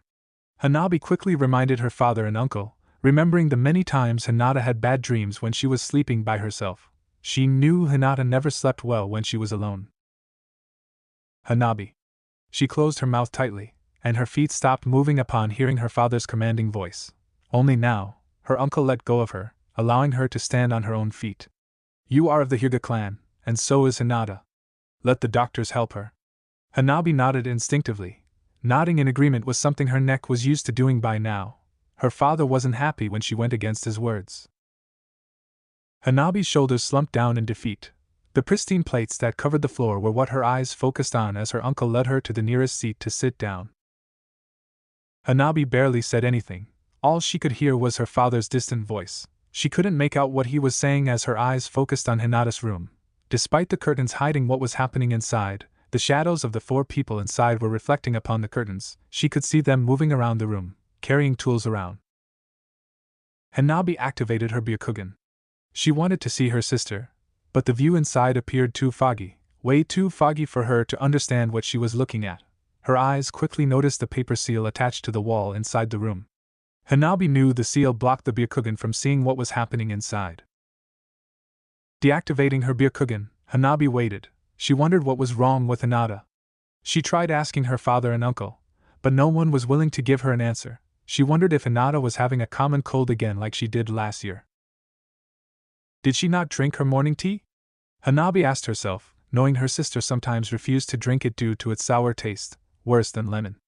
Hanabi heard voices all around her. Eventually, she felt someone powerful approaching, more powerful than her father. She lifted her head up to see the Hokage approaching them. She remembered seeing him only twice before. The man was older than her father, yet he always felt powerful. His chakra felt immense. Hanabi watched as her father stood up, with the elder Hyuga beside him. Her uncle quickly followed suit, and she was left sitting alone. She couldn't remember the last time her father was so furious. Unlike everyone around her, she could feel their power, but the elder Hyuga was the only one whom she couldn't feel how powerful he was. It felt like he wasn't even there, as if he was a ghost, and with how old he was, Hanabi wouldn't be surprised if he was one. Lord Hokage, The Hyuga clan will not stand this. We won't allow Suna Kunoichi to walk out of this village. Hanabi heard her father say, his voice echoing throughout the corridor of the hospital with anger she had never heard before. Upon hearing his words, Hanabi quickly realized that her sister wasn't suffering from the common cold and that Suna Kunoichi had done something very bad to her. She wondered just how much her sister was suffering. Maybe if I hugged her, she would get better, Hanabi thought, remembering the many times Hinata felt better when she hugged her. Hayashi, keep your voice down. The elder Hyuga commanded, his voice old but wise. The elder Hyuga was a fair-skinned old man who was 6.5 feet tall despite being old. He has a bald head, deep wrinkles, a hooked nose, and pronounced cheekbones. Unlike the other Hyugas, his Byakugan appeared more bluish than the others, with long eyebrows, a long mustache, and a hip-length white beard. He has many scars, but the most visible one was one that went from his forehead to his waist as if someone had tried to slice him in half. He was wearing a long-sleeved haori draped over his back instead of actually wearing it, with its size being greatly exaggerated. Hanabi remembered her father saying that his Byakugan could see through everything, even through people's minds, and read their thoughts, and that bluish color on his Byakugan was something special only to him. Hanabi remembered asking what his name was, but her father had told her that it wasn't important, and if she ever was in his presence, she would always refer to him as Great Elder Hyuga. Lord Hokage, the Hyuga clan has no hostility towards Suna Kunoichi. Heirs Hinata Hyuga fell for a trick, and the fight wasn't over. We all are shinobi and do what we can to achieve victory. It was within the rules of the Chunin exams. After hearing the elder's words, Hanabi noticed the relieved look on the Hokage's face. Despite hearing his words, Hanabi couldn't help but feel as if the elder was lying. She didn't know why, but she had a feeling that he wasn't sincere. I'm glad to hear that, Lord Hokage said with a smile. Hanabi looked back at Hinata's room. She heard the Hokage speaking some more, but in hushed tones. Hanabi couldn't really hear what they were saying. She glanced around the room. She saw Hinata's teammates standing by the wall with Hinata's jonin. From their expressions, Hanabi knew they were all concerned, even the one with the strange glasses. She could see concern in his dark eyes. Suddenly, the door opened, and all the conversations went silent as the doctor walked outside. Hanabi almost flinched at the sight of blood on his gloves. The man was holding a cardboard. What's my sister's condition? Hanabi blurted out, raising her voice before anyone could say anything. Everyone briefly glanced at her before looking back at the doctor. Keep quiet, Hanabi heard her uncle say in a hushed tone. She didn't understand how she was supposed to keep quiet. Her sister was probably wounded and alone in her room without anyone she knew. Due to Naruto Uzumaki's aid, she wasn't losing blood by the time she was brought here. But we still needed to check on her skull, to see how deep the blade had cut and if there was any damage to the brain. I'm relieved to say that her brain is intact, but I'm afraid her right eye is gone, and the bone around her eye socket was damaged by the blade used on her. A loud gasp. It took a moment for Hanabi to realize that she was the one who gasped. Everything turned foggy as her eyes burned. Her heart was beating in her throat. She felt someone shaking her shoulder, but she didn't react to it before she realized it. She was inside Hinata's room. Her legs moved on their own. Hinata. Please, her words died in her throat at the sight of her. Half of her face was covered in bandages with surgical cotton covering her right eye, and the bandages were keeping it in place. Her skin had turned pale. She didn't hear them calling her, but she felt her eyes burning, cold tears rolling down her warm cheeks like a cold blade. Where is the Suna girl? I will kill her. Hanabi found herself shouting in rage. She didn't know where that voice or words came from, but she didn't care who heard her as she turned to face her father, her blood boiling with rage, her sister, her dear sister. No, I will kill that bitch. Hanabi, enough. I know you are. Hinata lost her eye, father. I will. Her words died in her throat when she felt a hand on her shoulder. A sudden pressure was on her body. She expected to see her uncle's face, but when she turned her face to look over her shoulder, she saw the elder Hyuga looking down at her. Hanabi suddenly felt lightheaded, her knees buckled, and she felt sleepy. Dear child, I understand your eagerness to avenge your sister, and it is admirable, but don't you think you should let her sleep? Shouting like this might scare her. His voice came out genuinely concerned, and Hanabi knew he was right, but she couldn't help but feel her skin crawling. She shivered until he moved his hand away from her shoulder. Hanabi remained silent. Suddenly, she took a deep breath. Only now she realized that she had forgotten to breathe as the elder Hyuga turned to look at her father. Hayashi, after your daughter wakes up, I wish to have a talk with her. Hanabi watched as her father's face lost all color. He seemed on the verge of losing consciousness as he gulped loudly. What for? No need for concern, young Hayashi. Your daughter is not in trouble, on the contrary. I believe your daughter has a gift, and I would like to talk with her. His voice came out soft and warm, but Hayashi's face showed distress. Hanabi walked up to him, hugging his waist, hoping her hug could help her. A gift? Yes. I believe if I train her, she will be able to fully utilize it properly.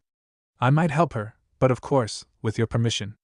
Hanabi knew he wasn't asking for permission, he just wanted to make it seem like he was. Of course. Hinata will be delighted to hear that. Her father answered right away. A smile formed on the elder's face, a smile that made Hanabi gulp, still remembering the feeling of drowsiness when he simply touched her shoulder. Hanabi's eyes flickered at Hinata. She wished she would wake up soon enough. But suddenly, the time seemed to have stopped. She heard his words in her ears, and just as quickly came, the time turned back to normal right away. Did you hear that? One shouted as the entire stadium shook violently. Naruto. God, I was hoping to see more blood. I really hope the Uchiha will kill the Uzumaki brat. This is quite entertaining. Too bad they don't hold the Chunin exams in Konoha every year instead of every 5 years. You are right. It wouldn't be as boring. That Hyuga girl is quite beautiful. The genins could hear the civilian side discussing the fight as if it was mere entertainment for them, as if they were playing a harmless game and not fighting each other to death. This is sick. Do they not know we have feelings too? Do they think this is entertainment? Ino spat the words, feeling disgusted at what she was hearing with her ears. Since Yujito hadn't really injured her much, and due to Naruto's aid, Ino was back on her feet, but parts of her arms, legs, and face were covered in bandages. The doctor had strictly told her not to fight for a week, not that she could even if she wanted to. Every step she took felt painful, even breathing felt a challenge, and her throat felt drier than the deserts of Suna, despite how much water she drank. Well, sorry to burst your bubble, but we are entertainment to them.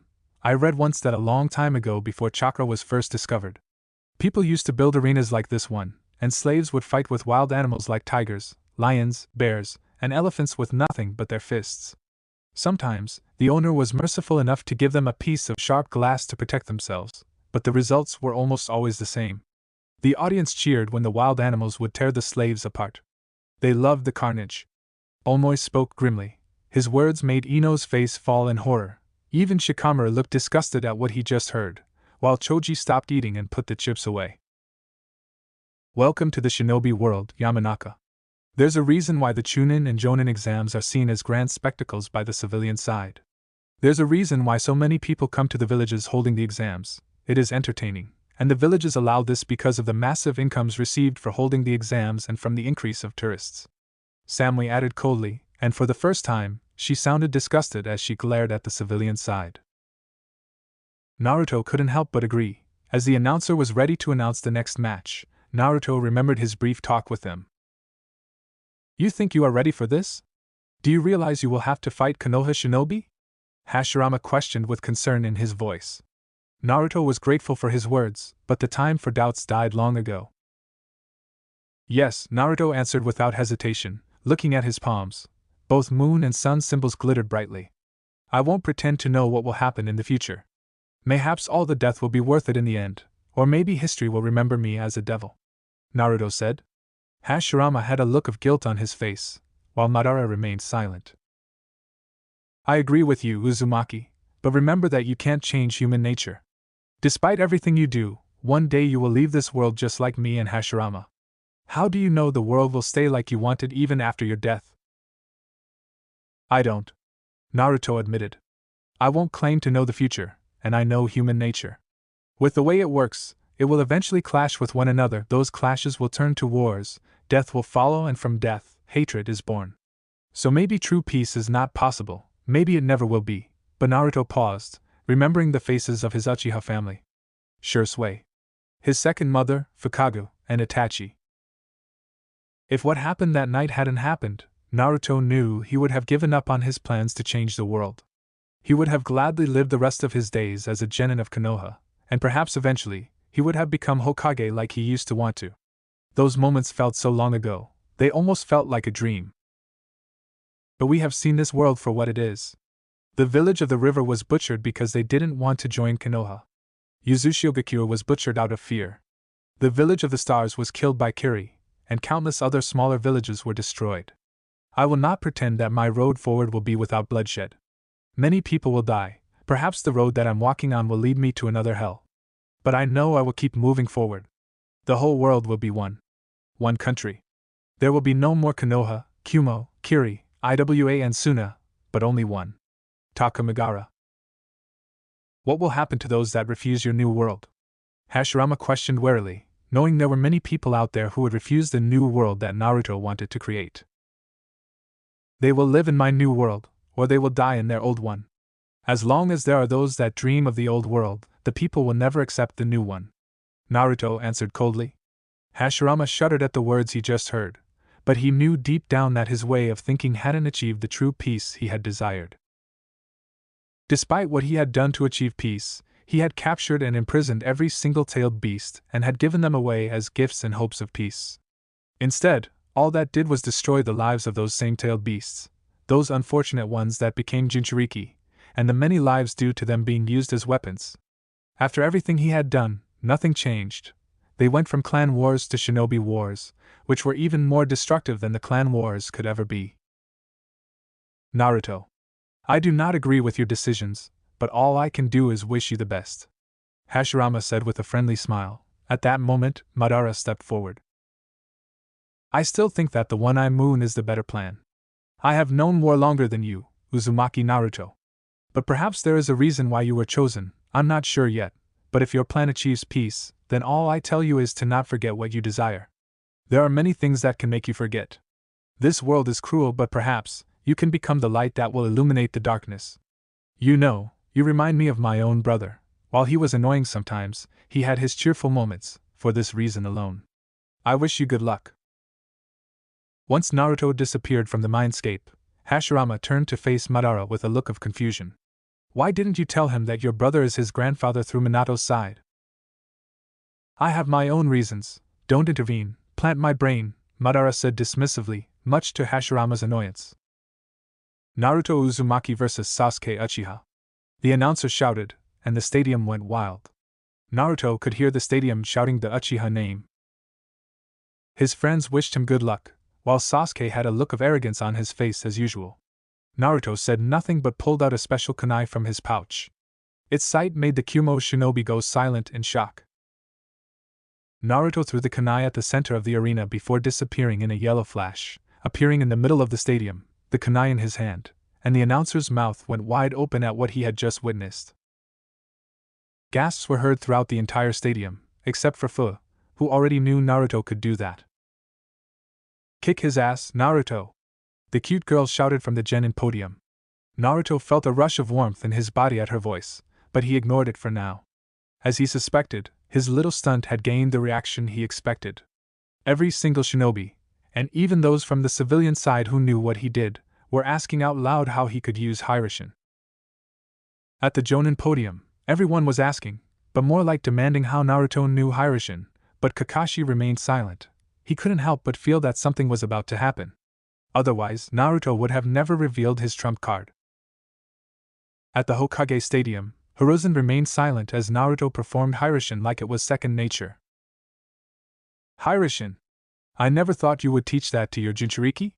The Kazekage questioned, sounding intrigued.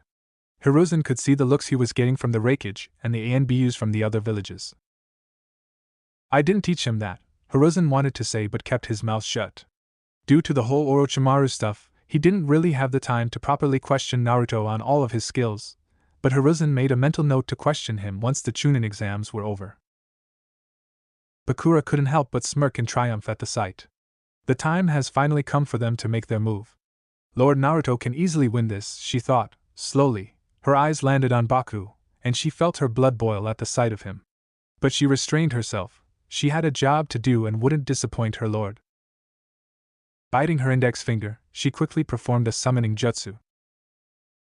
"It's time?" the man asked once the smoke cleared away. "Yes."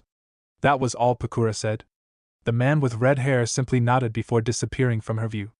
Pakura wondered what she was doing. While she was loyal, Pakura sometimes couldn't stand how much she loved to flirt. Back at the arena, Naruto and Sasuke were facing one another. The announcer quickly shouted that the fight started. "You know, before I start, I want to show one last trick," Naruto said with a smirk. Sasuke looked puzzled but remained in his place as he made a simple hand sign.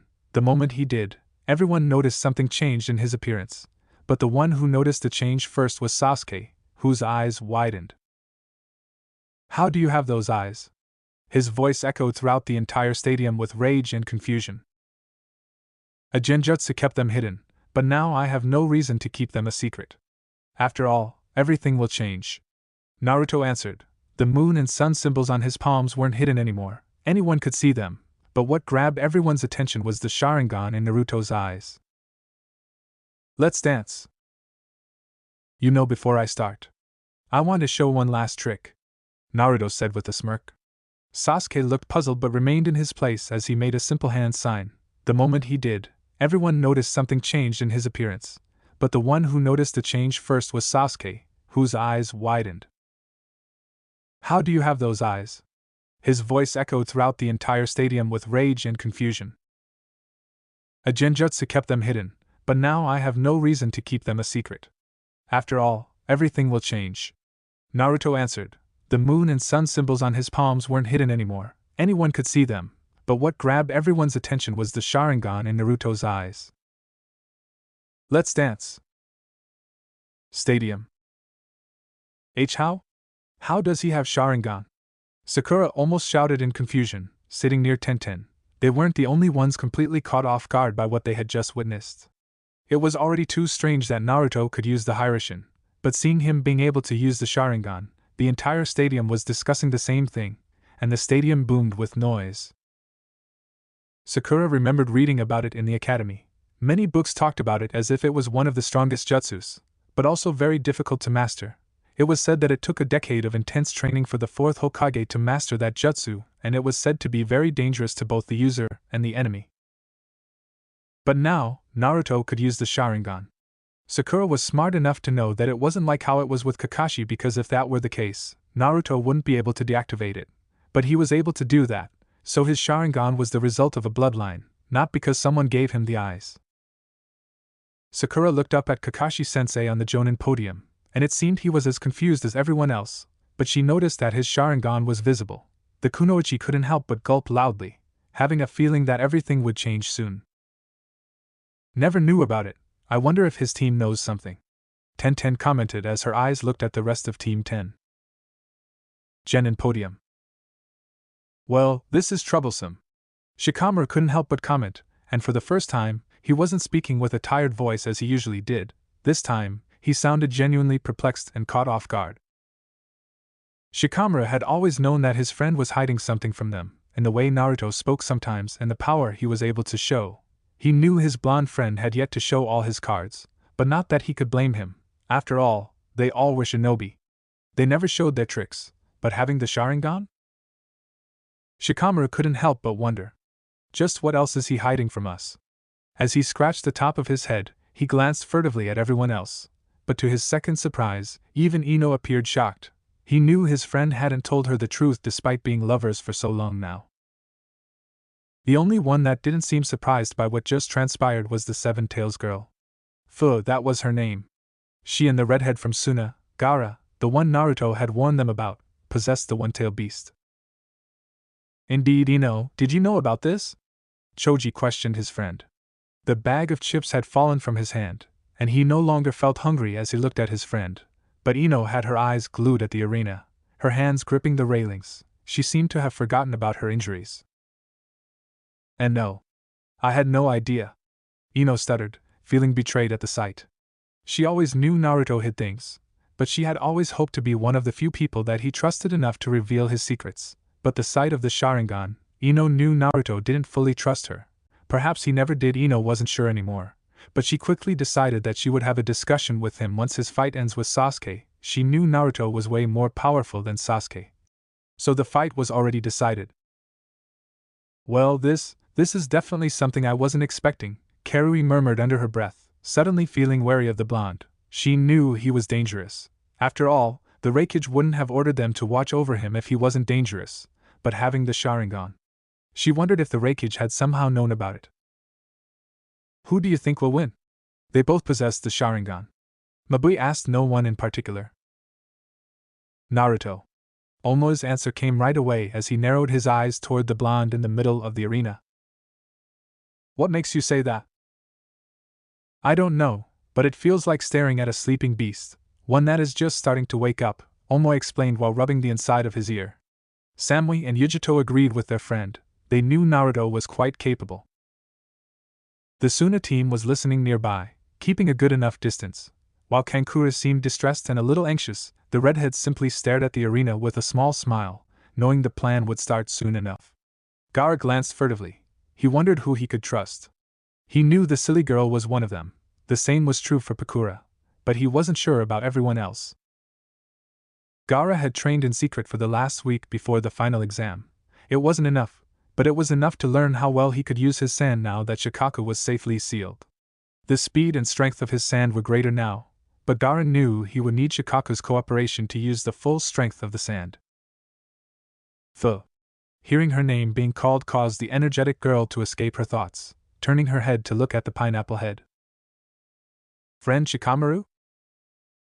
Did you know about Naruto possessing the Sharingan? His voice was sharp and a little commanding, but it seemed his voice didn't work on Fu, who smiled cutely at him.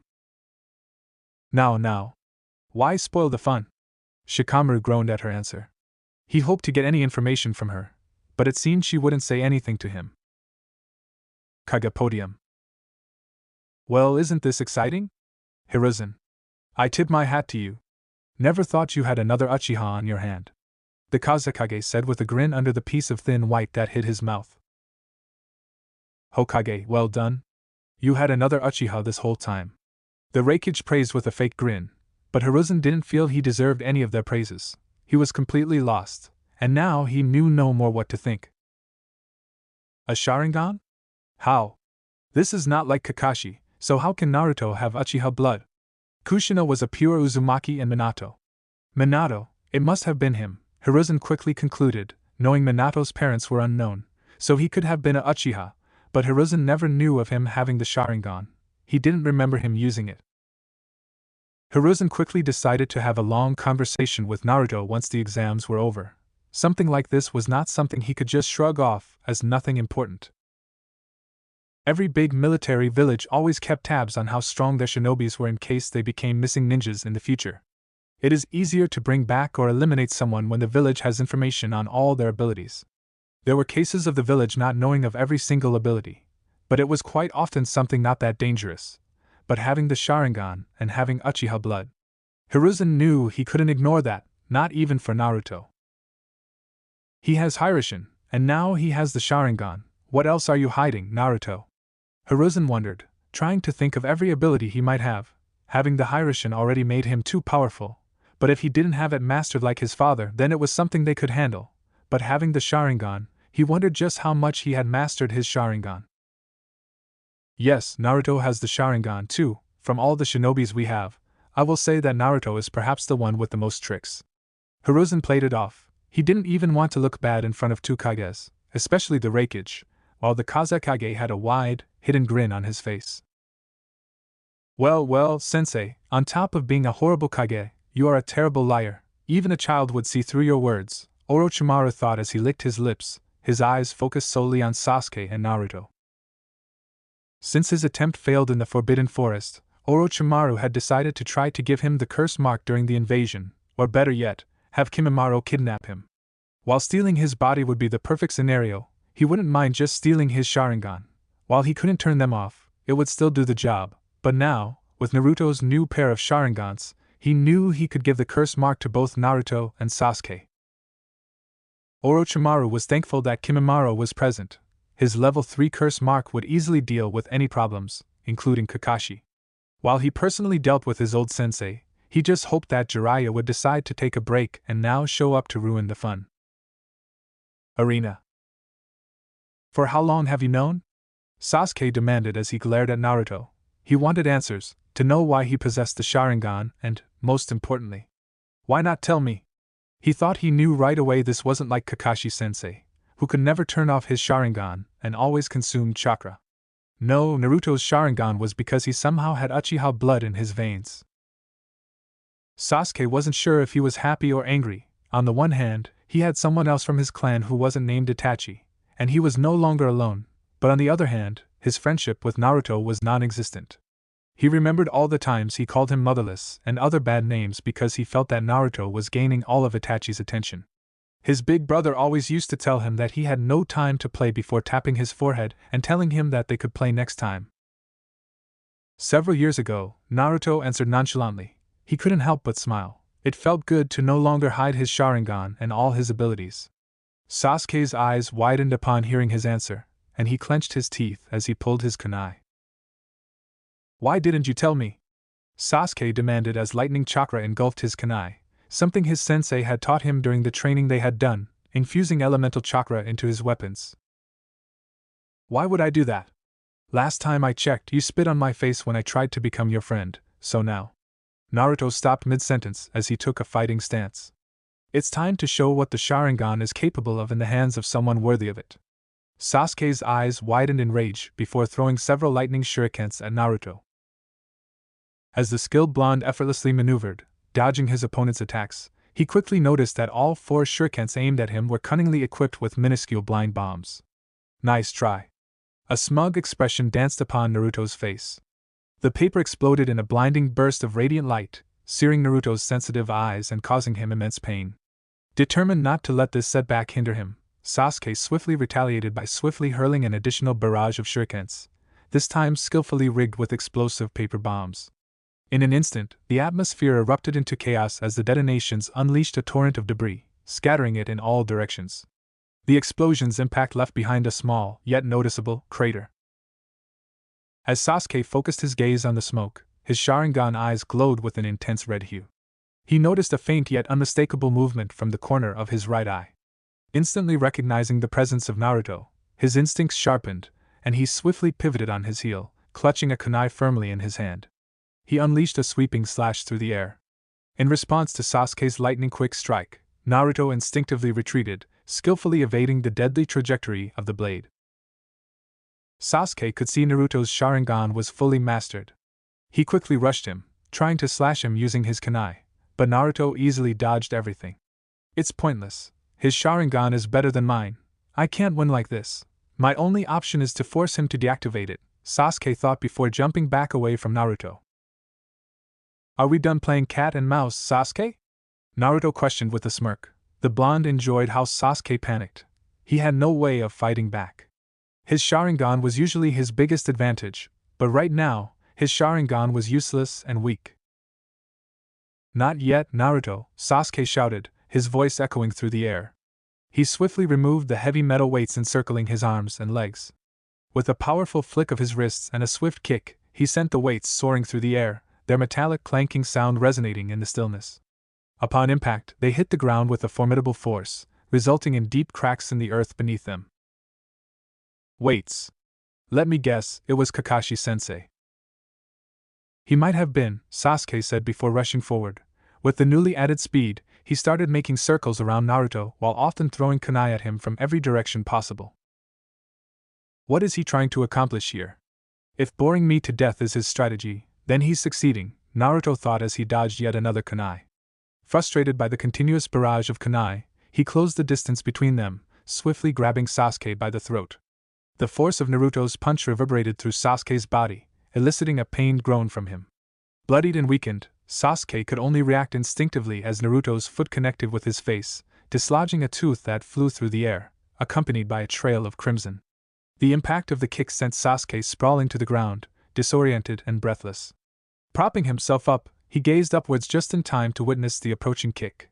He quickly placed his arms in front of his face for protection, causing his body to become a mere rag doll before colliding forcefully against the wall. Sasuke's face contorted in agony as he forcefully expelled crimson droplets of blood from his mouth, the metallic taste making his nausea intensify. His left arm throbbed with an unbearable heat that seemed to radiate through his entire body. The skin surrounding the injury transformed into a vibrant shade of red, the surface painfully swollen. Every attempt to utilize his arm, even the slightest movement, sent an electrifying surge of torment coursing through Sasuke's nerves, leaving him momentarily paralyzed with suffering. Damn it, Sasuke cursed under his breath before quickly reaching into the small bag around his waist. He grabbed a single pain pill. He quickly threw the pill in his mouth. Before swallowing it, he knew it wouldn't heal his injured arm, but it would help with the pain. Quickly doing his hand sings. Fire style, fireball jutsu. He spit out a massive fireball toward Naruto, who stood in one place. Sasuke moved his left hand. He pulled a wire that was attached to all the kunais located around Naruto that he had thrown during the running. Iron wires sprung out that quickly tightened around Naruto's body from every direction, leaving him no chance to escape, and every wire had sharp spikes around it, with poison at the tips. Sasuke smirked. Now Naruto had no chance of escaping using his Hirishin. As the fireball grew in intensity, it devoured Naruto within its fierce embrace, causing the previously dim arena to be bathed in a mesmerizing glow of fiery hues.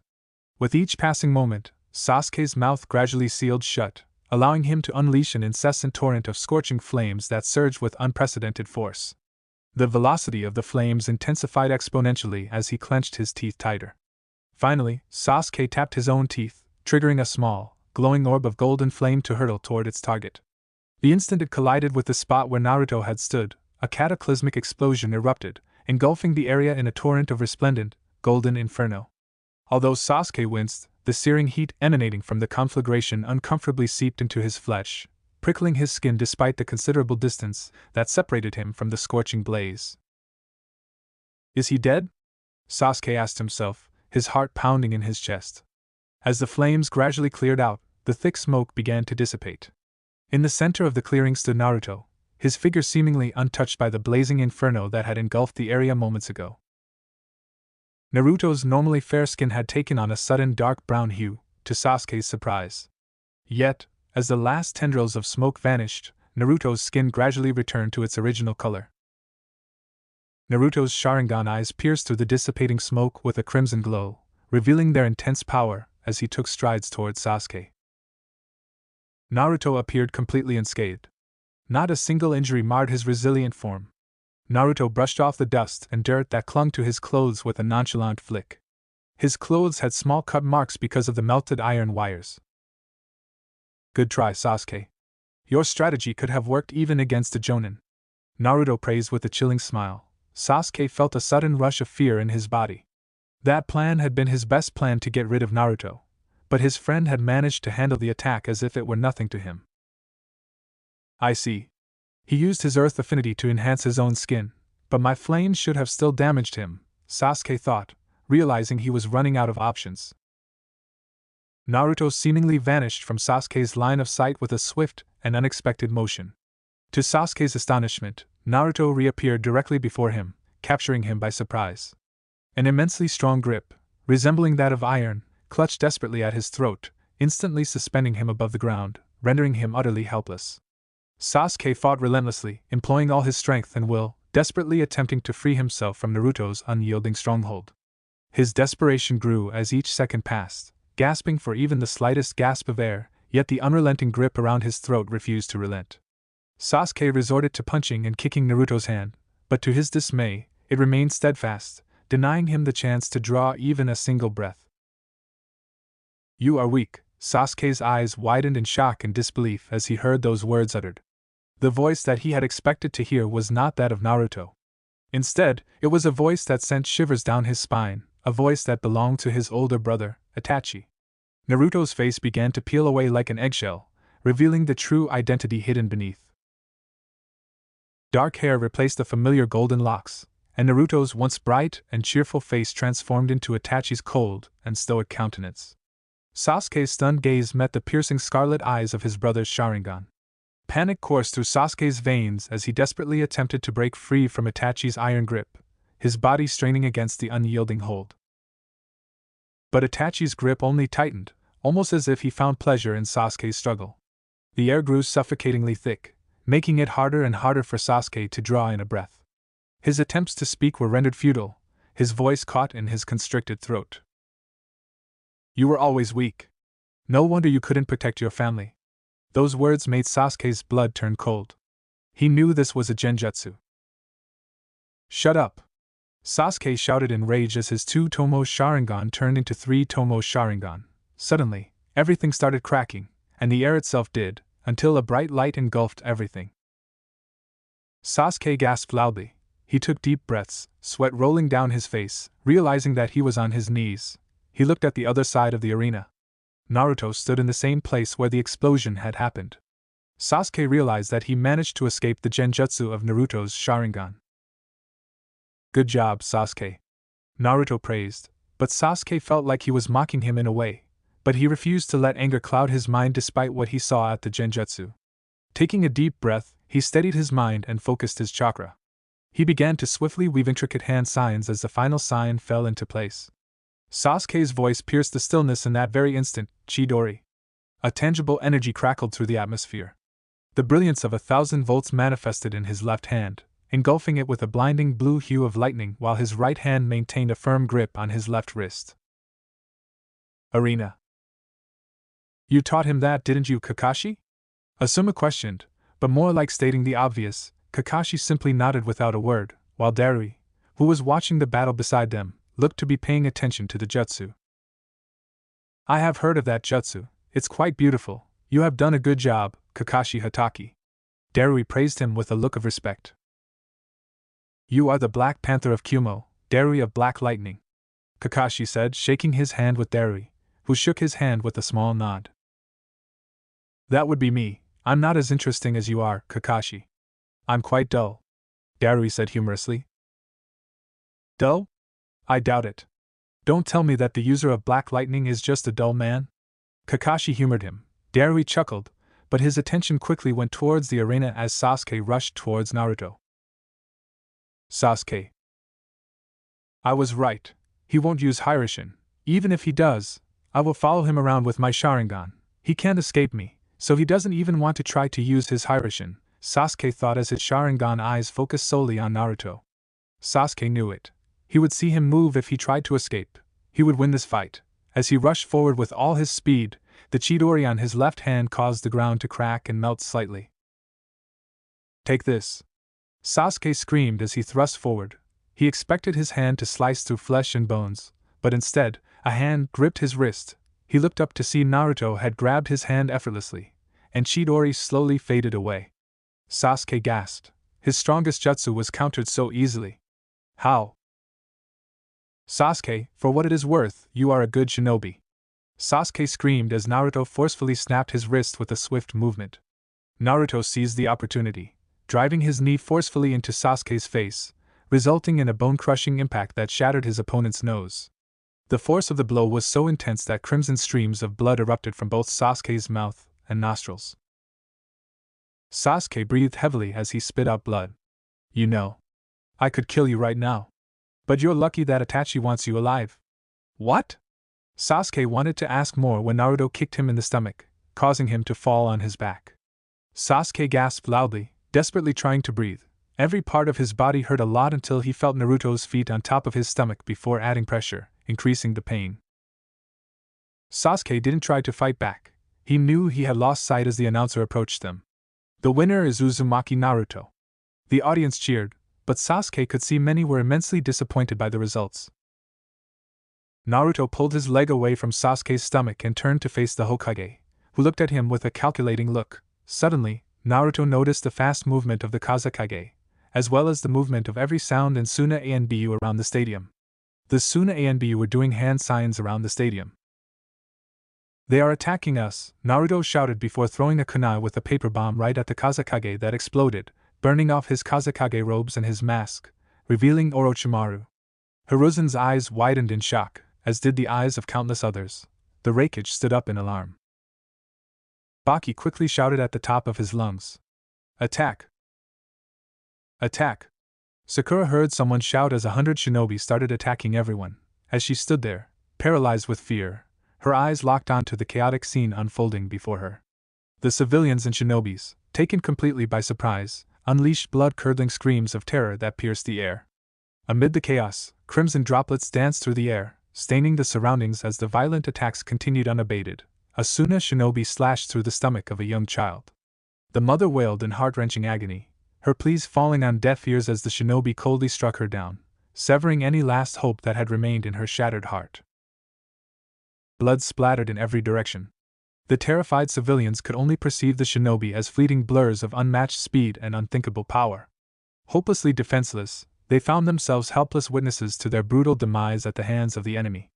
A Konoha shinobi propelled himself towards a sound shinobi, swinging his sword ferociously with the intention of avenging the innocent. Yet, he was impaled from behind by a stealthy Suna shinobi.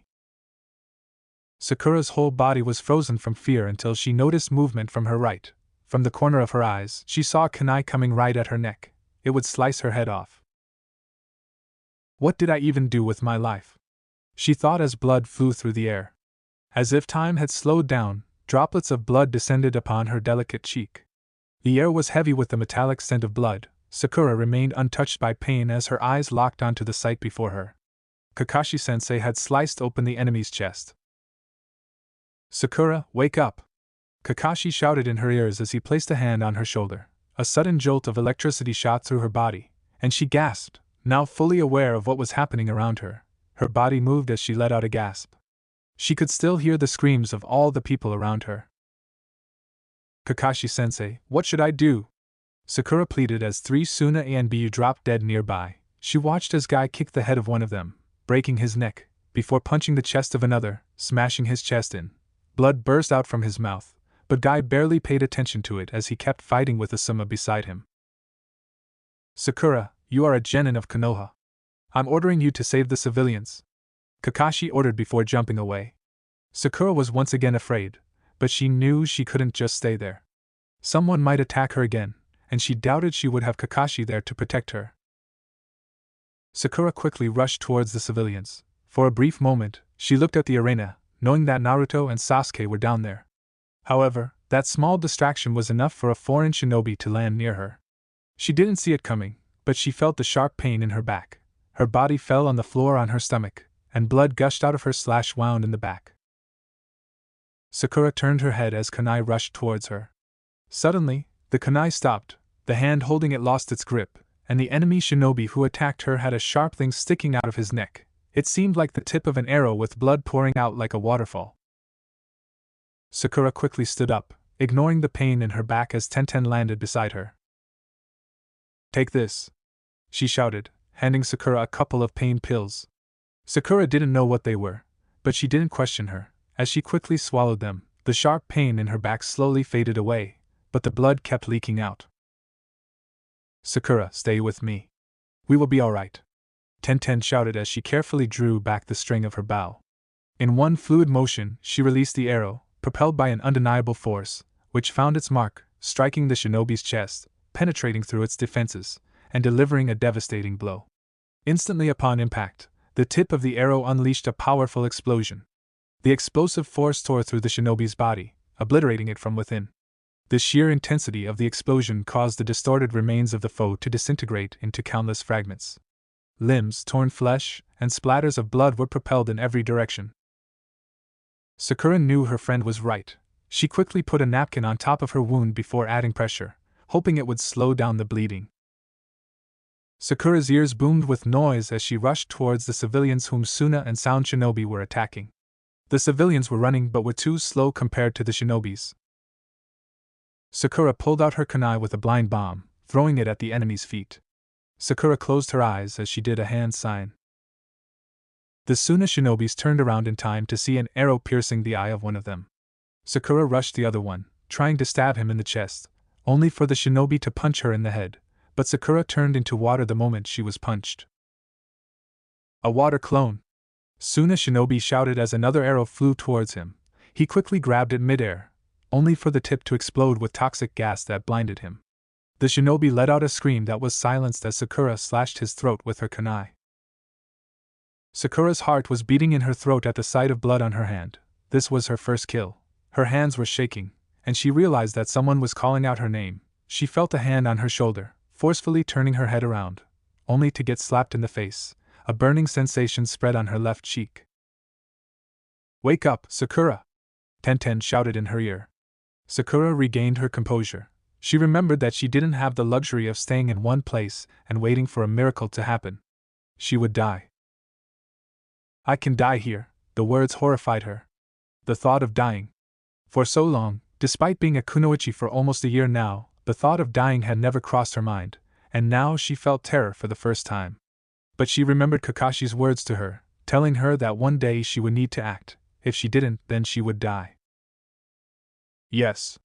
Let's save the civilians!" Sakura shouted more to herself rather than to Tenten. She knew Sasuke and Choji were in danger, but she needed to not think about them now. They were powerful and could care for themselves. Now, she needed to do her job as a kunoichi of Konoha and trust her friends.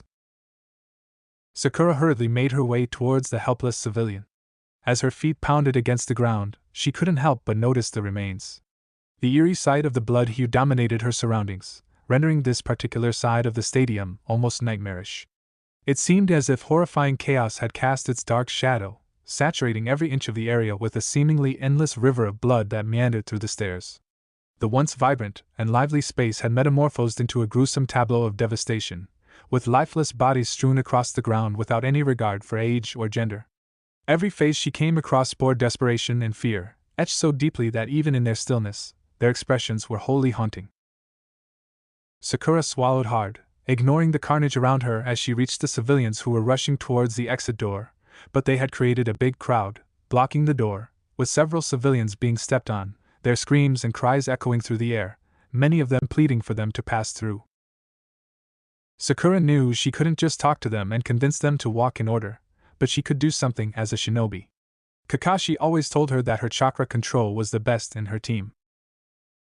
Sakura quickly made several signs, aiming her hand sign toward the crowd. Suddenly, the crowd stopped and remained motionless. "Walk in order!" Sakura ordered as she did a C-rank genjutsu that hypnotized them all. It was a useless genjutsu against shinobis, but it worked perfectly against civilians whose chakras weren't unlocked. Suddenly, the civilians stopped running. Instead, they all stopped and started running in 4 straight lines. Sakura kept her hand sign as she felt the pain in her back returning. She needed someone to take care of her wound. "Good job, Sakura."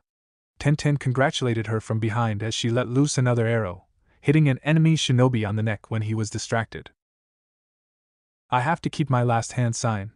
The genjutsu will break if I don't," Sakura said with growing exhaustion, suddenly feeling a wave of drowsiness hitting her. For every second she used her genjutsu, her chakra was used. She didn't know how long she could keep it up. Despite having perfect control, she didn't have too much chakra. "Die!"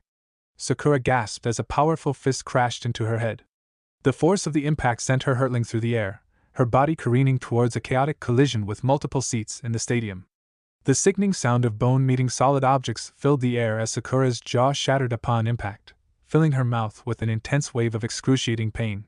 Everything around Sakura seemed hazy and distorted, like she was viewing the world through a foggy lens. Each beat of her pulsating head throbbed with pain. The taste of blood flooded her mouth as blood gushed forth, mingling with her desperate and strained breaths. A deep, guttural scream echoed from her lips, a desperate cry for help amidst the overwhelming sensation of choking on her own blood as she coughed as much as she could. As the vision cleared, Sakura watched as Tenten fought the enemy shinobi. Sakura ignored the pain and the fear she felt. She wanted to run away, she wanted to survive, but Tenten would die if she ran away. "You bitch!" The sound shinobi shouted as he punched Tenten in the stomach before trying to slash her throat, only for 2 kunai to pierce his arm. He turned around as Sakura rushed him with a 3rd kunai in her hand. "Die!" The shinobi shouted as his sword pierced through flesh and bones, piercing Sakura's left palm. She instinctively clutched her injured hand, swiftly switching her grip to her trusty kunai, and retaliated with a retaliatory strike towards the shinobi's throat. The shinobi staggered backward, collapsing to the ground as his blood spurted. He frantically clasped his throat in a futile attempt to staunch the blood torrent, only for Tenten to impale the shinobi's chest, driving a sharp sword through his body before quickly driving her sword deep into the shinobi's forehead. "Sakura!" Tenten shouted with concern as she turned to look at her lying on the floor on her back. Her wound on the back was bleeding heavily, and her left hand had a large wound on its palm. Tenten quickly placed her hands on her back, adding pressure. She quickly remembered that she had a few bandages on her pouch. Sakura could hardly move, the pain coursing through her body. She would have screamed if she could, but she felt too exhausted to do that. She felt Tenten using her bandages to cover the wound on the back, but Sakura found it difficult to stand up, let alone walk. Sakura. I will go and get help. Yo, please. Sakura suddenly cried out, grabbing Tenten's hand, tears rolling down her cheeks. Please don't leave me. I don't want to die. Sakura cried out more as she begged Tenten and refused to let go of her arm. Tenten remembered her father's words. They were harsh but perhaps true.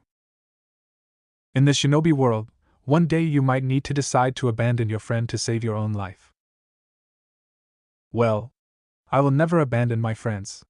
Look at the incident last week. You told me Atori saved his teammate despite everyone telling him that his teammate was only a burden after losing his arms. Tenten. Her father shouted, silencing her. Tell me, do you know who Kate Yamanaka is? Tenten shook her head.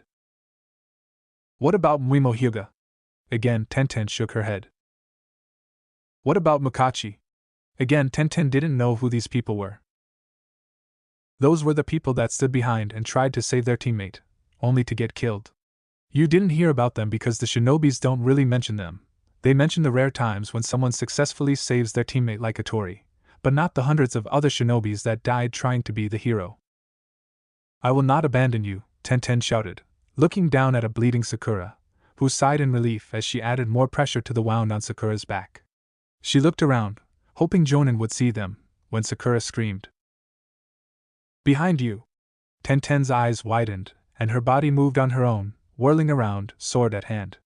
She tried to slice whoever was behind her, but her blade was blocked, and an Anbu mask looked back at her as a sword pierced her stomach. Tenten gasped, coughing blood. The sharp pain engulfed her entire body. Her arms went limp. A kunai was rushing toward her head when the Anbu in front of her suddenly stopped. His hand let go of the sword, causing Tenten to fall on the floor on her side, pain coursing through her body. Tenten, stay awake! A voice rang in her ears as she desperately tried to breathe. Suddenly, the time slowed down until it seemed like it had frozen. Tenten's eyes widened upon hearing his words, and time returned to normal. Suddenly, the entire stadium started shaking. Genin Podium. What is the meaning of this? Shikamaru shouted angrily towards the Suna team with Ino, Choji, and Shino standing behind him. The Kumo team didn't know what to do. They weren't ordered yet, and Full was flying through the air toward Naruto. Shikamaru knew something was happening from the beginning, but when Orochimaru revealed himself, all hell broke loose. Their civilians were being slaughtered left and right. Konoha shinobi, who were caught off guard, were killed right away, while Shikamaru wished he could just sleep through the entire ordeal. He was sure Konoha could fight off the enemy, and they had Naruto, who had Kyuubi, but he wasn't that Shikamaru anymore. Naruto had taught him to be better than average, and now, he was ready to fight for Konoha. It's time to die, Konoha scum!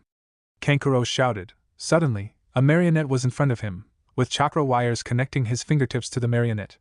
The strange marionette pulled out several knives and sharp blades before rushing towards the Konoha team. Shikamaru, protect your friends. Shino ordered as he rushed towards Kankuro. Shikamaru was about to help when 5 Suna Anbu shinobi rushed them. Shit! These are Anbu. He thought in alarm as they all tried to dodge, but they were Anbu. Choji cried out in pain. The sword had slashed his shoulder, and blood poured out from it. Shikamaru tried to attack the one before him, but he was much weaker than him. Shikamaru felt excruciating pain as a powerful knee struck his stomach, leaving him gasping for breath, quickly followed by a forceful punch on his face, propelling him through the air and causing him to hit a column. The impact generated an eruption of dirt, which billowed outwards. Shikamaru tried to see where Ino and Choji were, but the Anbu attacking him rushed him with a raised sword that cut through the neck. Shikamaru puffed into smoke, making it clear it was a clone. What? The Anbu couldn't move as Shikamaru revealed himself from behind him. He had used his shadow control jutsu to hide himself behind the shadow of a chair. You are just brats! The Anbu cried out in shock, He couldn't believe he had allowed himself to get caught off guard by a mere genin. "Well, I will see you in hell, then," Shikamaru said before doing several more signs. The shadow connecting him and the ANBU suddenly took the shape of 10 sharp tendril-like needles. Each one stabbed the ANBU in the body, and the last one stabbed him through the heart. Canceling his jutsu, Shikamaru gasped as the ANBU fell dead, but he knew he had no time to rest. He needed to help Choji and Ino. Asuma appeared out of nowhere before Shika's eyes with a sense of urgency. In his arms, he cradled Ino, whose pained expression mirrored the severity of her injuries. Alongside her, Choji limped, struggling to support himself due to the deep kunai wound that pierced his right leg. The slash wound on his shoulder continued to seep blood, creating small crimson puddles on the floor. Even beneath his darkened clothes, stained and stopped with the essence of his wounds, Choji's unwavering determination remained evident.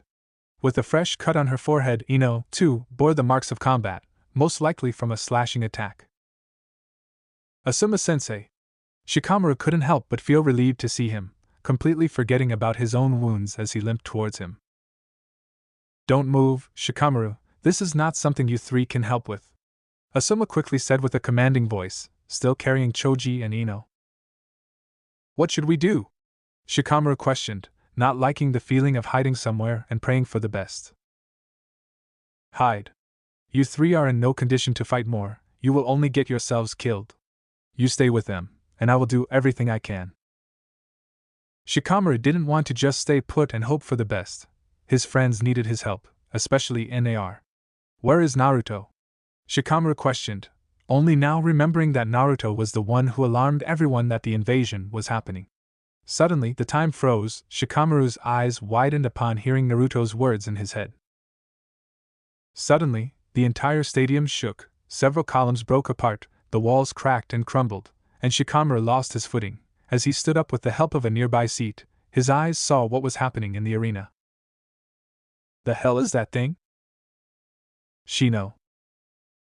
Shino took his hands out of his pockets and focused his chakra, a swarm of Aburaim clan insects thickening around him. Shino and his insects formed a symbiotic relationship, the insects feeding on his chakra as they acted as malleable tools for attack and defense. The buzzing grew louder, and Shino was obscured in the undulating cloud. Kankuro's marionette had the name Crow. Crow had the figure of a tall, humanoid marionette, head cocked, with 4 arms underneath its cloak. Kankuro flexed his fingers, and Crow lurched forward, accelerating toward Shino. Crow opened its mouth and ejected a volley of Saban. Shino dodged to the right.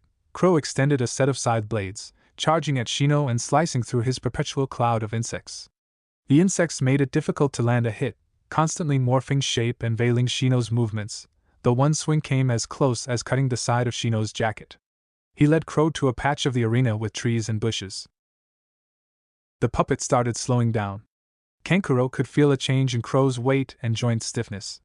"What the?" The insects. Shino's insects had begun infiltrating the puppet, blocking up the joints and holding back its speed and power. Kankuro flicked his hand, and Crow pulled back, but not before firing a smoking grenade. It blasted apart one of the seats and released a barrage of spring-loaded razors. Shino rolled for cover, avoiding the primary explosion but suffering a wound to his forearm from one of the spinning razors. Kankuro grinned. "That should be deep enough. The paralytic will kick in any second now." Kankuro's poison was designed to immobilize and potentially kill, often inducing horrifying hallucinations in its victims. He heard a faint buzzing and spotted a large green wasp drifting close. He spotted another. There was a swarm gathering. He felt the first sting in his right leg, grunting in pain as he sliced the wasp with a kunai knife. Kankuro felt like there was acid being injected into his leg, and then there was numbness. "Damn, these little bastards pack a punch." He darted away from the swarm of wasps, suffering a second sting to the back while yanking Crow closer. The puppet's mouth unhinged, revealing the nozzle of a flamethrower, and an intense jet of fire sprayed out over the approaching wasps. It wasn't enough to cook all of them, but the attack burned most of the wasps to blackened crisps. Kankuro turned to see Shino darting out at him from behind a column, Kodachi's short sword in hand. "Too slow," said Kankuro, whipping Crow around and showering Shino with poisonous Senbon. Shino dodged and deflected a few of the incoming Senbon, but the rapid-fire attack overwhelmed him, and he was pierced a dozen times across his chest and legs, sending him staggering to the floor. Shino lay there twitching. I can hardly believe you aren't paralyzed already by Crow's razor grenade, but this works too, reckless idiot. Shino's body dissolved into a cloud of Aberrane clan color-shifting beetles. Kankuro realized too late that the Shino he had taken down was no more than a decoy. He spun around and spotted the real Shino bringing his Kodachi sword down. Kankuro had no time to pull Crow over for his defense, and he only managed to partially counter Shino's attack, suffering a stab wound to his right shoulder as he tried to evade. Arg! How is this guy still running around? And his sword feels like a worse version of the wasp's sting. In truth, Shino was in considerable pain as he chased down Kankuro to land another hit. The moment his arm had been sliced with the poisonous razor, Shino's collection of medical larvae sprang into action, burrowing into the flesh of his forearm and consuming as much of the toxin as possible. They couldn't completely eradicate the poison, it was potent, but the quick first aid was enough to keep Shino in the fight. He could feel it slowly spreading, softening his attacks, making his arms and legs feel heavy. Shino clashed his Kodachi with Kankuro's kunai blade. Kankuro was weakened by the two wasp stings and the Kodachi puncture to his shoulder, the venom spreading through his body, on the verge of anaphylaxis. He was losing ground, effectively fighting with one arm while watching out for green wasps. Shino forced him back, not allowing a second for Kankuro to bring Crow into the exchange, but the razor poison persisted, and Shino was feeling the chakra strain of commanding his insect horde. Shino stumbled. Kankuro hit Shino in the chest with a front kick, and Crow came screeching into the melee, side blades out. "Now I've got you," said Kankuro. His throat was tight and itchy. Shino flicked a firefly out of the sleeve. The little bug let out a high-pitched whistle and burst into a blinding glow, illuminating the arena in bright light. Kankuro lost sight of Shino, and the bug's whistle made it impossible to track him by sound. Shino ducked under Crow's wild attack and lunged at Kankuro. Kankuro attempted to retreat to safety, but he was caught across the side by a shallow slash of Shino's Kodachi. He cried out in pain. Shino dropped his Kodachi and fell to one knee. The paralytic had overpowered him at last. Both shinobi dropped to the ground. Neither Shino nor Kankuro had the strength to continue. Shino felt his eyes closing as a figure landed near him. It was his father. "Just stay still. The bugs will take care of the poison," his father said with concern. Shino sighed in relief but wondered if Hinata was all right. He hoped someone was there protecting her. Suddenly, the time froze. Shino's eyes widened upon hearing Naruto's words, and it seemed his father had heard the same words. The entire stadium shook violently. Shino quickly caught sight of a creature bursting out of the ground of the arena near Naruto. "What is that?" Minutes earlier. "What the hell is happening?" Sasuke shouted as he tried to stand up, his Sharingan still active, and Naruto remained silent. A giant square barrier had formed on the roof of the Kage podium. Naruto could see figures sitting on each side of the square, a barrier surrounding them to protect them while Orochimaru was busy with his little war game. Suddenly, 10 Suna and B rushed towards Naruto from all sides, but he remained motionless. Sasuke was ready to grab Naruto and escape. He knew he couldn't fight against 10 of them at the same time when all 10 and B dropped dead on the ground, blood gushing out from their wounds on their throats. "Who did that?" The word escaped from Sasuke's mouth. He hadn't been able to see who did that despite having his Sharingan activated. "Sasuke, it seems our fight is over. If you want my advice, try to help Sakura. After this little war is over, come to my house." Sasuke was completely caught off guard. He didn't understand what was even happening anymore. He knew Suna was attacking Konoha, that much was obvious, but why was Naruto speaking so differently? "What do you mean?" "Sakura might die soon. I advise you to help her." Sasuke narrowed his eyes suspiciously but didn't want her to die. She was annoying, but she didn't deserve death. "Just don't die, moron. You still owe me an explanation on how you can have the Sharingan," Sasuke said before jumping away toward Sakura's location. Suddenly, 5 figures landed in front of Naruto, all 5 kneeling to him, Pakura being in the front. "Lord Naruto," they all said in unison. Naruto's Sharingan slowly changed. His pupils shrank, and his eyes began to change from Sharingan to metallic purple. The white area of his eyes completely disappeared and left the eyes completely purple. 3 rings appeared in a rippling pattern out from the center.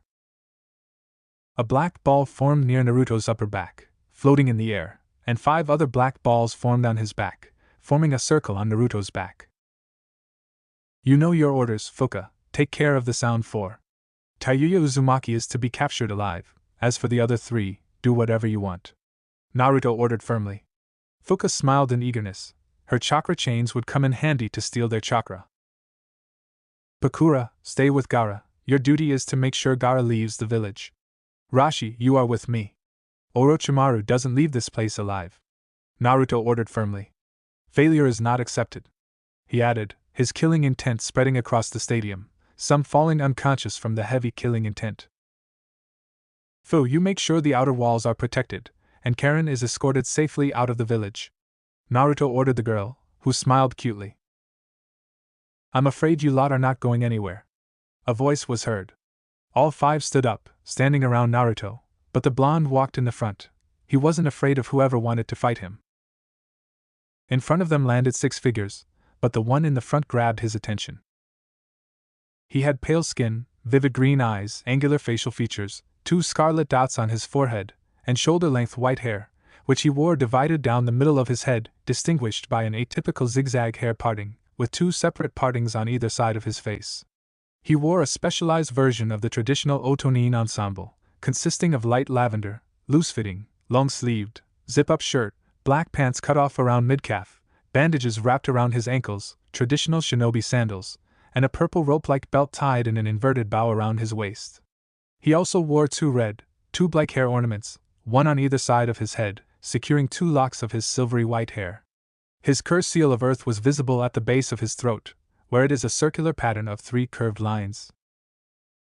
Ah, you must be Kimimaro Kagaya, Naruto said with a growing smile. The little war game that Orochimaru had started had made it much easier to find Orochimaru's best subjects. The Sound Shinobi had no reaction to Naruto's recognition of him. Kagaya clan? I thought their clan had died away long ago. Bakura commented, a little impressed, as she quickly detected more reinforcements coming towards them, targeting Naruto specifically. All 20 Suna A and BU launched jutsus towards the blonde. Shirido. All jutsus hit a new black sphere that formed around Naruto, covering his entire body. Kimimaro narrowed his eyes. Suddenly, he felt something incredibly wrong. Without thinking, he quickly placed his hand on the ground, forming 5 giant shields made of bones before him as hundreds of dark rods slowly grew from the dark sphere around Naruto. Hide! Baki's urgent shout reverberated through the chaos as hundreds of black rods, sharp and deadly, propelled themselves in all directions. The intensity grew exponentially as each rod found its mark, piercing through the bodies of numerous Suna and Sound Shinobi. With each dreadful impact, an astonishing phenomenon unfolded. From the very wounds inflicted, additional black rods emerged, akin to a morbid floral eruption. The ghastly scene unraveled before Baki's horrified gaze, witnessing the harrowing sight of his once formidable army succumbing like helpless flies, staining the ground crimson. Kimimaro's eyes widened in shock. He had used level 2 curse mark bones and had formed 5 shields made of the strongest elements. 5 rods had been flying towards him, blocked by his shield, but the 5th one had pierced through all 5 and had almost pierced his arm. The wall had cracked and broke from the rod. I used my strongest defense. What are these black rods? Kimimaro thought in shock. His bone was a stronger defense than Shikaka's strongest shield. His overall appearance had changed after entering the 2nd level of his curse mark. Kimimaro had dark gray skin, dark black eye sclerae, yellow eye irises, sharp teeth, 6 large bone spines protruding out of his back, a long bone-spiked tail, and 2 dark black curve-like markings under his eyes, 1 under each eye and 2 as elongated eyebrows, 1 above each eye, and the place where his curse mark had been, the mark had changed. Now, looking like a blooming flower, Kimimaro knew he might need to use level 3 of his curse mark if he wanted to defeat Naruto. Kakashi felt beads of perspiration forming on his forehead. Just as he thought he had narrowly escaped danger, he noticed the deadly black rod swiftly approaching, aiming to impale him. However, because of his Sharingan, Kakashi deftly evaded the imminent threat. While the silver-haired ninja managed to avoid personal harm, once the black rod hit that part of the stadium, the speed and strength caused the floor to crack and break within 10 meters. Many of the enemy forces inside the stadium were already dead, but Kakashi couldn't help but wonder what Naruto was trying to do and who the people around him were. Without thinking, Kakashi jumped into the arena. He saw Naruto saying something to his little group, the woman with long red hair, and the Seven Tails girl scattered away. Kakashi paid them no mind, but he recognized Rashi, the four-tailed Jinchuriki from IWA. An IWA and Konoha shinobi in one place without wanting to kill each other. He found it ironic, but now wasn't the time to focus on that. Naruto, what is happening? Kakashi questioned, hoping the kid he considered a little brother would answer truthfully, just what was Naruto's goal. He noticed that the dark sphere that protected Naruto from the attacks was the same sphere that right now was the size of his palm. So those spheres can grow and change forms, Kakashi concluded as he slowly approached Naruto. Naruto's right Rinnegan suddenly changed, turning a red shade. Blood poured out of his right eye, and he raised his hand towards the sky, much to Kakashi's confusion, wondering what he was trying to do. Teo Tsuki. Chikyu Takuki. Seishi. The words echoed in the ears of everyone who had their chakras unlocked. Suddenly, Kakashi felt a jolt of electricity in his body, as did Guy, Hiruzen, Orochimaru, Anoki in IWA, Mei and Kiri, Nagato in the Village of the Rain, Itachi, Obito. Every single person in the world who had their chakras unlocked. Suddenly, the time itself froze as everyone heard the same voice. Hear me, shinobis of the world. My name is Naruto Uzumaki. My parents were Minato Namikaze and Kushina Uzumaki. I'm the Jinchuriki of Nine Tails Kyuubi, a shinobi of Konoha. I'm speaking through you all with my Rinnegan ability. My plan is to break the cycle of violence that has cursed this world. For thousands of years, the world has bled and suffered because of people who profited from it. Kakashi's eyes widened, remembering his own father, Sensei, and everyone he held dear. The 1,000 years of clan wars, the 3 ninja world wars. People will continue suffering. The system is built to profit from blood and suffering. From war. Sasuke suddenly saw flashes of Itachi crying.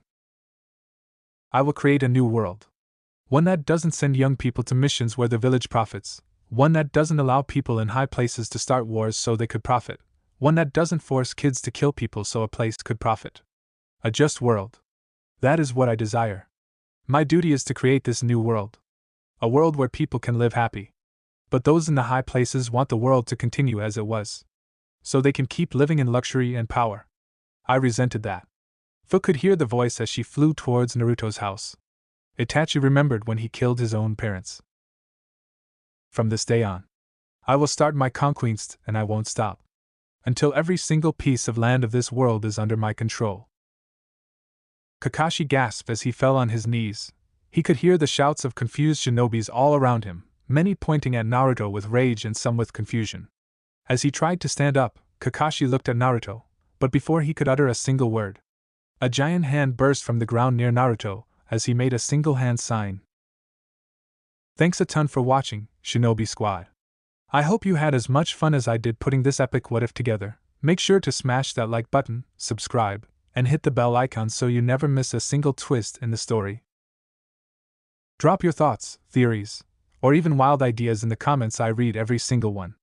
And hey, if you're craving more awesome Naruto content, go check out the other videos on the channel. I've got plenty of heat waiting for you.